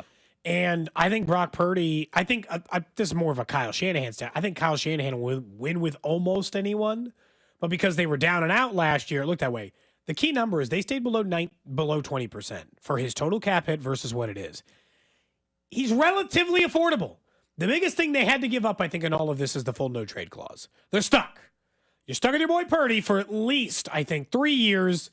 No way out, no options. You can never get as good a return on him if for some reason you decide you don't want him anymore, but somebody else still does because he can Kirk Cousins his way out of town. He can say, I'm not going anywhere that I don't want to go. Why wouldn't I just take the payout, choose a new payout somewhere else, and everything else in between? This is one of those. I think the reason why people don't like it is this is what I would consider one of the fringe contracts, which is if the organization had just decided, we're out, I wouldn't blame him. Because when you get stuck in quarterback mediocrity, the Daniel Jones and below level never pay. Just never pay. Yeah, I don't understand why people pay him. I think you're a stupid organization if you do it. The Derek Carr, Brock Purdy triangle, everyone always pays them, but I think more teams should consider what it would look like if they didn't. What would you have, so let's play that out. What would you have done this offseason then? Because you needed to pay. So would you have tagged him? What would you have done? I would have tagged him. Okay. He would have been on my roster for this year, and next year's killer quarterback class is my bag. So then you would have traded him I to might somebody. double tag him. I might trade him. He might be my starter for 2 years, but I just never give him the guaranteed deal. I'd never give him the no trade clause. We'd play out a couple of years together where you're a little pissed at me, but life is life. So I don't completely disagree. Like, I think I agree with a good chunk of what you said. We've talked about this whole concept. We've talked about plenty of times over the years. I think there's some real good logic behind that. I also think we have to remember, even if we don't believe he was the reason why, Cody, this is a guy that did start in a Super Bowl. This guy didn't start a Super Bowl. Teams just they don't walk on guys that do that. And I know we can go through the long list. Like, obviously, nobody's saying that, go back, even Trent Dilfer, who won one. Nobody thinks he was ever as good as some. No. That's not the point. But they make it to a Super Bowl with you as a rookie quarter. He's under 28. In a rookie contract. I think he's under 26, isn't he? He's 26. He's 26 or under 26. And you made it to a Super Bowl. Those guys are getting paid. And those guys you don't let walk. You just don't. We don't have to think that he's a top 10 quarterback for that to be the case. I also wonder, though, in fairness, if he has a healthy team around him this year, does he get back to – because his numbers the year before were actually very good. Remember, he was in the MVP conversation for 12 weeks-ish 2 years ago, I think it was, and then last year everything fell apart for the whole team. But so let's not act like he's never shown glimpses of being an elite quarterback. But I'm with you that I don't think he's anywhere near a bunch of the names we mentioned. I just think the Niners could have been in an even worse spot than they are. They got a deal done, and they're not. In 2 years from now, Brock Purdy's going to be making like the 13th to 15th, which is where he's at, maybe, kind of money per year. He's not the kind of guy you're going to repay early if he just like blows up. And if he does, great, you want to Super and Bowl, you decide, maybe. Who cares? Mm-hmm. Yeah. If you repay him early, no one's exactly going to complain. And for him, how could you not? His rookie contract was 4 years for a total of $3.737 highway million. robbery. He got a $77,000 signing bonus. Part of me, if I'm the 49ers, is like, I don't know, guys, is it all that big a deal if we overpay him a little bit now? We got him for peanuts. We paid him nothing. By market standard, they didn't even overpay. By market standard, they didn't overpay. Somebody else was going to pay him. Like, this is the going rate for a franchise quarterback under the age of 27. I give him a lot of credit for getting the no-trade clause. I think we're going to see that in almost every quarterback deal. Rather than the fully guaranteed money, these quarterbacks are going to say, you're not getting rid of me so fast. Pay me, but also I get to choose, because what happens is you can get paid twice. Kirk Cousins taught them all a lesson. What happens is when you get the no-trade clauses, they're like, hey, we'd like to trade you. And you're like, well, I don't want to go there. And if I do want to go there, they'll still pay me. So go ahead and just sign your check if you don't mind. Pay me to leave, and then I'll still go get the check from the other team. Doesn't hurt me. I can take minimum Russell Wilson, right? I can take league minimum from them, and I'm making the same amount of money either way this year. Think about how... Then my team has a better chance to win. They got a better chance to win. I got more teams to choose from, all of that stuff. I'd still be surprised if Brock Purdy's a lifetime 49er. Yeah, someone says the 49ers literally walked on Jimmy Garoppolo. Again, he doesn't fit the under 27 category. I mean, that's we're talking. He was like 27 when he got traded. Yeah, they walked. The point is that they also paid him once. The point is that teams don't let franchise quarterbacks under the age of 27 walk if they're in that, and those that played in the Super Bowl. By the way, the 49ers let him walk after he was 31 years old. It's just not the same. And they had already paid him a contract. That'd be the same as walking on Brock Purdy after this deal. Like, those to me are not comparable. They paid Jimmy Garoppolo 5 years and $137 million. Yeah. He was the second highest paid quarterback in the league. Yeah, at the time they paid him. They didn't walk on anything. They walked after he was bad. The point was never that teams don't walk on quarterbacks. The point is, if your quarterback is 27 or younger, if he's been to a Super Bowl and he's healthy, they get paid. Yeah. You don't walk on them. You just don't. I will say the Super Bowl stuff complicates the decision making internally. That's where, like I mentioned, like a Derek Carr level quarterback or some of these like middle of the road guys that kind of land in there is. Your decision gets complicated if you're winning divisions or going deep in the playoffs. If the Vikings made it, Sam Darnold, that would have been that'd have been a conversation. If the Vikings had made the Super Bowl, they would have had a much more difficult decision. Also, Sam Darnold would have got paid a lot more money, but like they would have had a much more difficult decision on what to do next. Yeah, and Sam Darnold turns 28 in a month. You know, it's also a little bit. But he watched him fail, and he's on his second team already. And had a complete outlier of a season of outlier. I mean, he's yeah. Look, he won't be Sam Darnold in Seattle this year. Will be interesting to watch because I don't think he'll be as good as he was in Minnesota, where he had Jefferson and Addison with Kevin O'Connell. I also don't think he'll be what he was with the Jets, right? Like, how much is the drop off? And that's the big question for Sam Darnold and the Seahawks. Random question. For you, Gold. For you, Drew, over in the text line, 913-586-7965. Of course, the random question of the day can be seen on video, YouTube, Twitter, Twitch, Facebook. Live stream all 4 hours every day. Try to interact with you over there as well. So just subscribe over on YouTube or Twitch. Pops to the top of your feed. Don't have to go searching for it. Best case scenario for all parties involved. Question today involved multiple conversations between my kids and other kids that I know this weekend. And then a realization I had last night when I was watching an episode of a TV show and a song played. And it immediately triggered a memory of a movie I hadn't seen in a long time. So I'll explain that in a minute. But the question I have for you is, how much did you like scary content when you were a kid versus how much you like it now? Both of my kids are into stuff called the Nightmare Critters, or somebody on the text I mentioned earlier, this thing called Italian brain rot. What? It's just like a shark wearing Nike. I don't get it, dude. I don't get it. What? My son is really into it right now. And he tries to have these and they all have crazy names. Okay, Italian brain rot. But I was realizing, so yesterday we were watching a show, and this song comes on. And I'm like, oh my God, that song immediately made me think of a movie that I watched multiple times as a kid called Sleepwalkers. Seriously, Dad, any of you have seen it? It's based off a Stephen King novel. Yeah. And it's like, at night, this guy turns into like a cat-like creature and sucks the soul out of people. And I watched this when I was probably 6 or 7. Then I realized, well, between the ages of like 6 and 10, I watched The Shining. I watched this one, Sleepwalkers. I mentioned The Langoliers not that long ago. I watched It. I watched a tremendous amount of, maybe Stephen King specific, but a tremendous amount of horror content when I was a kid. And now I watch almost none. So my curiosity is, are you more invested in it as a kid versus older, or like what's your split here? What's your interest in the, that genre? Yeah, still not that high, honestly. As a kid, I didn't really watch that often. Like, as a kid, I remember it was like The Sixth Sense was like, oh my gosh. Oh, like, that was, I watched way more stuff. So I was never big into the scary movie stuff. I would say now, every once in a while, you'll get me to watch a thriller. That's like as close to that as I'll get. Anything in the Peele family, like Us. You'll get me to watch a thriller. I like A Quiet Place. Like I've watched those. Those are intense. I mean, way back, it's probably been. I guess this was. I would have been. How old? I would have been 15 or 16. Remember The Village from M. Night Shyamalan? Yeah. That's a thriller. That's not a scary movie. That's more. So I would say I ventured closer to the thriller movies than the scary movies. Like read Goosebumps? Oh yeah. Are You Afraid of the Dark? Of was course. huge. Yeah. In the house, because the text lines mentioned that over the 816. Yeah. Are You Afraid of the Dark? And just said Goosebumps. Like they said it set them up for a lifetime of watching it. Mm-hmm. And instead, it didn't stick. Right? Yeah. I didn't continue to watch that content for the rest of time. But I was just realizing, like, you should pull up. I wish I had pulled up the trailer. I should have had you play it, Drew. The trailer. I made my wife watch the trailer for the Sleepwalkers movie last night. I'm like, why was I watching this? I was like 7 years old. Am I allowed to play it? Oh, dude, there's no way it's bad. If you can play it, Sleepwalkers trailer. I mean, not. Oh yeah, it's language wise. I mean, for the trailer, trailers don't ever have any bad language, do they? No, it's not language related. Am I allowed to play it? Oh, you mean legally? Yes. I don't see any reason we can't play a movie trailer. That's crazy. Who is copyright checking the 1992 Stephen King trailer for Sleepwalkers? It pulled up right on YouTube. It's like 2 minutes long. I don't know if we need the whole thing, but I'll find it. Gold, you got to watch the trailer later. I did, I'll have to check because it out.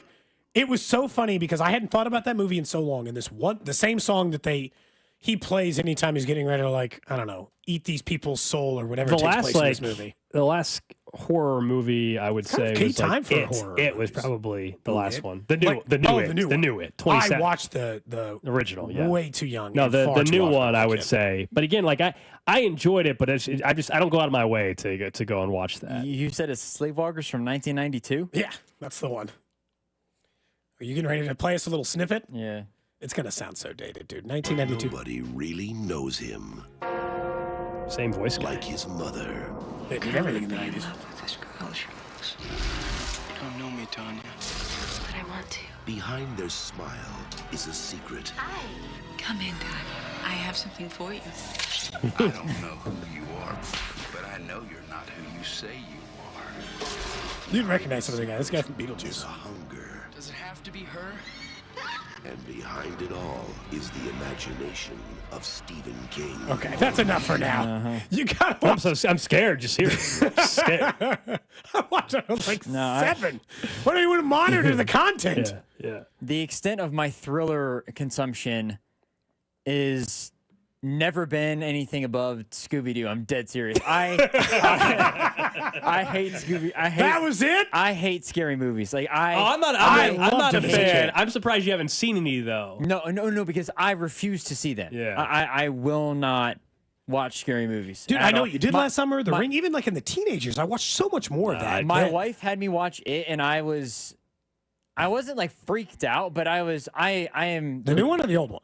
The new one. Yeah. You don't walk anywhere near sewers, The Bill storm Skarsgård drains, or anything ever again, is what you're saying. Well, I've walked near sewers. I will say, anytime it does pop into my head, Pennywise is down there. You know, what would you do if randomly? But What would you have done if your first day back from vacation, Drew? If underneath where you're standing right now, if underneath we had someone dressed up as Pennywise? Hell no. That was the random question. No, and while Drew was gone, we had Pennywise pop up like just on this side of the glass. Oh my gosh! No, you would scream. That would have been an epic prank, by the way. It right there, just slowly. And now it's going to be out there. I was with sharks in the water while I was on vacation. Yeah, we're gonna get back into that in the 1 o'clock hour. I am terrified of clowns. You have told us about we have talked about the clown thing with him. Clowns. Oh, I forgot about that. Does not help. That's still in the back of our mind. If there was killer clowns from outer space, all those ones as a kid. They don't even have to be like mean. Like they could be nice, like in around, like there to just. If somebody dresses up as a clown and we're at like an event and somebody's in a clown, so if you went to a rodeo, I am going to avoid you. If you come this way, I'm going to go that way. What if we went to we went to a PBR, and they have the rodeo clowns or whatever? I think. Yeah. What would you like? You'd be scared of that? I don't know if I'd be scared necessarily, but I would very much try to avoid it. Like I would be. I hear you. I would intentionally, like if my seat happened to be close, I'd be a little uncomfortable. And then if somebody gets close to me in a clown costume, like it's wraps. Sorry, I'm gonna have to leave. Like, I watched. I don't care what's going on. I'm gonna have to go. I think I saw everything made by Stephen King for 15 years. If there was just like outside the front door at work and there was just 7 people dressed up as clowns, hell no, Drew. I'm staying here. Or is this when we give the address to the station and just see who shows up? I'm getting very aggressive, and I'm like, are you running straight towards them? I'm gonna do my best to run through somebody to get to my car. Like red balloons, good to know. Red balloons, clown costume, we're good to go. Future show event. I mean, even like I'm scared of like scary movies so much of. They're also campy now, the ones I watched as a kid. I don't. Pet Sematary, I imagine, seems really campy now. I mean, I don't know. I haven't seen it since I was. If a preview comes up, like A Quiet Place, if it comes up on the TV. That's a thriller. I don't watch the preview. Like, I keep my head down. I get my phone. I've done that distract before. myself. I really don't like scary stuff. No, like Quiet Place is intense, but I kind of liked it when I saw A Quiet Place. That was just a really good movie, but it's definitely there's the part in Quiet Place. There's no spoiler. You know what I'm talking about, Cody. The part where the pregnant woman, the wife, she's walking down the steps, and we all know she's about to step on that nail or whatever it was. Oh my God! Just like the suspense of waiting for that to happen. And then she can't scream, remember? Like, she can't scream, so she's holding in the pain. Oh, that was awful. That was awful. Whew. Let's just make Drew watch one horror movie a week, but only Stephen King from the 80s and 90s. I don't need so that. Cujo, Christine, Children of the Corn. This is nothing against Stephen King, because he's obviously outstanding at what he does, and he's a great had a creator nice and a career. great storyteller. I bet you like Shawshank Redemption, didn't you? That's Stephen King. We haven't even... Oh, we got to talk about this later on today. Is it really? Thinking of Shawshank... We have usually this show is up to date on its prison escape news. Was there a prison escape in New Orleans? I haven't got the last count. I saw this story. I think there's still 7 inmates that are unaccounted for. I haven't checked today. Maybe I'm off base. We haven't even talked about this. We had the one from a couple years ago. Remember, like the prisoner with the one deputy that escaped together. We had that chase thing going on for a couple. We got to get caught up on this New Orleans prison escape. And they escaped through behind a toilet. Yeah. And then they write on the wall like too easy? Too easy, yes. That's bold. You can't be They escaping. got help from the inside, they said, or they at least given a tool or something. Anyway, maybe we'll have to do that today, if not tomorrow. I forgot all about that. I wanted to talk about that, too. Sorry, man. I didn't think about it. Yeah, New Orleans prison escape.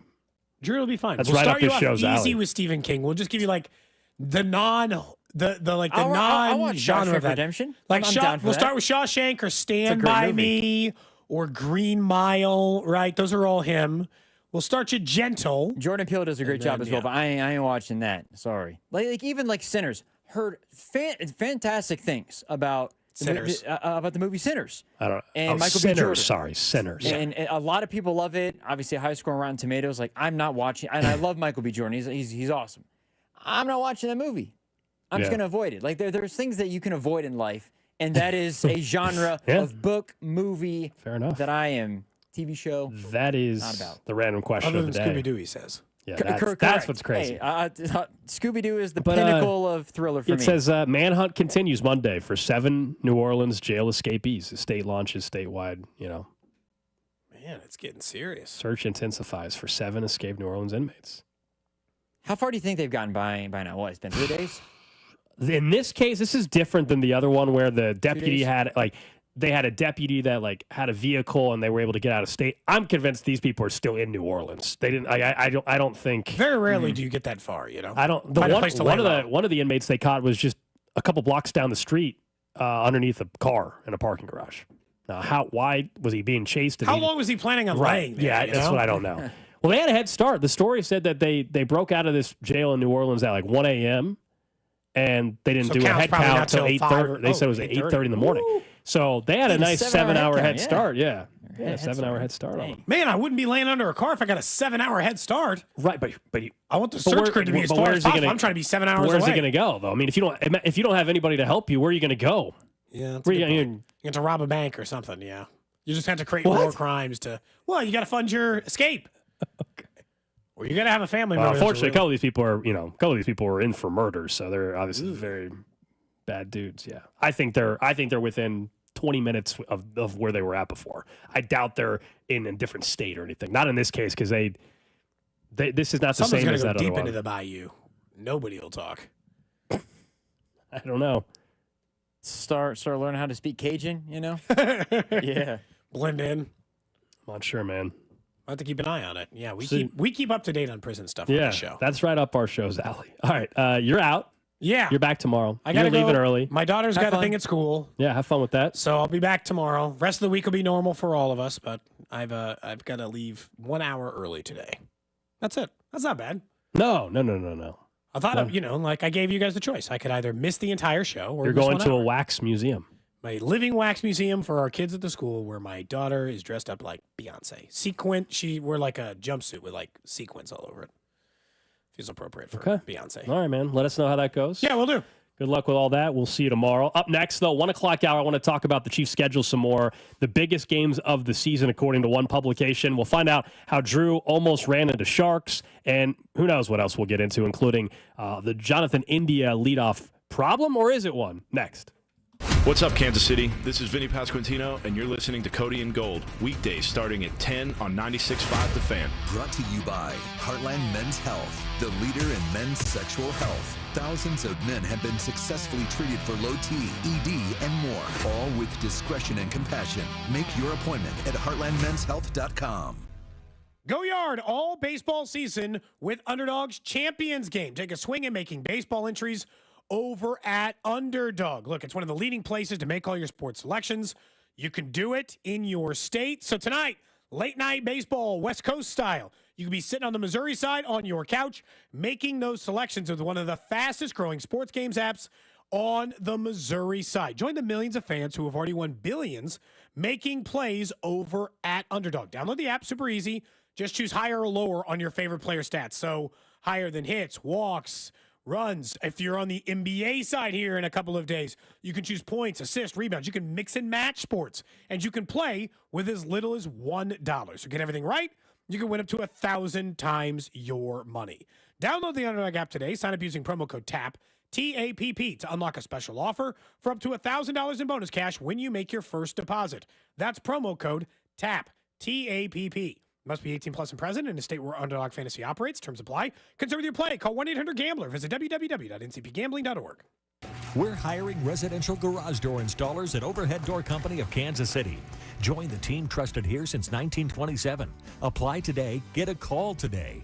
No experience necessary. Paid training for motivated applicants to install garage doors. Hiring bonus up to $2,500. Mechanical, carpentry, or service industry experience is a plus. Good benefits include health, dental, vision, and pension.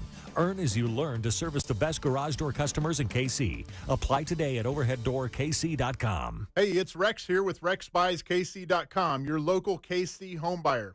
If you own a property in the Kansas City or surrounding area and want to sell it fast and at a fair price, write this number down, 816-330-6000. I'm a private real estate investor, not some hedge fund or large national chain.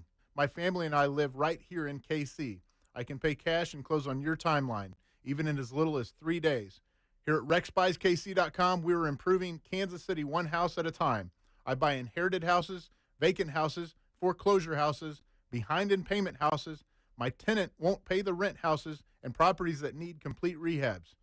Do you own a house that's trashed and needs thousands of dollars in repairs? Great.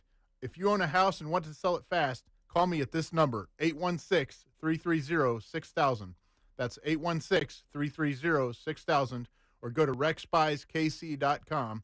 That's RexBuysKC.com, and I look forward to working with you. Going out to eat just got a serious upgrade, Kansas City. 30 Hop is your new go-to. An American bar and kitchen with bold flavors, local taps, expansive patios, and an unbeatable happy hour.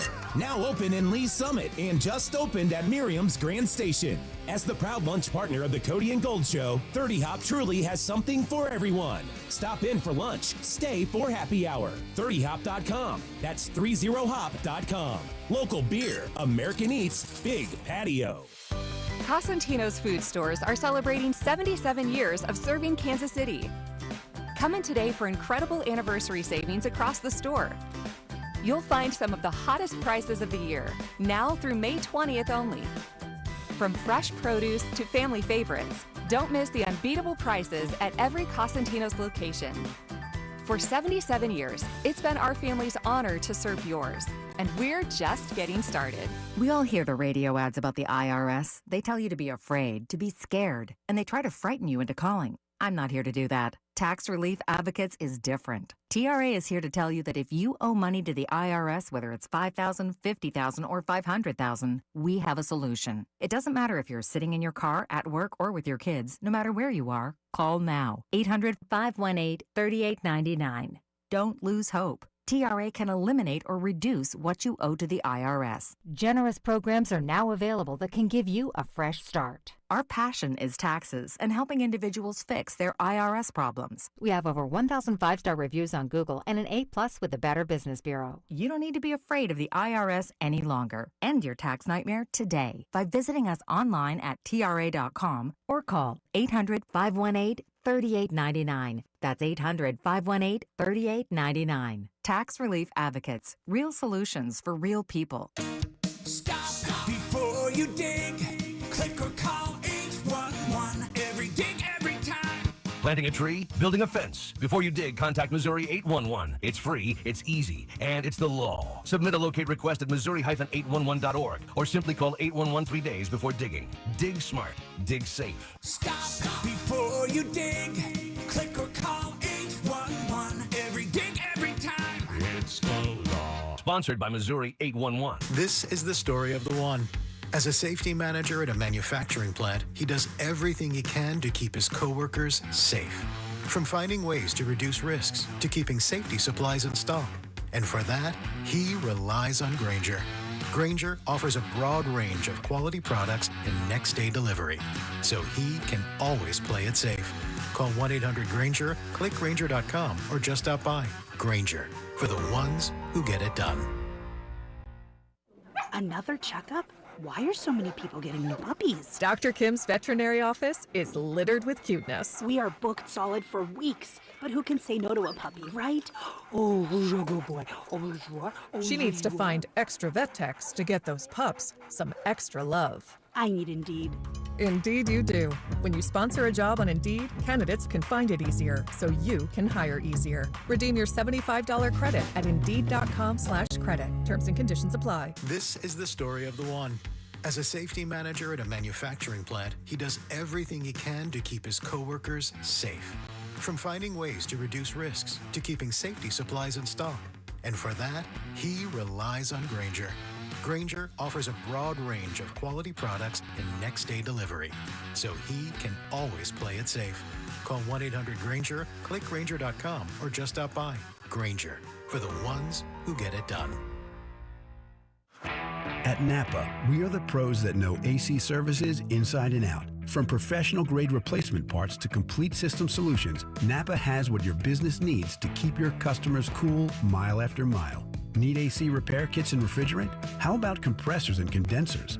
Name the part, Napa has you covered coast to coast, behind a nationwide network built to keep your business ahead of the curve. Find your AC parts right now at Napa. Subscribe to our YouTube channel and watch all the shows from your phone, desktop, or tablet. Your home for Kansas City sports. 96.5 The Fan, KFNC FM and AM, HD1 and HD2 Kansas City, an Odyssey sports station. 1 o'clock hour here on Cody and Gold. Alex Gold, Drew Nixon with you. Don't forget, those still looking for something to eat at lunch today or just the rest of the week. You're thinking about where am I going to go out to eat? Our lunch partner here on Cody and Gold on Mondays, our friends over at 30 Hop. And today is a great day to go to 30 Hop, whether it's the Lee Summit or the Merriam location. $5.99 classic burgers at 30 Hop. It's your new go-to, an American bar kitchen with bold flavors, local taps, expansive patios, and an unbeatable happy hour. You can stop in for lunch. You can stay for happy hour. 30hop.com. That's 30hop.com. Local beer, American Eats, big patio. Again, in Lee Summit, and now open just down the street from us in Merriam at the Grand Station Shopping Center there. Nice apartments that are built up there. Right there, you'll see 30 Hop. And great menu, and you will find something for you no matter what you're looking for that particular day. And today's a great day, though, for the $5.99 classic burger. All right, Drew, we'll get to your vacation. You're back from Florida, West Palm Beach. You told us a little bit earlier. We'll get back into that in a second. But I do want to start with some Chiefs. And we know the schedule came out last week, and a couple of the publications have gone through what they are calling the 10 biggest grudge match must-watch games of the 2025 season. Surprisingly, the Chiefs actually are only on one of the top 10. I was a little surprised to see that. But the one game they list is Baltimore at Kansas City as the 8th on the top 10 list here. And that's the Week 4 game at Arrowhead. The Chiefs would have already played in Brazil against the Chargers. They would have already played against Philadelphia at home. They would have then gone to the Giants for Sunday Night Football. Baltimore came to Arrowhead, as we know, last year and lost, and Isaiah Likely's toe was out of bounds, and then he had those weird comments afterwards, like basically was like, well, we'll see when we still don't think they're better than us kind of thing. Yeah. And the Chiefs went on to win 15 games, and the Ravens didn't even make it to the AFC title game. Right. So foolish. We all knew those comments were going to come back to bite the Ravens in the rear. But I agree that it's a grudge match. I mean, the Ravens felt like they should have won the regular season game. If you're the Ravens, the Chiefs are still the biggest hurdle. Just like for any AFC team, the Chiefs continue to run this conference. So I get it. I think, that one would be up there. I also still think, especially on the Bills side of things, definitely, the Chiefs going to Buffalo right before the bye week, for that particular game, that's always going to be viewed as a grudge match. One, Josh Allen, Mahomes, when they play, they typically are classics.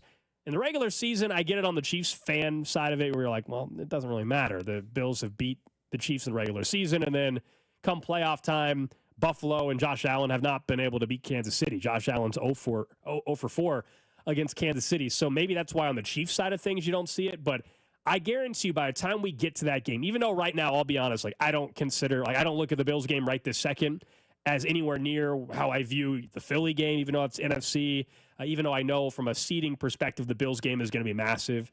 I think by the time we get there, it will, because knowing what Buffalo's schedule is, Drew, you weren't here on Friday, but we were talking about it. The Bills, this is the year, if they're going to be a number one seed, this is the year it feels like it has to happen for them. If not now, then when, because they have barely any miles traveled. I think they're in the bottom 3 with Cincinnati, with Baltimore, as far as fewest miles. They don't play international. Their division is obviously close proximity.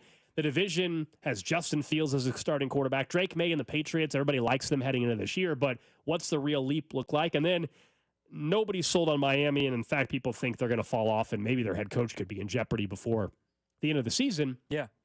So Buffalo's first 8 weeks or 7 weeks before they played Kansas City, I mean, they could be 6-1. They could be legitimately 6-1 or undefeated going into the Chiefs game. So from a number one seed perspective, that game could end up being a massive game if the Chiefs, let's say, are 6-2 or 5-3 or something like that, heading into that Bills game, having already played Washington the week before. Yeah, I think there's a chance you would put that one as a top 10 game of the year. No, yeah, not just from the standpoint of the conversation is really around as the grudge match, but also, I mean, if the Chiefs have 2 losses or dare I say 3 at that point, and the Bills only have 1, I mean, that could potentially swing momentum toward the Chiefs in regards to making a run at the 1 seed as well. So I think along the lines of it just being the Bills are trying to get back because they can't beat the Chiefs when it matters most, and everything outside of that reason, also just the race for the 1 seed and being in contention to try to get home field all the way to the Super Bowl is something that definitely makes. I'm surprised the game's not in the top 10 because just based on, and I don't know if it's just because it's not because it's gotten stale, but just years past, the games have always been close, always come down to the wire. The Bills have won in the regular season, but the Chiefs have always won in the postseason, of course. It feels like that game would just be a default top 10 game, regardless of it being a grudge match or not. And then we're talking just grudge matches, of course, Josh Allen, to get back at Mahomes. I was surprised. So the initial snippet was just from Arrowhead Pride when we were talking about this earlier. I've now gone and looked at the full list, and they do have the Chiefs on other ones. The Baltimore one is they actually do have Philadelphia, Kansas City as the number 1 grudge match of the entire season. Makes sense. Super Bowl rematch in week 2. I know it doesn't make up for getting embarrassed in New Orleans the way the Chiefs did on Super Bowl Sunday. But I think at least from a fan perspective, and I'm sure if you're Travis Kelce or Patrick Mahomes, you want to prove that was a fluke. Not that it replaces losing the game and you don't have a ring. You're never getting that ring. But if you're the Chiefs, you have a chance to squash the narrative that's out there that everybody seemingly looked at that Super Bowl outside of Kansas City and said, oh, see, this is what they are now. They're going to fall off a cliff. They're done. Their run's over. They have a chance 2 weeks in, one game in Brazil against the Chargers, and then week 2, you come back home, and if you beat the Eagles and you look impressive, I think all of a sudden the narrative becomes, here we go. The Chiefs, they're still here. They're 2-0 or whatever. Versus on the other side, if the Chiefs get embarrassed again by Philly, it's either, Philly just either has their number, or it's like that offensive line still is not fixed. They still don't have playmakers getting open down the field. It's all that same kind of stuff. That's why week 2 is just so massive. It's not even so much to get back at the Eagles, although that's cool. Mm-hmm. You're not getting back at a team that won the Super Bowl. This was the whole argument we would have on the other side when teams would lose the Chiefs. And they would say, well, we would argue with you, Drew, sometimes. It's like we would bring up the AFC title game, and sometimes you would say, but the regular season. And we would always say the regular season game doesn't get back at anybody. But I think for a narrative, it has a chance to be that in week 2. Yeah, I think in regards to the offensive line part of it in particular, you're going up against one of the best defensive lines in the entire league. So showing that you'd be able to hold your own, especially as we obviously look at the left tackle in the left guard spot, second game of the season, having it be that big of a deal is something that everybody will be keeping their eyes on. It's a statement game, even if because to me, and I'm sure we'll have the conversation obviously the week of, but even if they were to lose the game, if it's a close one, if it's tight, if the offensive line looks solid, like if it comes down to a crazy play happening in some way, shape, or form, or a blocked kick, whatever the case is, but the offensive line plays well, then there's a lot of things to take, obviously, from that other than just a loss. But I think you're right in the fact that it's a chance to remind people that we're the Kansas City Chiefs and we're still here. It's a way to remind people, we aren't going anywhere. We haven't gone anywhere. And obviously, if you can argue things the Chiefs way, they didn't have... had a Hollywood Brown that was still kind of recovering from the injury. They didn't have Rashee Rice. So all of the little things that they're going to have in week 2 that they didn't have, hopefully in week 2, that they didn't have in that Super Bowl, it's going to even things up a little bit more, obviously, outside of the Eagles just losing some of the players that they did. That, of course, is the home opener for the Chiefs, too. So everything that goes into it, we've looked it up, in terms of the home openers under Andy Reid. Those are typically games they just don't lose to begin with, no matter how it's done and no matter who the opponent is. A couple years ago, they obviously lost to the Lions on that opener after the Super Bowl win. Now, you could always make excuses. We know there was no Chris Jones, there was no Travis Kelce in that game, but still, Tony was dropping passes. That's right. That also happened. But typically, they have fared very well in season openers. We'll get to some of the conversation around Jonathan India and where he's at in this lineup, which continues to be a leadoff hitter. Hopefully he's back in the lineup tonight, though, after having the cleats and the spikes up when he was trying to, and he did successfully help with the double play there. Unfortunately, Contreras went in, spikes up. I'm still surprised it didn't cause more of an uproar amongst his teammates, frankly, but we'll get to that in a second. Meanwhile, Drew, you're back. You were gone for a couple days last week. You were in West Palm Beach. If you're watching on this Twitch stream or Facebook, Twitter, I think wherever, my camera's. I think it's a little bit dark. I look darker than I think. Well, it's cloudy outside, and so my camera looks darker too. You actually are tan. Yes. You were in golf in 7 rounds of golf and everything, That's right, and then you said you almost came face to face with a shark. I did. I don't think it was the same bull shark that they saw before. So for context, I went to the beach a few times. The one time that my brother and sister, who I was there to see, all went together. We get there. As soon as we got there, the horn blows and red flags raised. Did your family have their spot on the beach? Or were you guys upset that people took your spot this time too? Or is that only that's only a? This is only the July trip. I'll have an update for you, a fresh update for you. Where's that at early again? In August, the Outer Banks. Outer Banks, that's right. So yeah, I'll have a good update for you then. But plenty of open space. It was pretty busy on this day. It was very hot in Florida. But anyways, so double red flags go up. We're like, what the heck's going on? So eventually we find out there was a bull shark that was approaching some swimmers out there. And told everybody to get out. So about a half hour or so later, the yellow flag is raised. So just proceed with caution. You know, there's a moderate risk out there. So see, that's what the red flag, double red says, stay out of the damn water. You're going to get killed by a shark, or could, in some cases it could be other things, but I guess in this case, the shark. You're telling me then they put the yellow flag out, which is, oh, just keep your eyes open for the shark. No big deal. Yeah. I'm so out on this, Drew. You went back in the water at 30 minutes after there were 2 bull sharks circling. I love the beach. I just be chilling. You want to walk. You want to have your feet in. That's fine. You know, worst comes to worst, one would have to come up pretty far to nibble at your foot. I'm not going a decent way out there when there were 2 bull sharks 30 minutes ago. We just think the sharks decided to leave and they're never coming back. Well, in this case, I don't think the bull shark was there. However, we did go back out. And all of a sudden, my sister at some point was like, "Hey, Drew, come towards us a little bit." And I turn around, and probably from me to you is at least one shark. Apparently, there were 2 or 3 of them that were just there together. So I slowly, walked my way out, and we left for a little bit.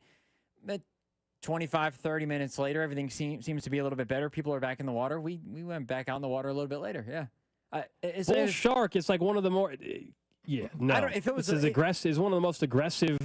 If it was a bull shark, I didn't know about it the second time when I was out there. I don't know if it was that, but you could see that they were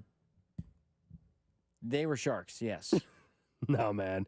I understand that Very, there's very always the careful, risk of sharks, and I've been in the ocean. I've gone snorkeling and stuff and all. Not when you're on the shore and they said we got to close the beach down for a half hour.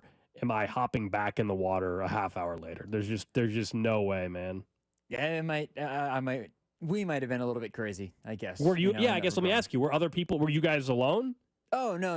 Everybody else went back in the water like nothing happened. Like there wasn't just this aggressive shark in there. As soon as the double reds got lowered and the yellow went up, yeah, people went back out there. There were people who stayed out there even though there were double reds. Like that's just stupidity. You deserve. You just agreed. kind of deserve whatever happens at that point. That's terrible.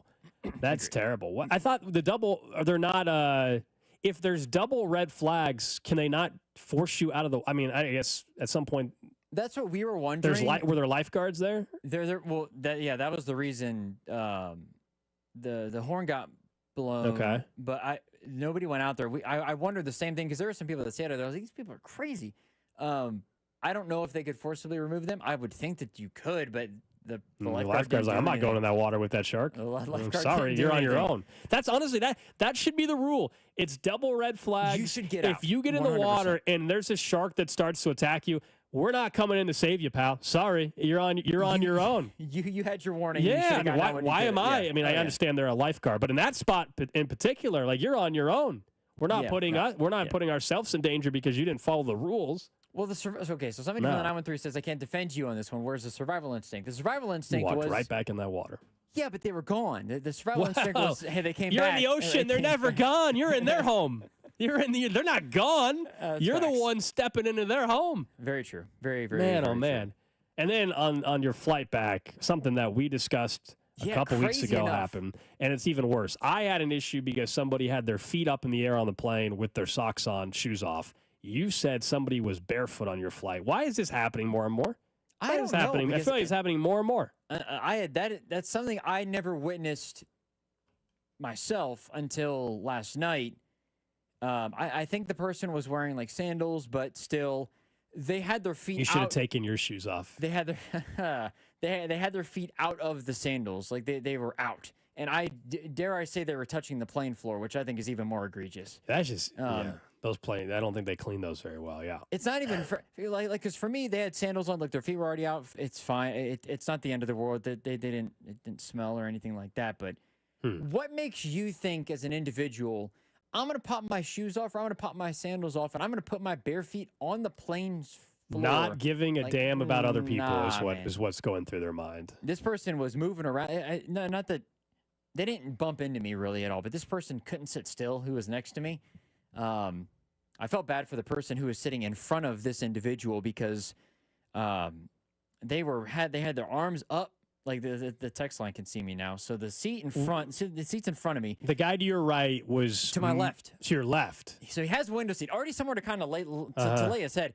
He puts his arms up on the seat in front of him and puts his head like on his arms like he's resting. But this lady in front of this person is getting, like, you can see. He's moving her chair? Oh, yeah. He's moving the chair. And it's like, dude, I almost said something. I was like, man, pick a spot, dude. Like, we're all uncomfortable on this plane. I'm in the middle seat. How long I'm was just the like flight you were on? 2.5 hours, which that's not isn't bad at all.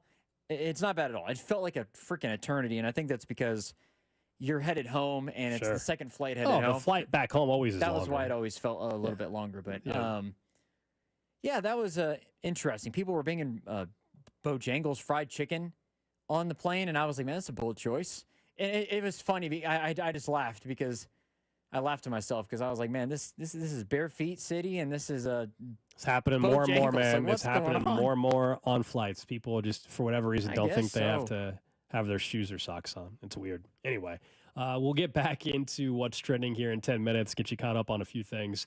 Also, we'll get to your text, 913-586-7965. So, Jonathan India, I mentioned what happened Saturday. I think we all saw it. Contreras going into second base, spikes were clearly up, gets him in the knee. Unfortunately, India's out of the lineup yesterday. We'll see if he's back in the lineup today. You saw right as it happened, Vinny Pasquantino kind of ran over to Contreras to talk to him. I don't know what was said. Then Salvi came over, captain to captain kind of thing, or at least catcher to catcher, I should say. And it seemed like everything was diffused. And then everybody went on with their business, and that was kind of it.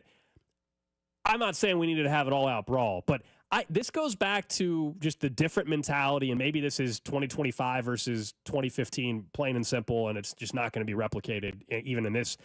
But I swear on other teams, in other situations, certainly the 2015 team, that wouldn't have flown. Either somebody else is getting, he's getting hit the next time he's at the plate, the next day even, like on Sunday, or there is way more of a, hey, everybody's kind of hopping out of the dugout and everybody's going to start jawing a little bit. I don't know. I'm not saying, clearly Vinny had his teammates back. Clearly Salvi had his teammates back. But I just, that was interesting to me. And I think, I don't know if that's just the mentality of the team. We know earlier in the year when Clase, buzzed one by India or whatever, not just buzzed him by, I believe hit him, sorry. Earlier in the year, there was no response to, if I remember right, when they went to Cleveland with Clase. So I don't know if that's just this team's mentality. Ironically enough, it involved Jonathan India twice. Yeah, right. I'm not saying they're not supporting him, but just it's weird that it's been him both times.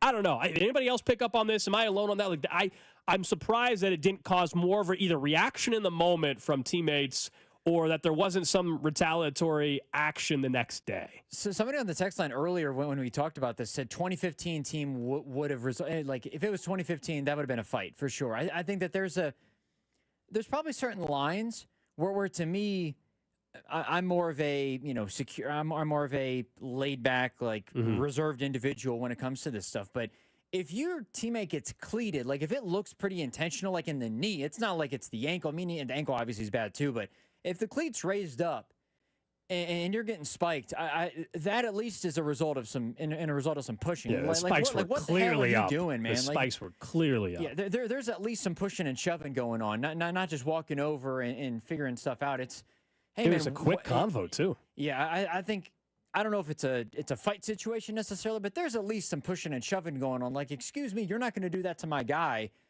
I don't care who you are. This is unacceptable, and I'm not going to stand for it. That was a moment where you're almost expecting it to happen, and you're. Someone said Contreras got hit on Sunday. Was that it? Did Contreras get it Sunday? But was it? Did it seem like it was in in flat-out response. Contreras, let me see if who would that have been then? One person said he got hit yesterday. If that was in response to it. I'll have to pull it up and see. It's not like it was just an attempt either. The fact that he actually got his knee and he had to miss the next day, like, I think that would piss me off a little bit. Someone says, I think it's both. Maybe the team's not the same mindset. Also, there wasn't time to retaliate without compromising the winner game. It was a close game, in fairness, on both days as well. So maybe that's it. I just, how many more times, I guess, how many more times will we see that this year? And there's not we got our guys complete back, right? You know, I was just, the immediate reaction that moment, it just seemed like it was diffused so quick for considering it, your teammate clearly got hurt by it. He didn't leave the game that night, but the next day he was in the lineup. So I don't know. Exactly. As far as Jonathan India as a whole, I know fans are somewhat frustrated right now with where things are at. I think we were going through the numbers. Overall, some of the power numbers are down a little bit. Not that he's a home run hitter, but he only has one home run. He had 15 the last couple of years. His on-base percentage is not really far off from what it's been as a career guy. His OPS is a little bit off. I think the frustration with him is you gave up Brady Singer. He was your big offseason acquisition. Because nobody else is hitting, everybody's magnified. He was never going to be the guy that carried your offense. He was going to be a guy, hopefully, that could play some good defense on top of it, though. And I think you're now seeing with Michael Massey having to play left field quite a bit. Jonathan India obviously had the air also on Saturday while playing second base. And it's coupled with you got a guy that's your leadoff hitter. He's struggling at times defensively. And I don't think they're going to make a change at the leadoff spot. You know, a lot of people were asking us on the text line, hey, when are they going to move him out of the leadoff spot?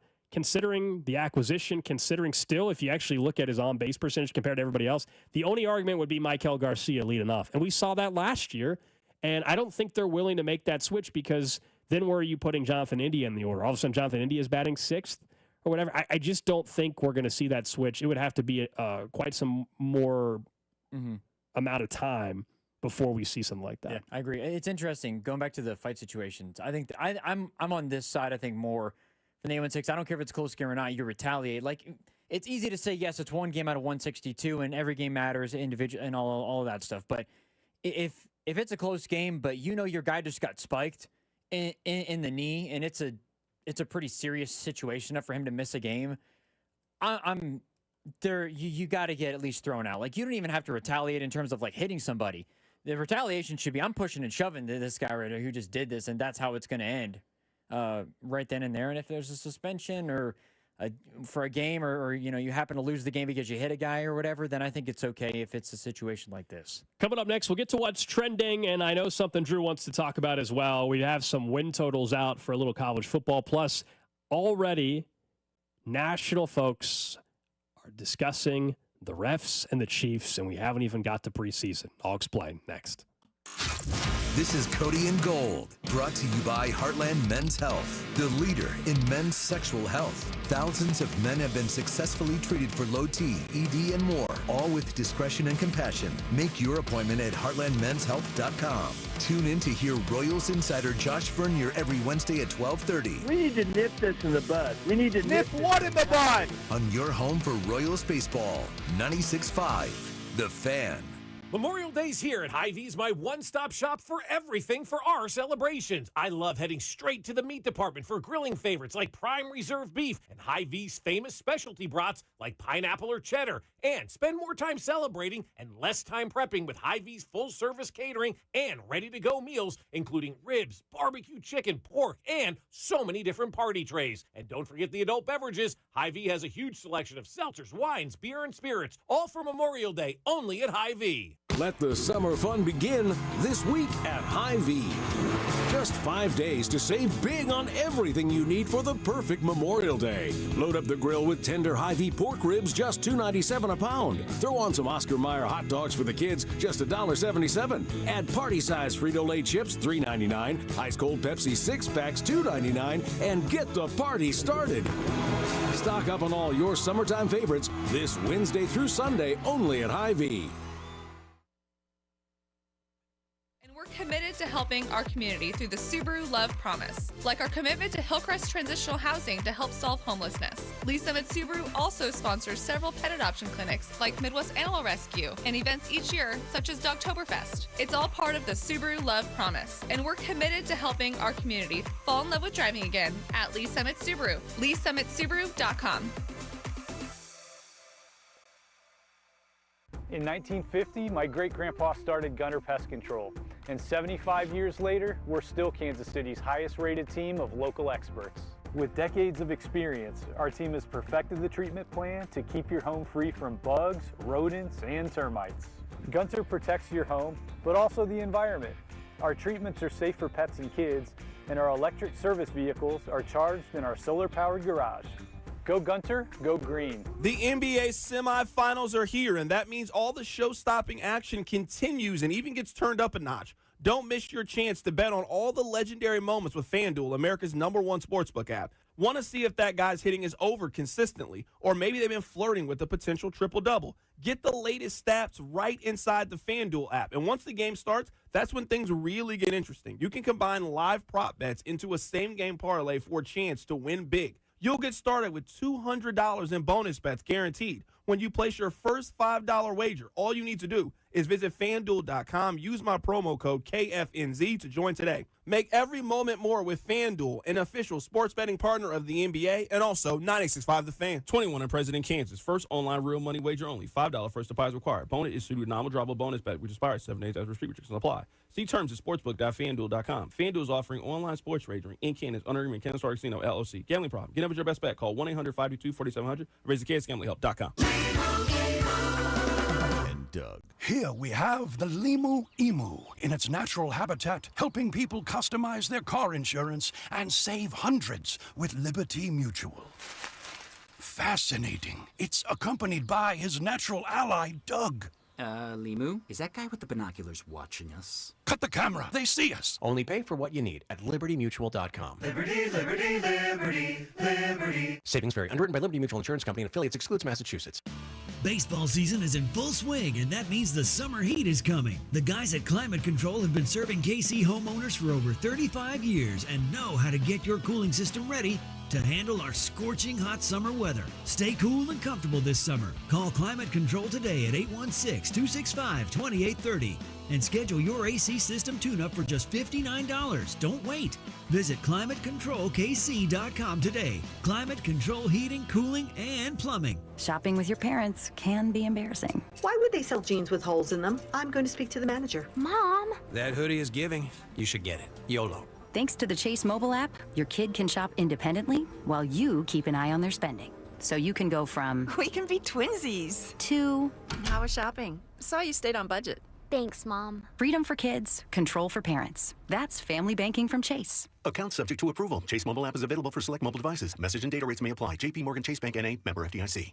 Attention taxpayers. If you or your business owe the IRS back taxes or have years of unfiled tax returns, the IRS has greenlighted billions of dollars in tax relief to those facing financial hardship through its tax relief initiatives. If you have a delinquent tax problem and possibly facing wage garnishment, liens, levies, audits, or already in a payment plan, you may now qualify for significant relief. Qualifying and enrolling in this program could stop all collections, settle your tax problem, and may even reduce what you owe by up to 99%. Call the hotline at Tax Pro USA to see if you qualify by dialing 800-880-5155. If you or your business owe at least $10,000 in back taxes to the IRS or state, you can now get the help that you need during these hard economic times. Call Tax Pro USA to get your free tax assessment to see what you qualify for by dialing 800-880-5155.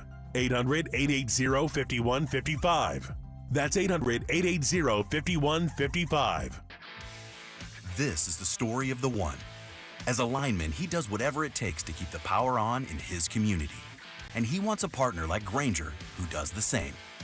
Grainger offers the professional-grade products he needs, from voltage detectors to harnesses to hard hats, plus fast, dependable delivery, so he can rise to every challenge.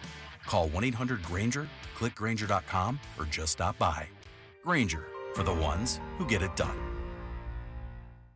Everyone has a fave Wendy's Frosty flavor. And when you're choosing from chocolate or vanilla, it's not that hard. But now, there's all new Frosty Swirls and Frosty Fusions. So try picking your fave from Oreo Brownie Fusion, Pop-Tarts Strawberry Fusion, Strawberry Swirl, Brownie Batter Swirl, Caramel Swirl, and Caramel Crunch Fusion. Not so easy now, huh? For a fresh way to Frosty, gotta be Wendy's. At participating U.S. Wendy's, Oreo is a trademark of Mondelez International Group. Pop-Tarts is a trademark of Kellogg North America Co., LLC, used with permission. Brought to you by MVP. Only $39 for an AC tune-up. Book now at themvpkc.com. MVP Air Conditioning, Heating, Plumbing, and Electric is your home's MVP this spring and summer. Get a summer AC tune-up for just $39 and avoid costly repairs. 913-214-1212 or visit themvpkc.com. MVP. One call does it all. You're listening to 96.5 The Fan from the Mission Plumbing, Heating, and Cooling Studios. What's trending? What's Trending is presented by Baker University, where graduates earn higher salaries and land jobs faster than any other university in Kansas. Apply today at bakeru.edu. The Royals did drop 2 of 3 over the weekend to the St. Louis Cardinals. They're now out west in 8:45. First pitch here on 96.5 The Fan. Vern's on Deck show at 7:30. The Royals will send Chris Bubich to the mound. They'll go up against Robbie Ray, who's undefeated on the season. He's 6-0 with a 3.04 ERA. Now Chris Bubich has that 1.66 ERA. So we'll see if the Royals out west can get things done. We'll find out later on if the lineup comes out, if Jonathan India is back after missing yesterday's game, late scratch due to, as we were just talking about, Contreras spikes up right into his knee. So hopefully it's just a short-term thing, as the Royals are already dealing with some injuries in other spots. Elsewhere, on a positive end, Jack Kagleon called up to AAA Omaha. They're off today, and then they head out west to Salt Lake. But Kags made it to AAA before Memorial Day weekend, a week before Memorial Day, and now I think it becomes real of the timeline if he's able to have success at AAA and dominate AAA the way he did at AA. He's in line to be up in 2025. But, of course, a lot still has to happen for him individually. But obviously thrilled to see he's called up. Also, Frank Mazzucato called up from single A up to AA. So nice to see maybe some good things starting to happen with him. He's got a lot more work to do, of course. But, he was kind of stuck, if you will, in A-ball a little bit, wondering would he get things figured out. And he did this year in A-ball. So we'll see if he can do the same in AA. Next up on What's Trending, I know, Drew, maybe while you were gone in Florida, you were still keeping an eye on the PGA Championship. Scotty Scheffler. Yes. Got it done. What, He a 4-stroke lead, or won by 4 strokes, I guess it was? Yesterday, Is that right? yeah, yesterday was interesting because at one point he was tied with John Rahm. It looked like John Rahm was the guy to beat, and then Scotty pulled it together on the back nine, and John Rahm faded, and Scotty won easily. Yeah, $19 million, the winning purse. Yeah, because on heading into Saturday, which was round 3, Jonathan Vegas was the leader by 2 strokes, and he just fell off. Fell off completely. Yeah, that was it was a weird tournament. I don't know if you guys talked about it at all on Friday, just in regards to the leaderboard. We were saying that there wasn't much buzz around it. It was a weird leaderboard because there were guys that you don't typically see up there, like Davis Riley or Jonathan Vegas. Alex Noren, of course, is up there as well. Like guys that we don't typically see leading majors were in the lead, and guys like Rory McIlroy were barely scraping by and making the cut. Next on What's Trending, NBA postseason. We've now narrowed it down to the conference finals. So tomorrow out west, it will be the Timberwolves and Thunder. Then on Wednesday in the Eastern Conference Finals at Madison Square Garden. Man, that's going to be nuts. Oh, yeah. Pacers, Yay. Knicks. Boo. Thunder are still the favorites to win the NBA title. The Knicks, I believe, have the next best odds to do so. The Pacers, despite what they were able to do to Cleveland, people are counting them out. We'll see how this series goes. But I cannot wait. The Knicks have already made some history just getting back to a conference final for the first time since, I think, 2000. Yes. But they're trying to break a 50-plus year drought, as in winning an NBA championship. Should be really fun, entertaining. And I do think you think about the 4 teams. It is fresh blood in the finals, or the conference finals, I should say. So that should be intriguing for some people that if they're worried about it being stale, it's the same teams. No. We got new stars. We got SGA, who probably is going to be the MVP of the league this year, at least a good chance. He's on one end. Obviously, Jalen Brunson and the Knicks and what he's been able to do. So, not to mention Anthony Edwards. So, you just go on and on. Halliburton's probably out of the 4 teams, the star that is lower than the other as far as name recognition. Agreed. But still, he's a hell of a player. Although someone asked earlier if his dad is still banned from going to road games. I don't know if that's the case. I believe he is, and it's more of a Tyrese telling his dad not to show up. I think one of the cool things, too, about this is obviously the Thunder and Wolves, could we see a new rivalry sort of spark up with this? But Pacers and Knicks, old school rivalry. It's on TNT, so Reggie Miller's going to be on the call for every single game. Spike Lee's there. I am amped up for this series. It's going to be so much fun. Hopefully the Pacers can pull it out, but yeah, we'll see. Obviously, if the Knicks found a way to win the whole thing, that's what everybody, I guess the league would want most, I would say. I'll be honest. Jalen Brunson's incredible. I like him quite a bit. I think I want the Knicks in the finals, but I'll be honest, I would rather them not win. That goes back to my East Coast sports fan thing more than anything else. But the Knicks in the finals would be great theater. But after that, Minnesota or OKC winning, either one of those would be great. Your Pacers, I think the Pacers will give it a good series. I don't think they're getting swept or anything crazy like that. Oh, so yes, but certainly. I think the Knicks ultimately win that series in 6. If the Pacers win, I haven't determined yet. I obviously don't know the parade situation because the Pacers have never won a title. Are you going to go back to Indy for a Pacers championship parade? I don't think I would, but I would be I'd be very intrigued at the idea of what it would look like. Like depending on when they win, when would it be? If it for whatever reason was on a Saturday. Then, it's always a weekday usually. Yeah, it is, which is why I think I would say no to that. But if it were a weekend for whatever reason, where's the Pacers gear, man? Where's the Pacers gear? I don't have enough Pacers gear, man. I've got maybe 2 shirts. I'm out here slacking a little bit. That's your hometown team. I know I'm slacking a little bit. Got to represent the 317 a little bit better than what I do. Lastly, on what's trending, the Eagles have agreed to a multi-year extension with their head coach Nick Sirianni. Of course, coming off a Super Bowl championship. He was on the hot seat entering last season, but to his credit, despite him maybe not being the most likable figure on earth, he got it done. And he deserves the contract extension there in Philly. That is what's trending here on Cody and Gold. Alex Gold, Drew Nixon with you for just joining us, wondering where Cody is. He left a little early today to make sure he can go to something that his daughter's got going on. So he'll be back tomorrow with us. We'll have the full show, all 4 hours tomorrow with everybody on board. Before we get into a narrative that existed all last season and I guess is already starting and means it's going to continue this year, you are a college football guy. Your podcast is back up and running, yes and no? I had a podcast last week. We're going to talk about this that we're about to talk about here as well as other things. So Big 12 and SEC win totals. We'll start with the Big 12. We'll get to SEC maybe later in the week. But Big 12 conference win totals for football are already out. Now, if you're wondering in the Big 12, the highest win total, that would be the Texas Tech Red Raiders heading into the season. Might surprise some people, but 8.5 wins, over under 8.5. They had 8 wins last season, and now people are expecting them to go after. Yeah, they've spent some money in the portal. Kansas State, over under set at 8.5 as well. Arizona's 8.5. Arizona State. Yeah, thank you. Yeah, Arizona State 8.5. BYU 7.5. Utah sitting there also at 7.5. Kansas 7.5. I'm not going to keep going, but are you optimistic at the? Do you like the 7.5 for KU? So I think K-State absolutely should be over under 8.5. It's another year of Avery Johnson. This is a huge year for him financially and beyond, frankly, and how people will view him. He had all the hype, and there's plenty of glimpses. Now it's his team. Like that. Now it's his team in year 2. Will Howard obviously had left for Ohio State last year, but it was still year 1 for Avery Johnson. Like now, this is firmly your team, and you have had a chance to develop and get used to this system and everything. So, yeah, I think that should be the expectation for Kansas State. For Kansas, look, Jayden Daniels out of the gate. Can he come out swinging immediately? Last year, it took way too long for him to get into flow. We all know how the season started. It was a disaster and a very disappointing season. They have a new offensive coordinator. And can he get settled in this role even more moving forward? So I think for Jayden Daniels, that's what it's all about. Or Jalen Daniels, that's what it's all about.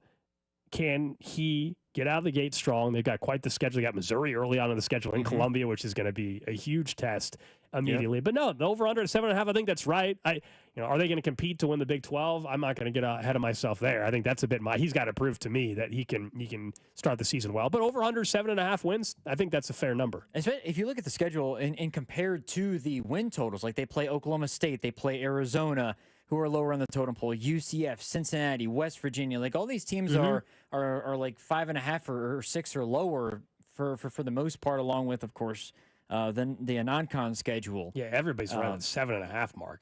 Iowa State's also over under 7.5. Yeah, I think that's what makes this interesting is you have teams that are. It's not like you've got 10.5 and then you got teams down to 3.5. Like you've got 8.5 to 5. That is the entire league is between 8.5 and 5. And we saw last year it was one of the best conferences in terms of competitiveness across the board. And I think that's the same sort of thing we could see happen where if some team gets hot. Then they could end up winning 9 or 10 games. But if they're, no offense to poke at Kansas, but it's true based on how last year went, if they can't get over themselves and they keep on committing mistake after mistake, it's going to be close game after close game. But little things make a big difference, and you could end up going 5-7 instead of 8-4, which is what KU could have been in the same situation last year. I think it is interesting with both local teams in the Big 12 having returning quarterbacks. The coaches are still the same, of course.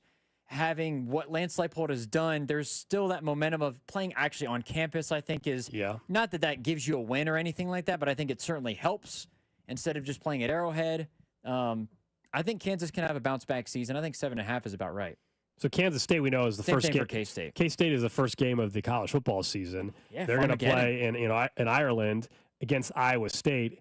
So their first couple games, K-State, Iowa State, North Dakota, Army, Arizona. Those are the first 4 for K-State. And then the K-State game is not till October 25th, but not quite. They wrap up the season, by the way, with Oklahoma State, Utah, and Colorado, which nobody knows really what Colorado's going to be this season. They're at 6, I think, even on the circa. They're kind of a wild card team. But obviously, when we get much closer to college football, we'll talk about these teams more in depth. But just the win totals are out. It's always interesting to start taking a look at that. You can bet those right now at FanDuel. Drew's got his podcast already going to get you guys set, I should say, for the start of the college football season. We'll talk about the SEC and their win total maybe tomorrow or a little bit later on the week, because those, of course, are already out as well.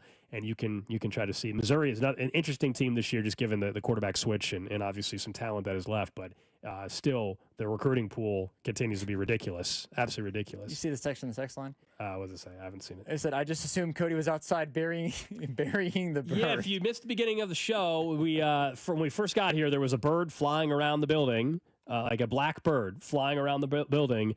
And by the time we were 45 minutes in the show, Drew came on and said, hey, the bird's dead. So we had a funeral for the bird. Yes, we did. And then we found out later on, an hour and a half, 2 hours later, that there were 2 birds. The one that was flying survived. Unreal. That we saw. The other one, we didn't know there were 2. The other one that had died over the weekend or something. Somehow 2 birds got into it's not the studio, but the building. If it was in this room, you wouldn't be able to do a show. You would have had, you couldn't do a show. That would have been. It just would have been ridiculous. The video would have been unbelievable. Oh, yeah, it would have been If a bird just came in right now, So, 1 bird down, 1 bird survived. We would have to have the one camera on you and then find a way to get the other camera. Just move the camera around. Yeah, have ourselves a bird watch, Would have been something crazy like that, man. Would have been something real crazy like that. All right, I mentioned that we all know the narrative last year that existed throughout the season on the Chiefs' end was about, the officials are in their back pocket and all this kind of stuff, right? So I know that it's going to come up during the season. I guess I'm just surprised that on May 18th, now 19th, this is already being pushed out there. It actually came from Odyssey's betting network. I do a show on Saturdays, BetMGM network, that airs across the country, and there's daily programming that they have that is all about betting. And one of their hosts, Sammy P on Twitter, was talking about the Chiefs' primetime games and how many they have. And so they were taking a look like how to bet these primetime games. And here was his reason of what he's thinking about when it comes to betting the Chiefs in primetime. Speaking of Kansas City, did you see how many primetime standalone games they've got this year? 8? Yes, I did. 8. Only 8? And they could have potentially 2 more if you consider the flex schedule. Oh, wow. So 9, maybe 10 primetime or standalone games. You think the refs might hold a little hand in those Kansas City games where they're playing on an island? The league wants everything to do with them being one of the best teams in the league. Never will you see that admitted anywhere publicly, but the league is at its best when Taylor Swift is in the mix, the refs tend to give the Chiefs the calls, and now they're going to be primetime or standalone at least 8 times. So that's nothing new. We had heard that all last season. I guess it's just weird that this far out, we're already making sure that narrative continues. And that's what it is, by the way. It's a narrative. People looked at numbers. There's some numbers that show that Mahomes gets calls, but then if you compare it to Tom Brady and Josh Allen, it doesn't look that crazy for a starting quarterback of their caliber in the league. We all know the league loves the Chiefs, from a ratings perspective. That's why they're on Christmas and Thanksgiving, and they're playing in Brazil, and they're all these primetime slots. Nobody's disputing that point. The point, though, that is if the league has told the officials, hey, we need Taylor Swift still to be relevant with the Chiefs. That's so stupid. So we got to make sure you guys give us calls. That's where I get annoyed, and I'm sure a lot of you get annoyed with it. Of course, the league wants the Chiefs at this point in time in these primetime slots because everybody's watching. Everybody's watching because they've been good for the last 5 to 7 years. That's why people are watching. If it was New England, we all saw it was the same thing. It's just they're the team, along with the Cowboys, that get the best ratings in football. That's just because they are good. And when they're in primetime, everybody's watching, and when there is a bad call and the Chiefs take advantage of it, it stands out. Nobody's watching the random noon Jags-Panthers game when there's a bad call that favors Trevor Lawrence. Nobody gives a damn because you're not watching. But we're all watching. This is stuff that we brought up last year. I just think it's very lazy. That's all. Just very lazy. Look, if you're going to talk about from a betting angle, that's fine. If you think the Chiefs have the officials favoring them, then sure, keep betting the Chiefs and go make yourself some money off it if you're going to complain about it. But just already setting the tone of like, you're never going to hear it said publicly or whatever, as if he's like breaking news, like groundbreaking news. Like, you won't hear it publicly, but let me tell you it here first. This is going on. That's like just more of a philosophy that I can't stand. Just because something is not officially put out in a statement, if you think it's like you put it out there, Drew, or in this, this case, he puts it out there, like it doesn't mean you're also correct. Like that there's this grander conspiracy theory around the NFL. It's annoying. We did this last year, and clearly it's going to continue this year. Yeah, evidently so. I just think that it screams of, and I don't know what Sammy P's team is, but it screams of, my team's not good enough to beat this team and hasn't been. So as a result, I'm just going to start flailing out, takes of the refs, and it's the refs' fault because my team can't do it, and I've ran out of excuses that my team can't do it, so I'm gonna pick on other people. That's the, like, you can root for a team and still understand that the referees don't have any favoritism in this thing, or the NFL doesn't have any favoritism in this thing. I think it is interesting, though, that the NFL is like the only league really where it's, if the LA and the New York teams were good, obviously it's great because there's more numbers, but it doesn't hinder the NFL product or its viewership because the New York teams stink or the LA teams are not as good as Kansas City and whatnot. No, but the biggest stars, I mean, they're where I agree is that obviously the Chiefs are in all these primetime slates.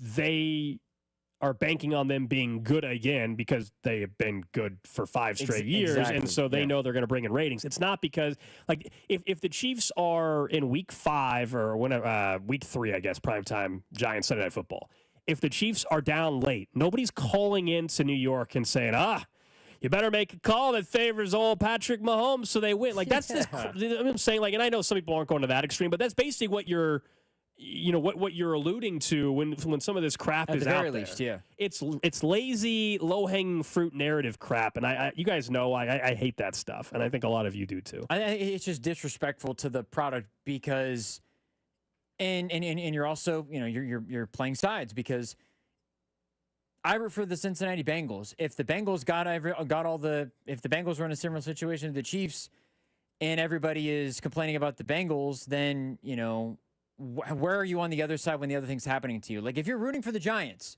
and let's say out of nowhere, you hate the Chiefs, and you root for the New York Giants, and all of a sudden the Giants get really good here in 25 years, and everybody hates the New York Giants, and they're blaming the refs. are you going to have the same stance, or are you going to be well, you guys just keep on blaming the refs? You know how? No, and admittedly, woe is people me, did like- this. Admittedly, people did this when the Patriots were winning. So some of it is just it's the nature have of to being check the spot. yourself, I think. It's just people forget that you were saying the same thing about the Patriots, and it does. This thought that they just want these teams to. Yes, the NFL, because of the primetime, yeah, they would like the Chiefs to be relevant again because of how many games they gave them in primetime. It doesn't mean that there's calls and things being placed. Yeah. I've said it a few times already. Like, I truly think what happens is because they're in primetime, everybody watches. We know officials make plenty of mistakes, and so they're magnified when they're in primetime. And now because the narrative is there about the Chiefs getting calls, if there is a call on Friday night in Brazil with the Chargers and the roughing the passer call is in favor of the Chiefs late, everybody's going to say, new year, same old crap.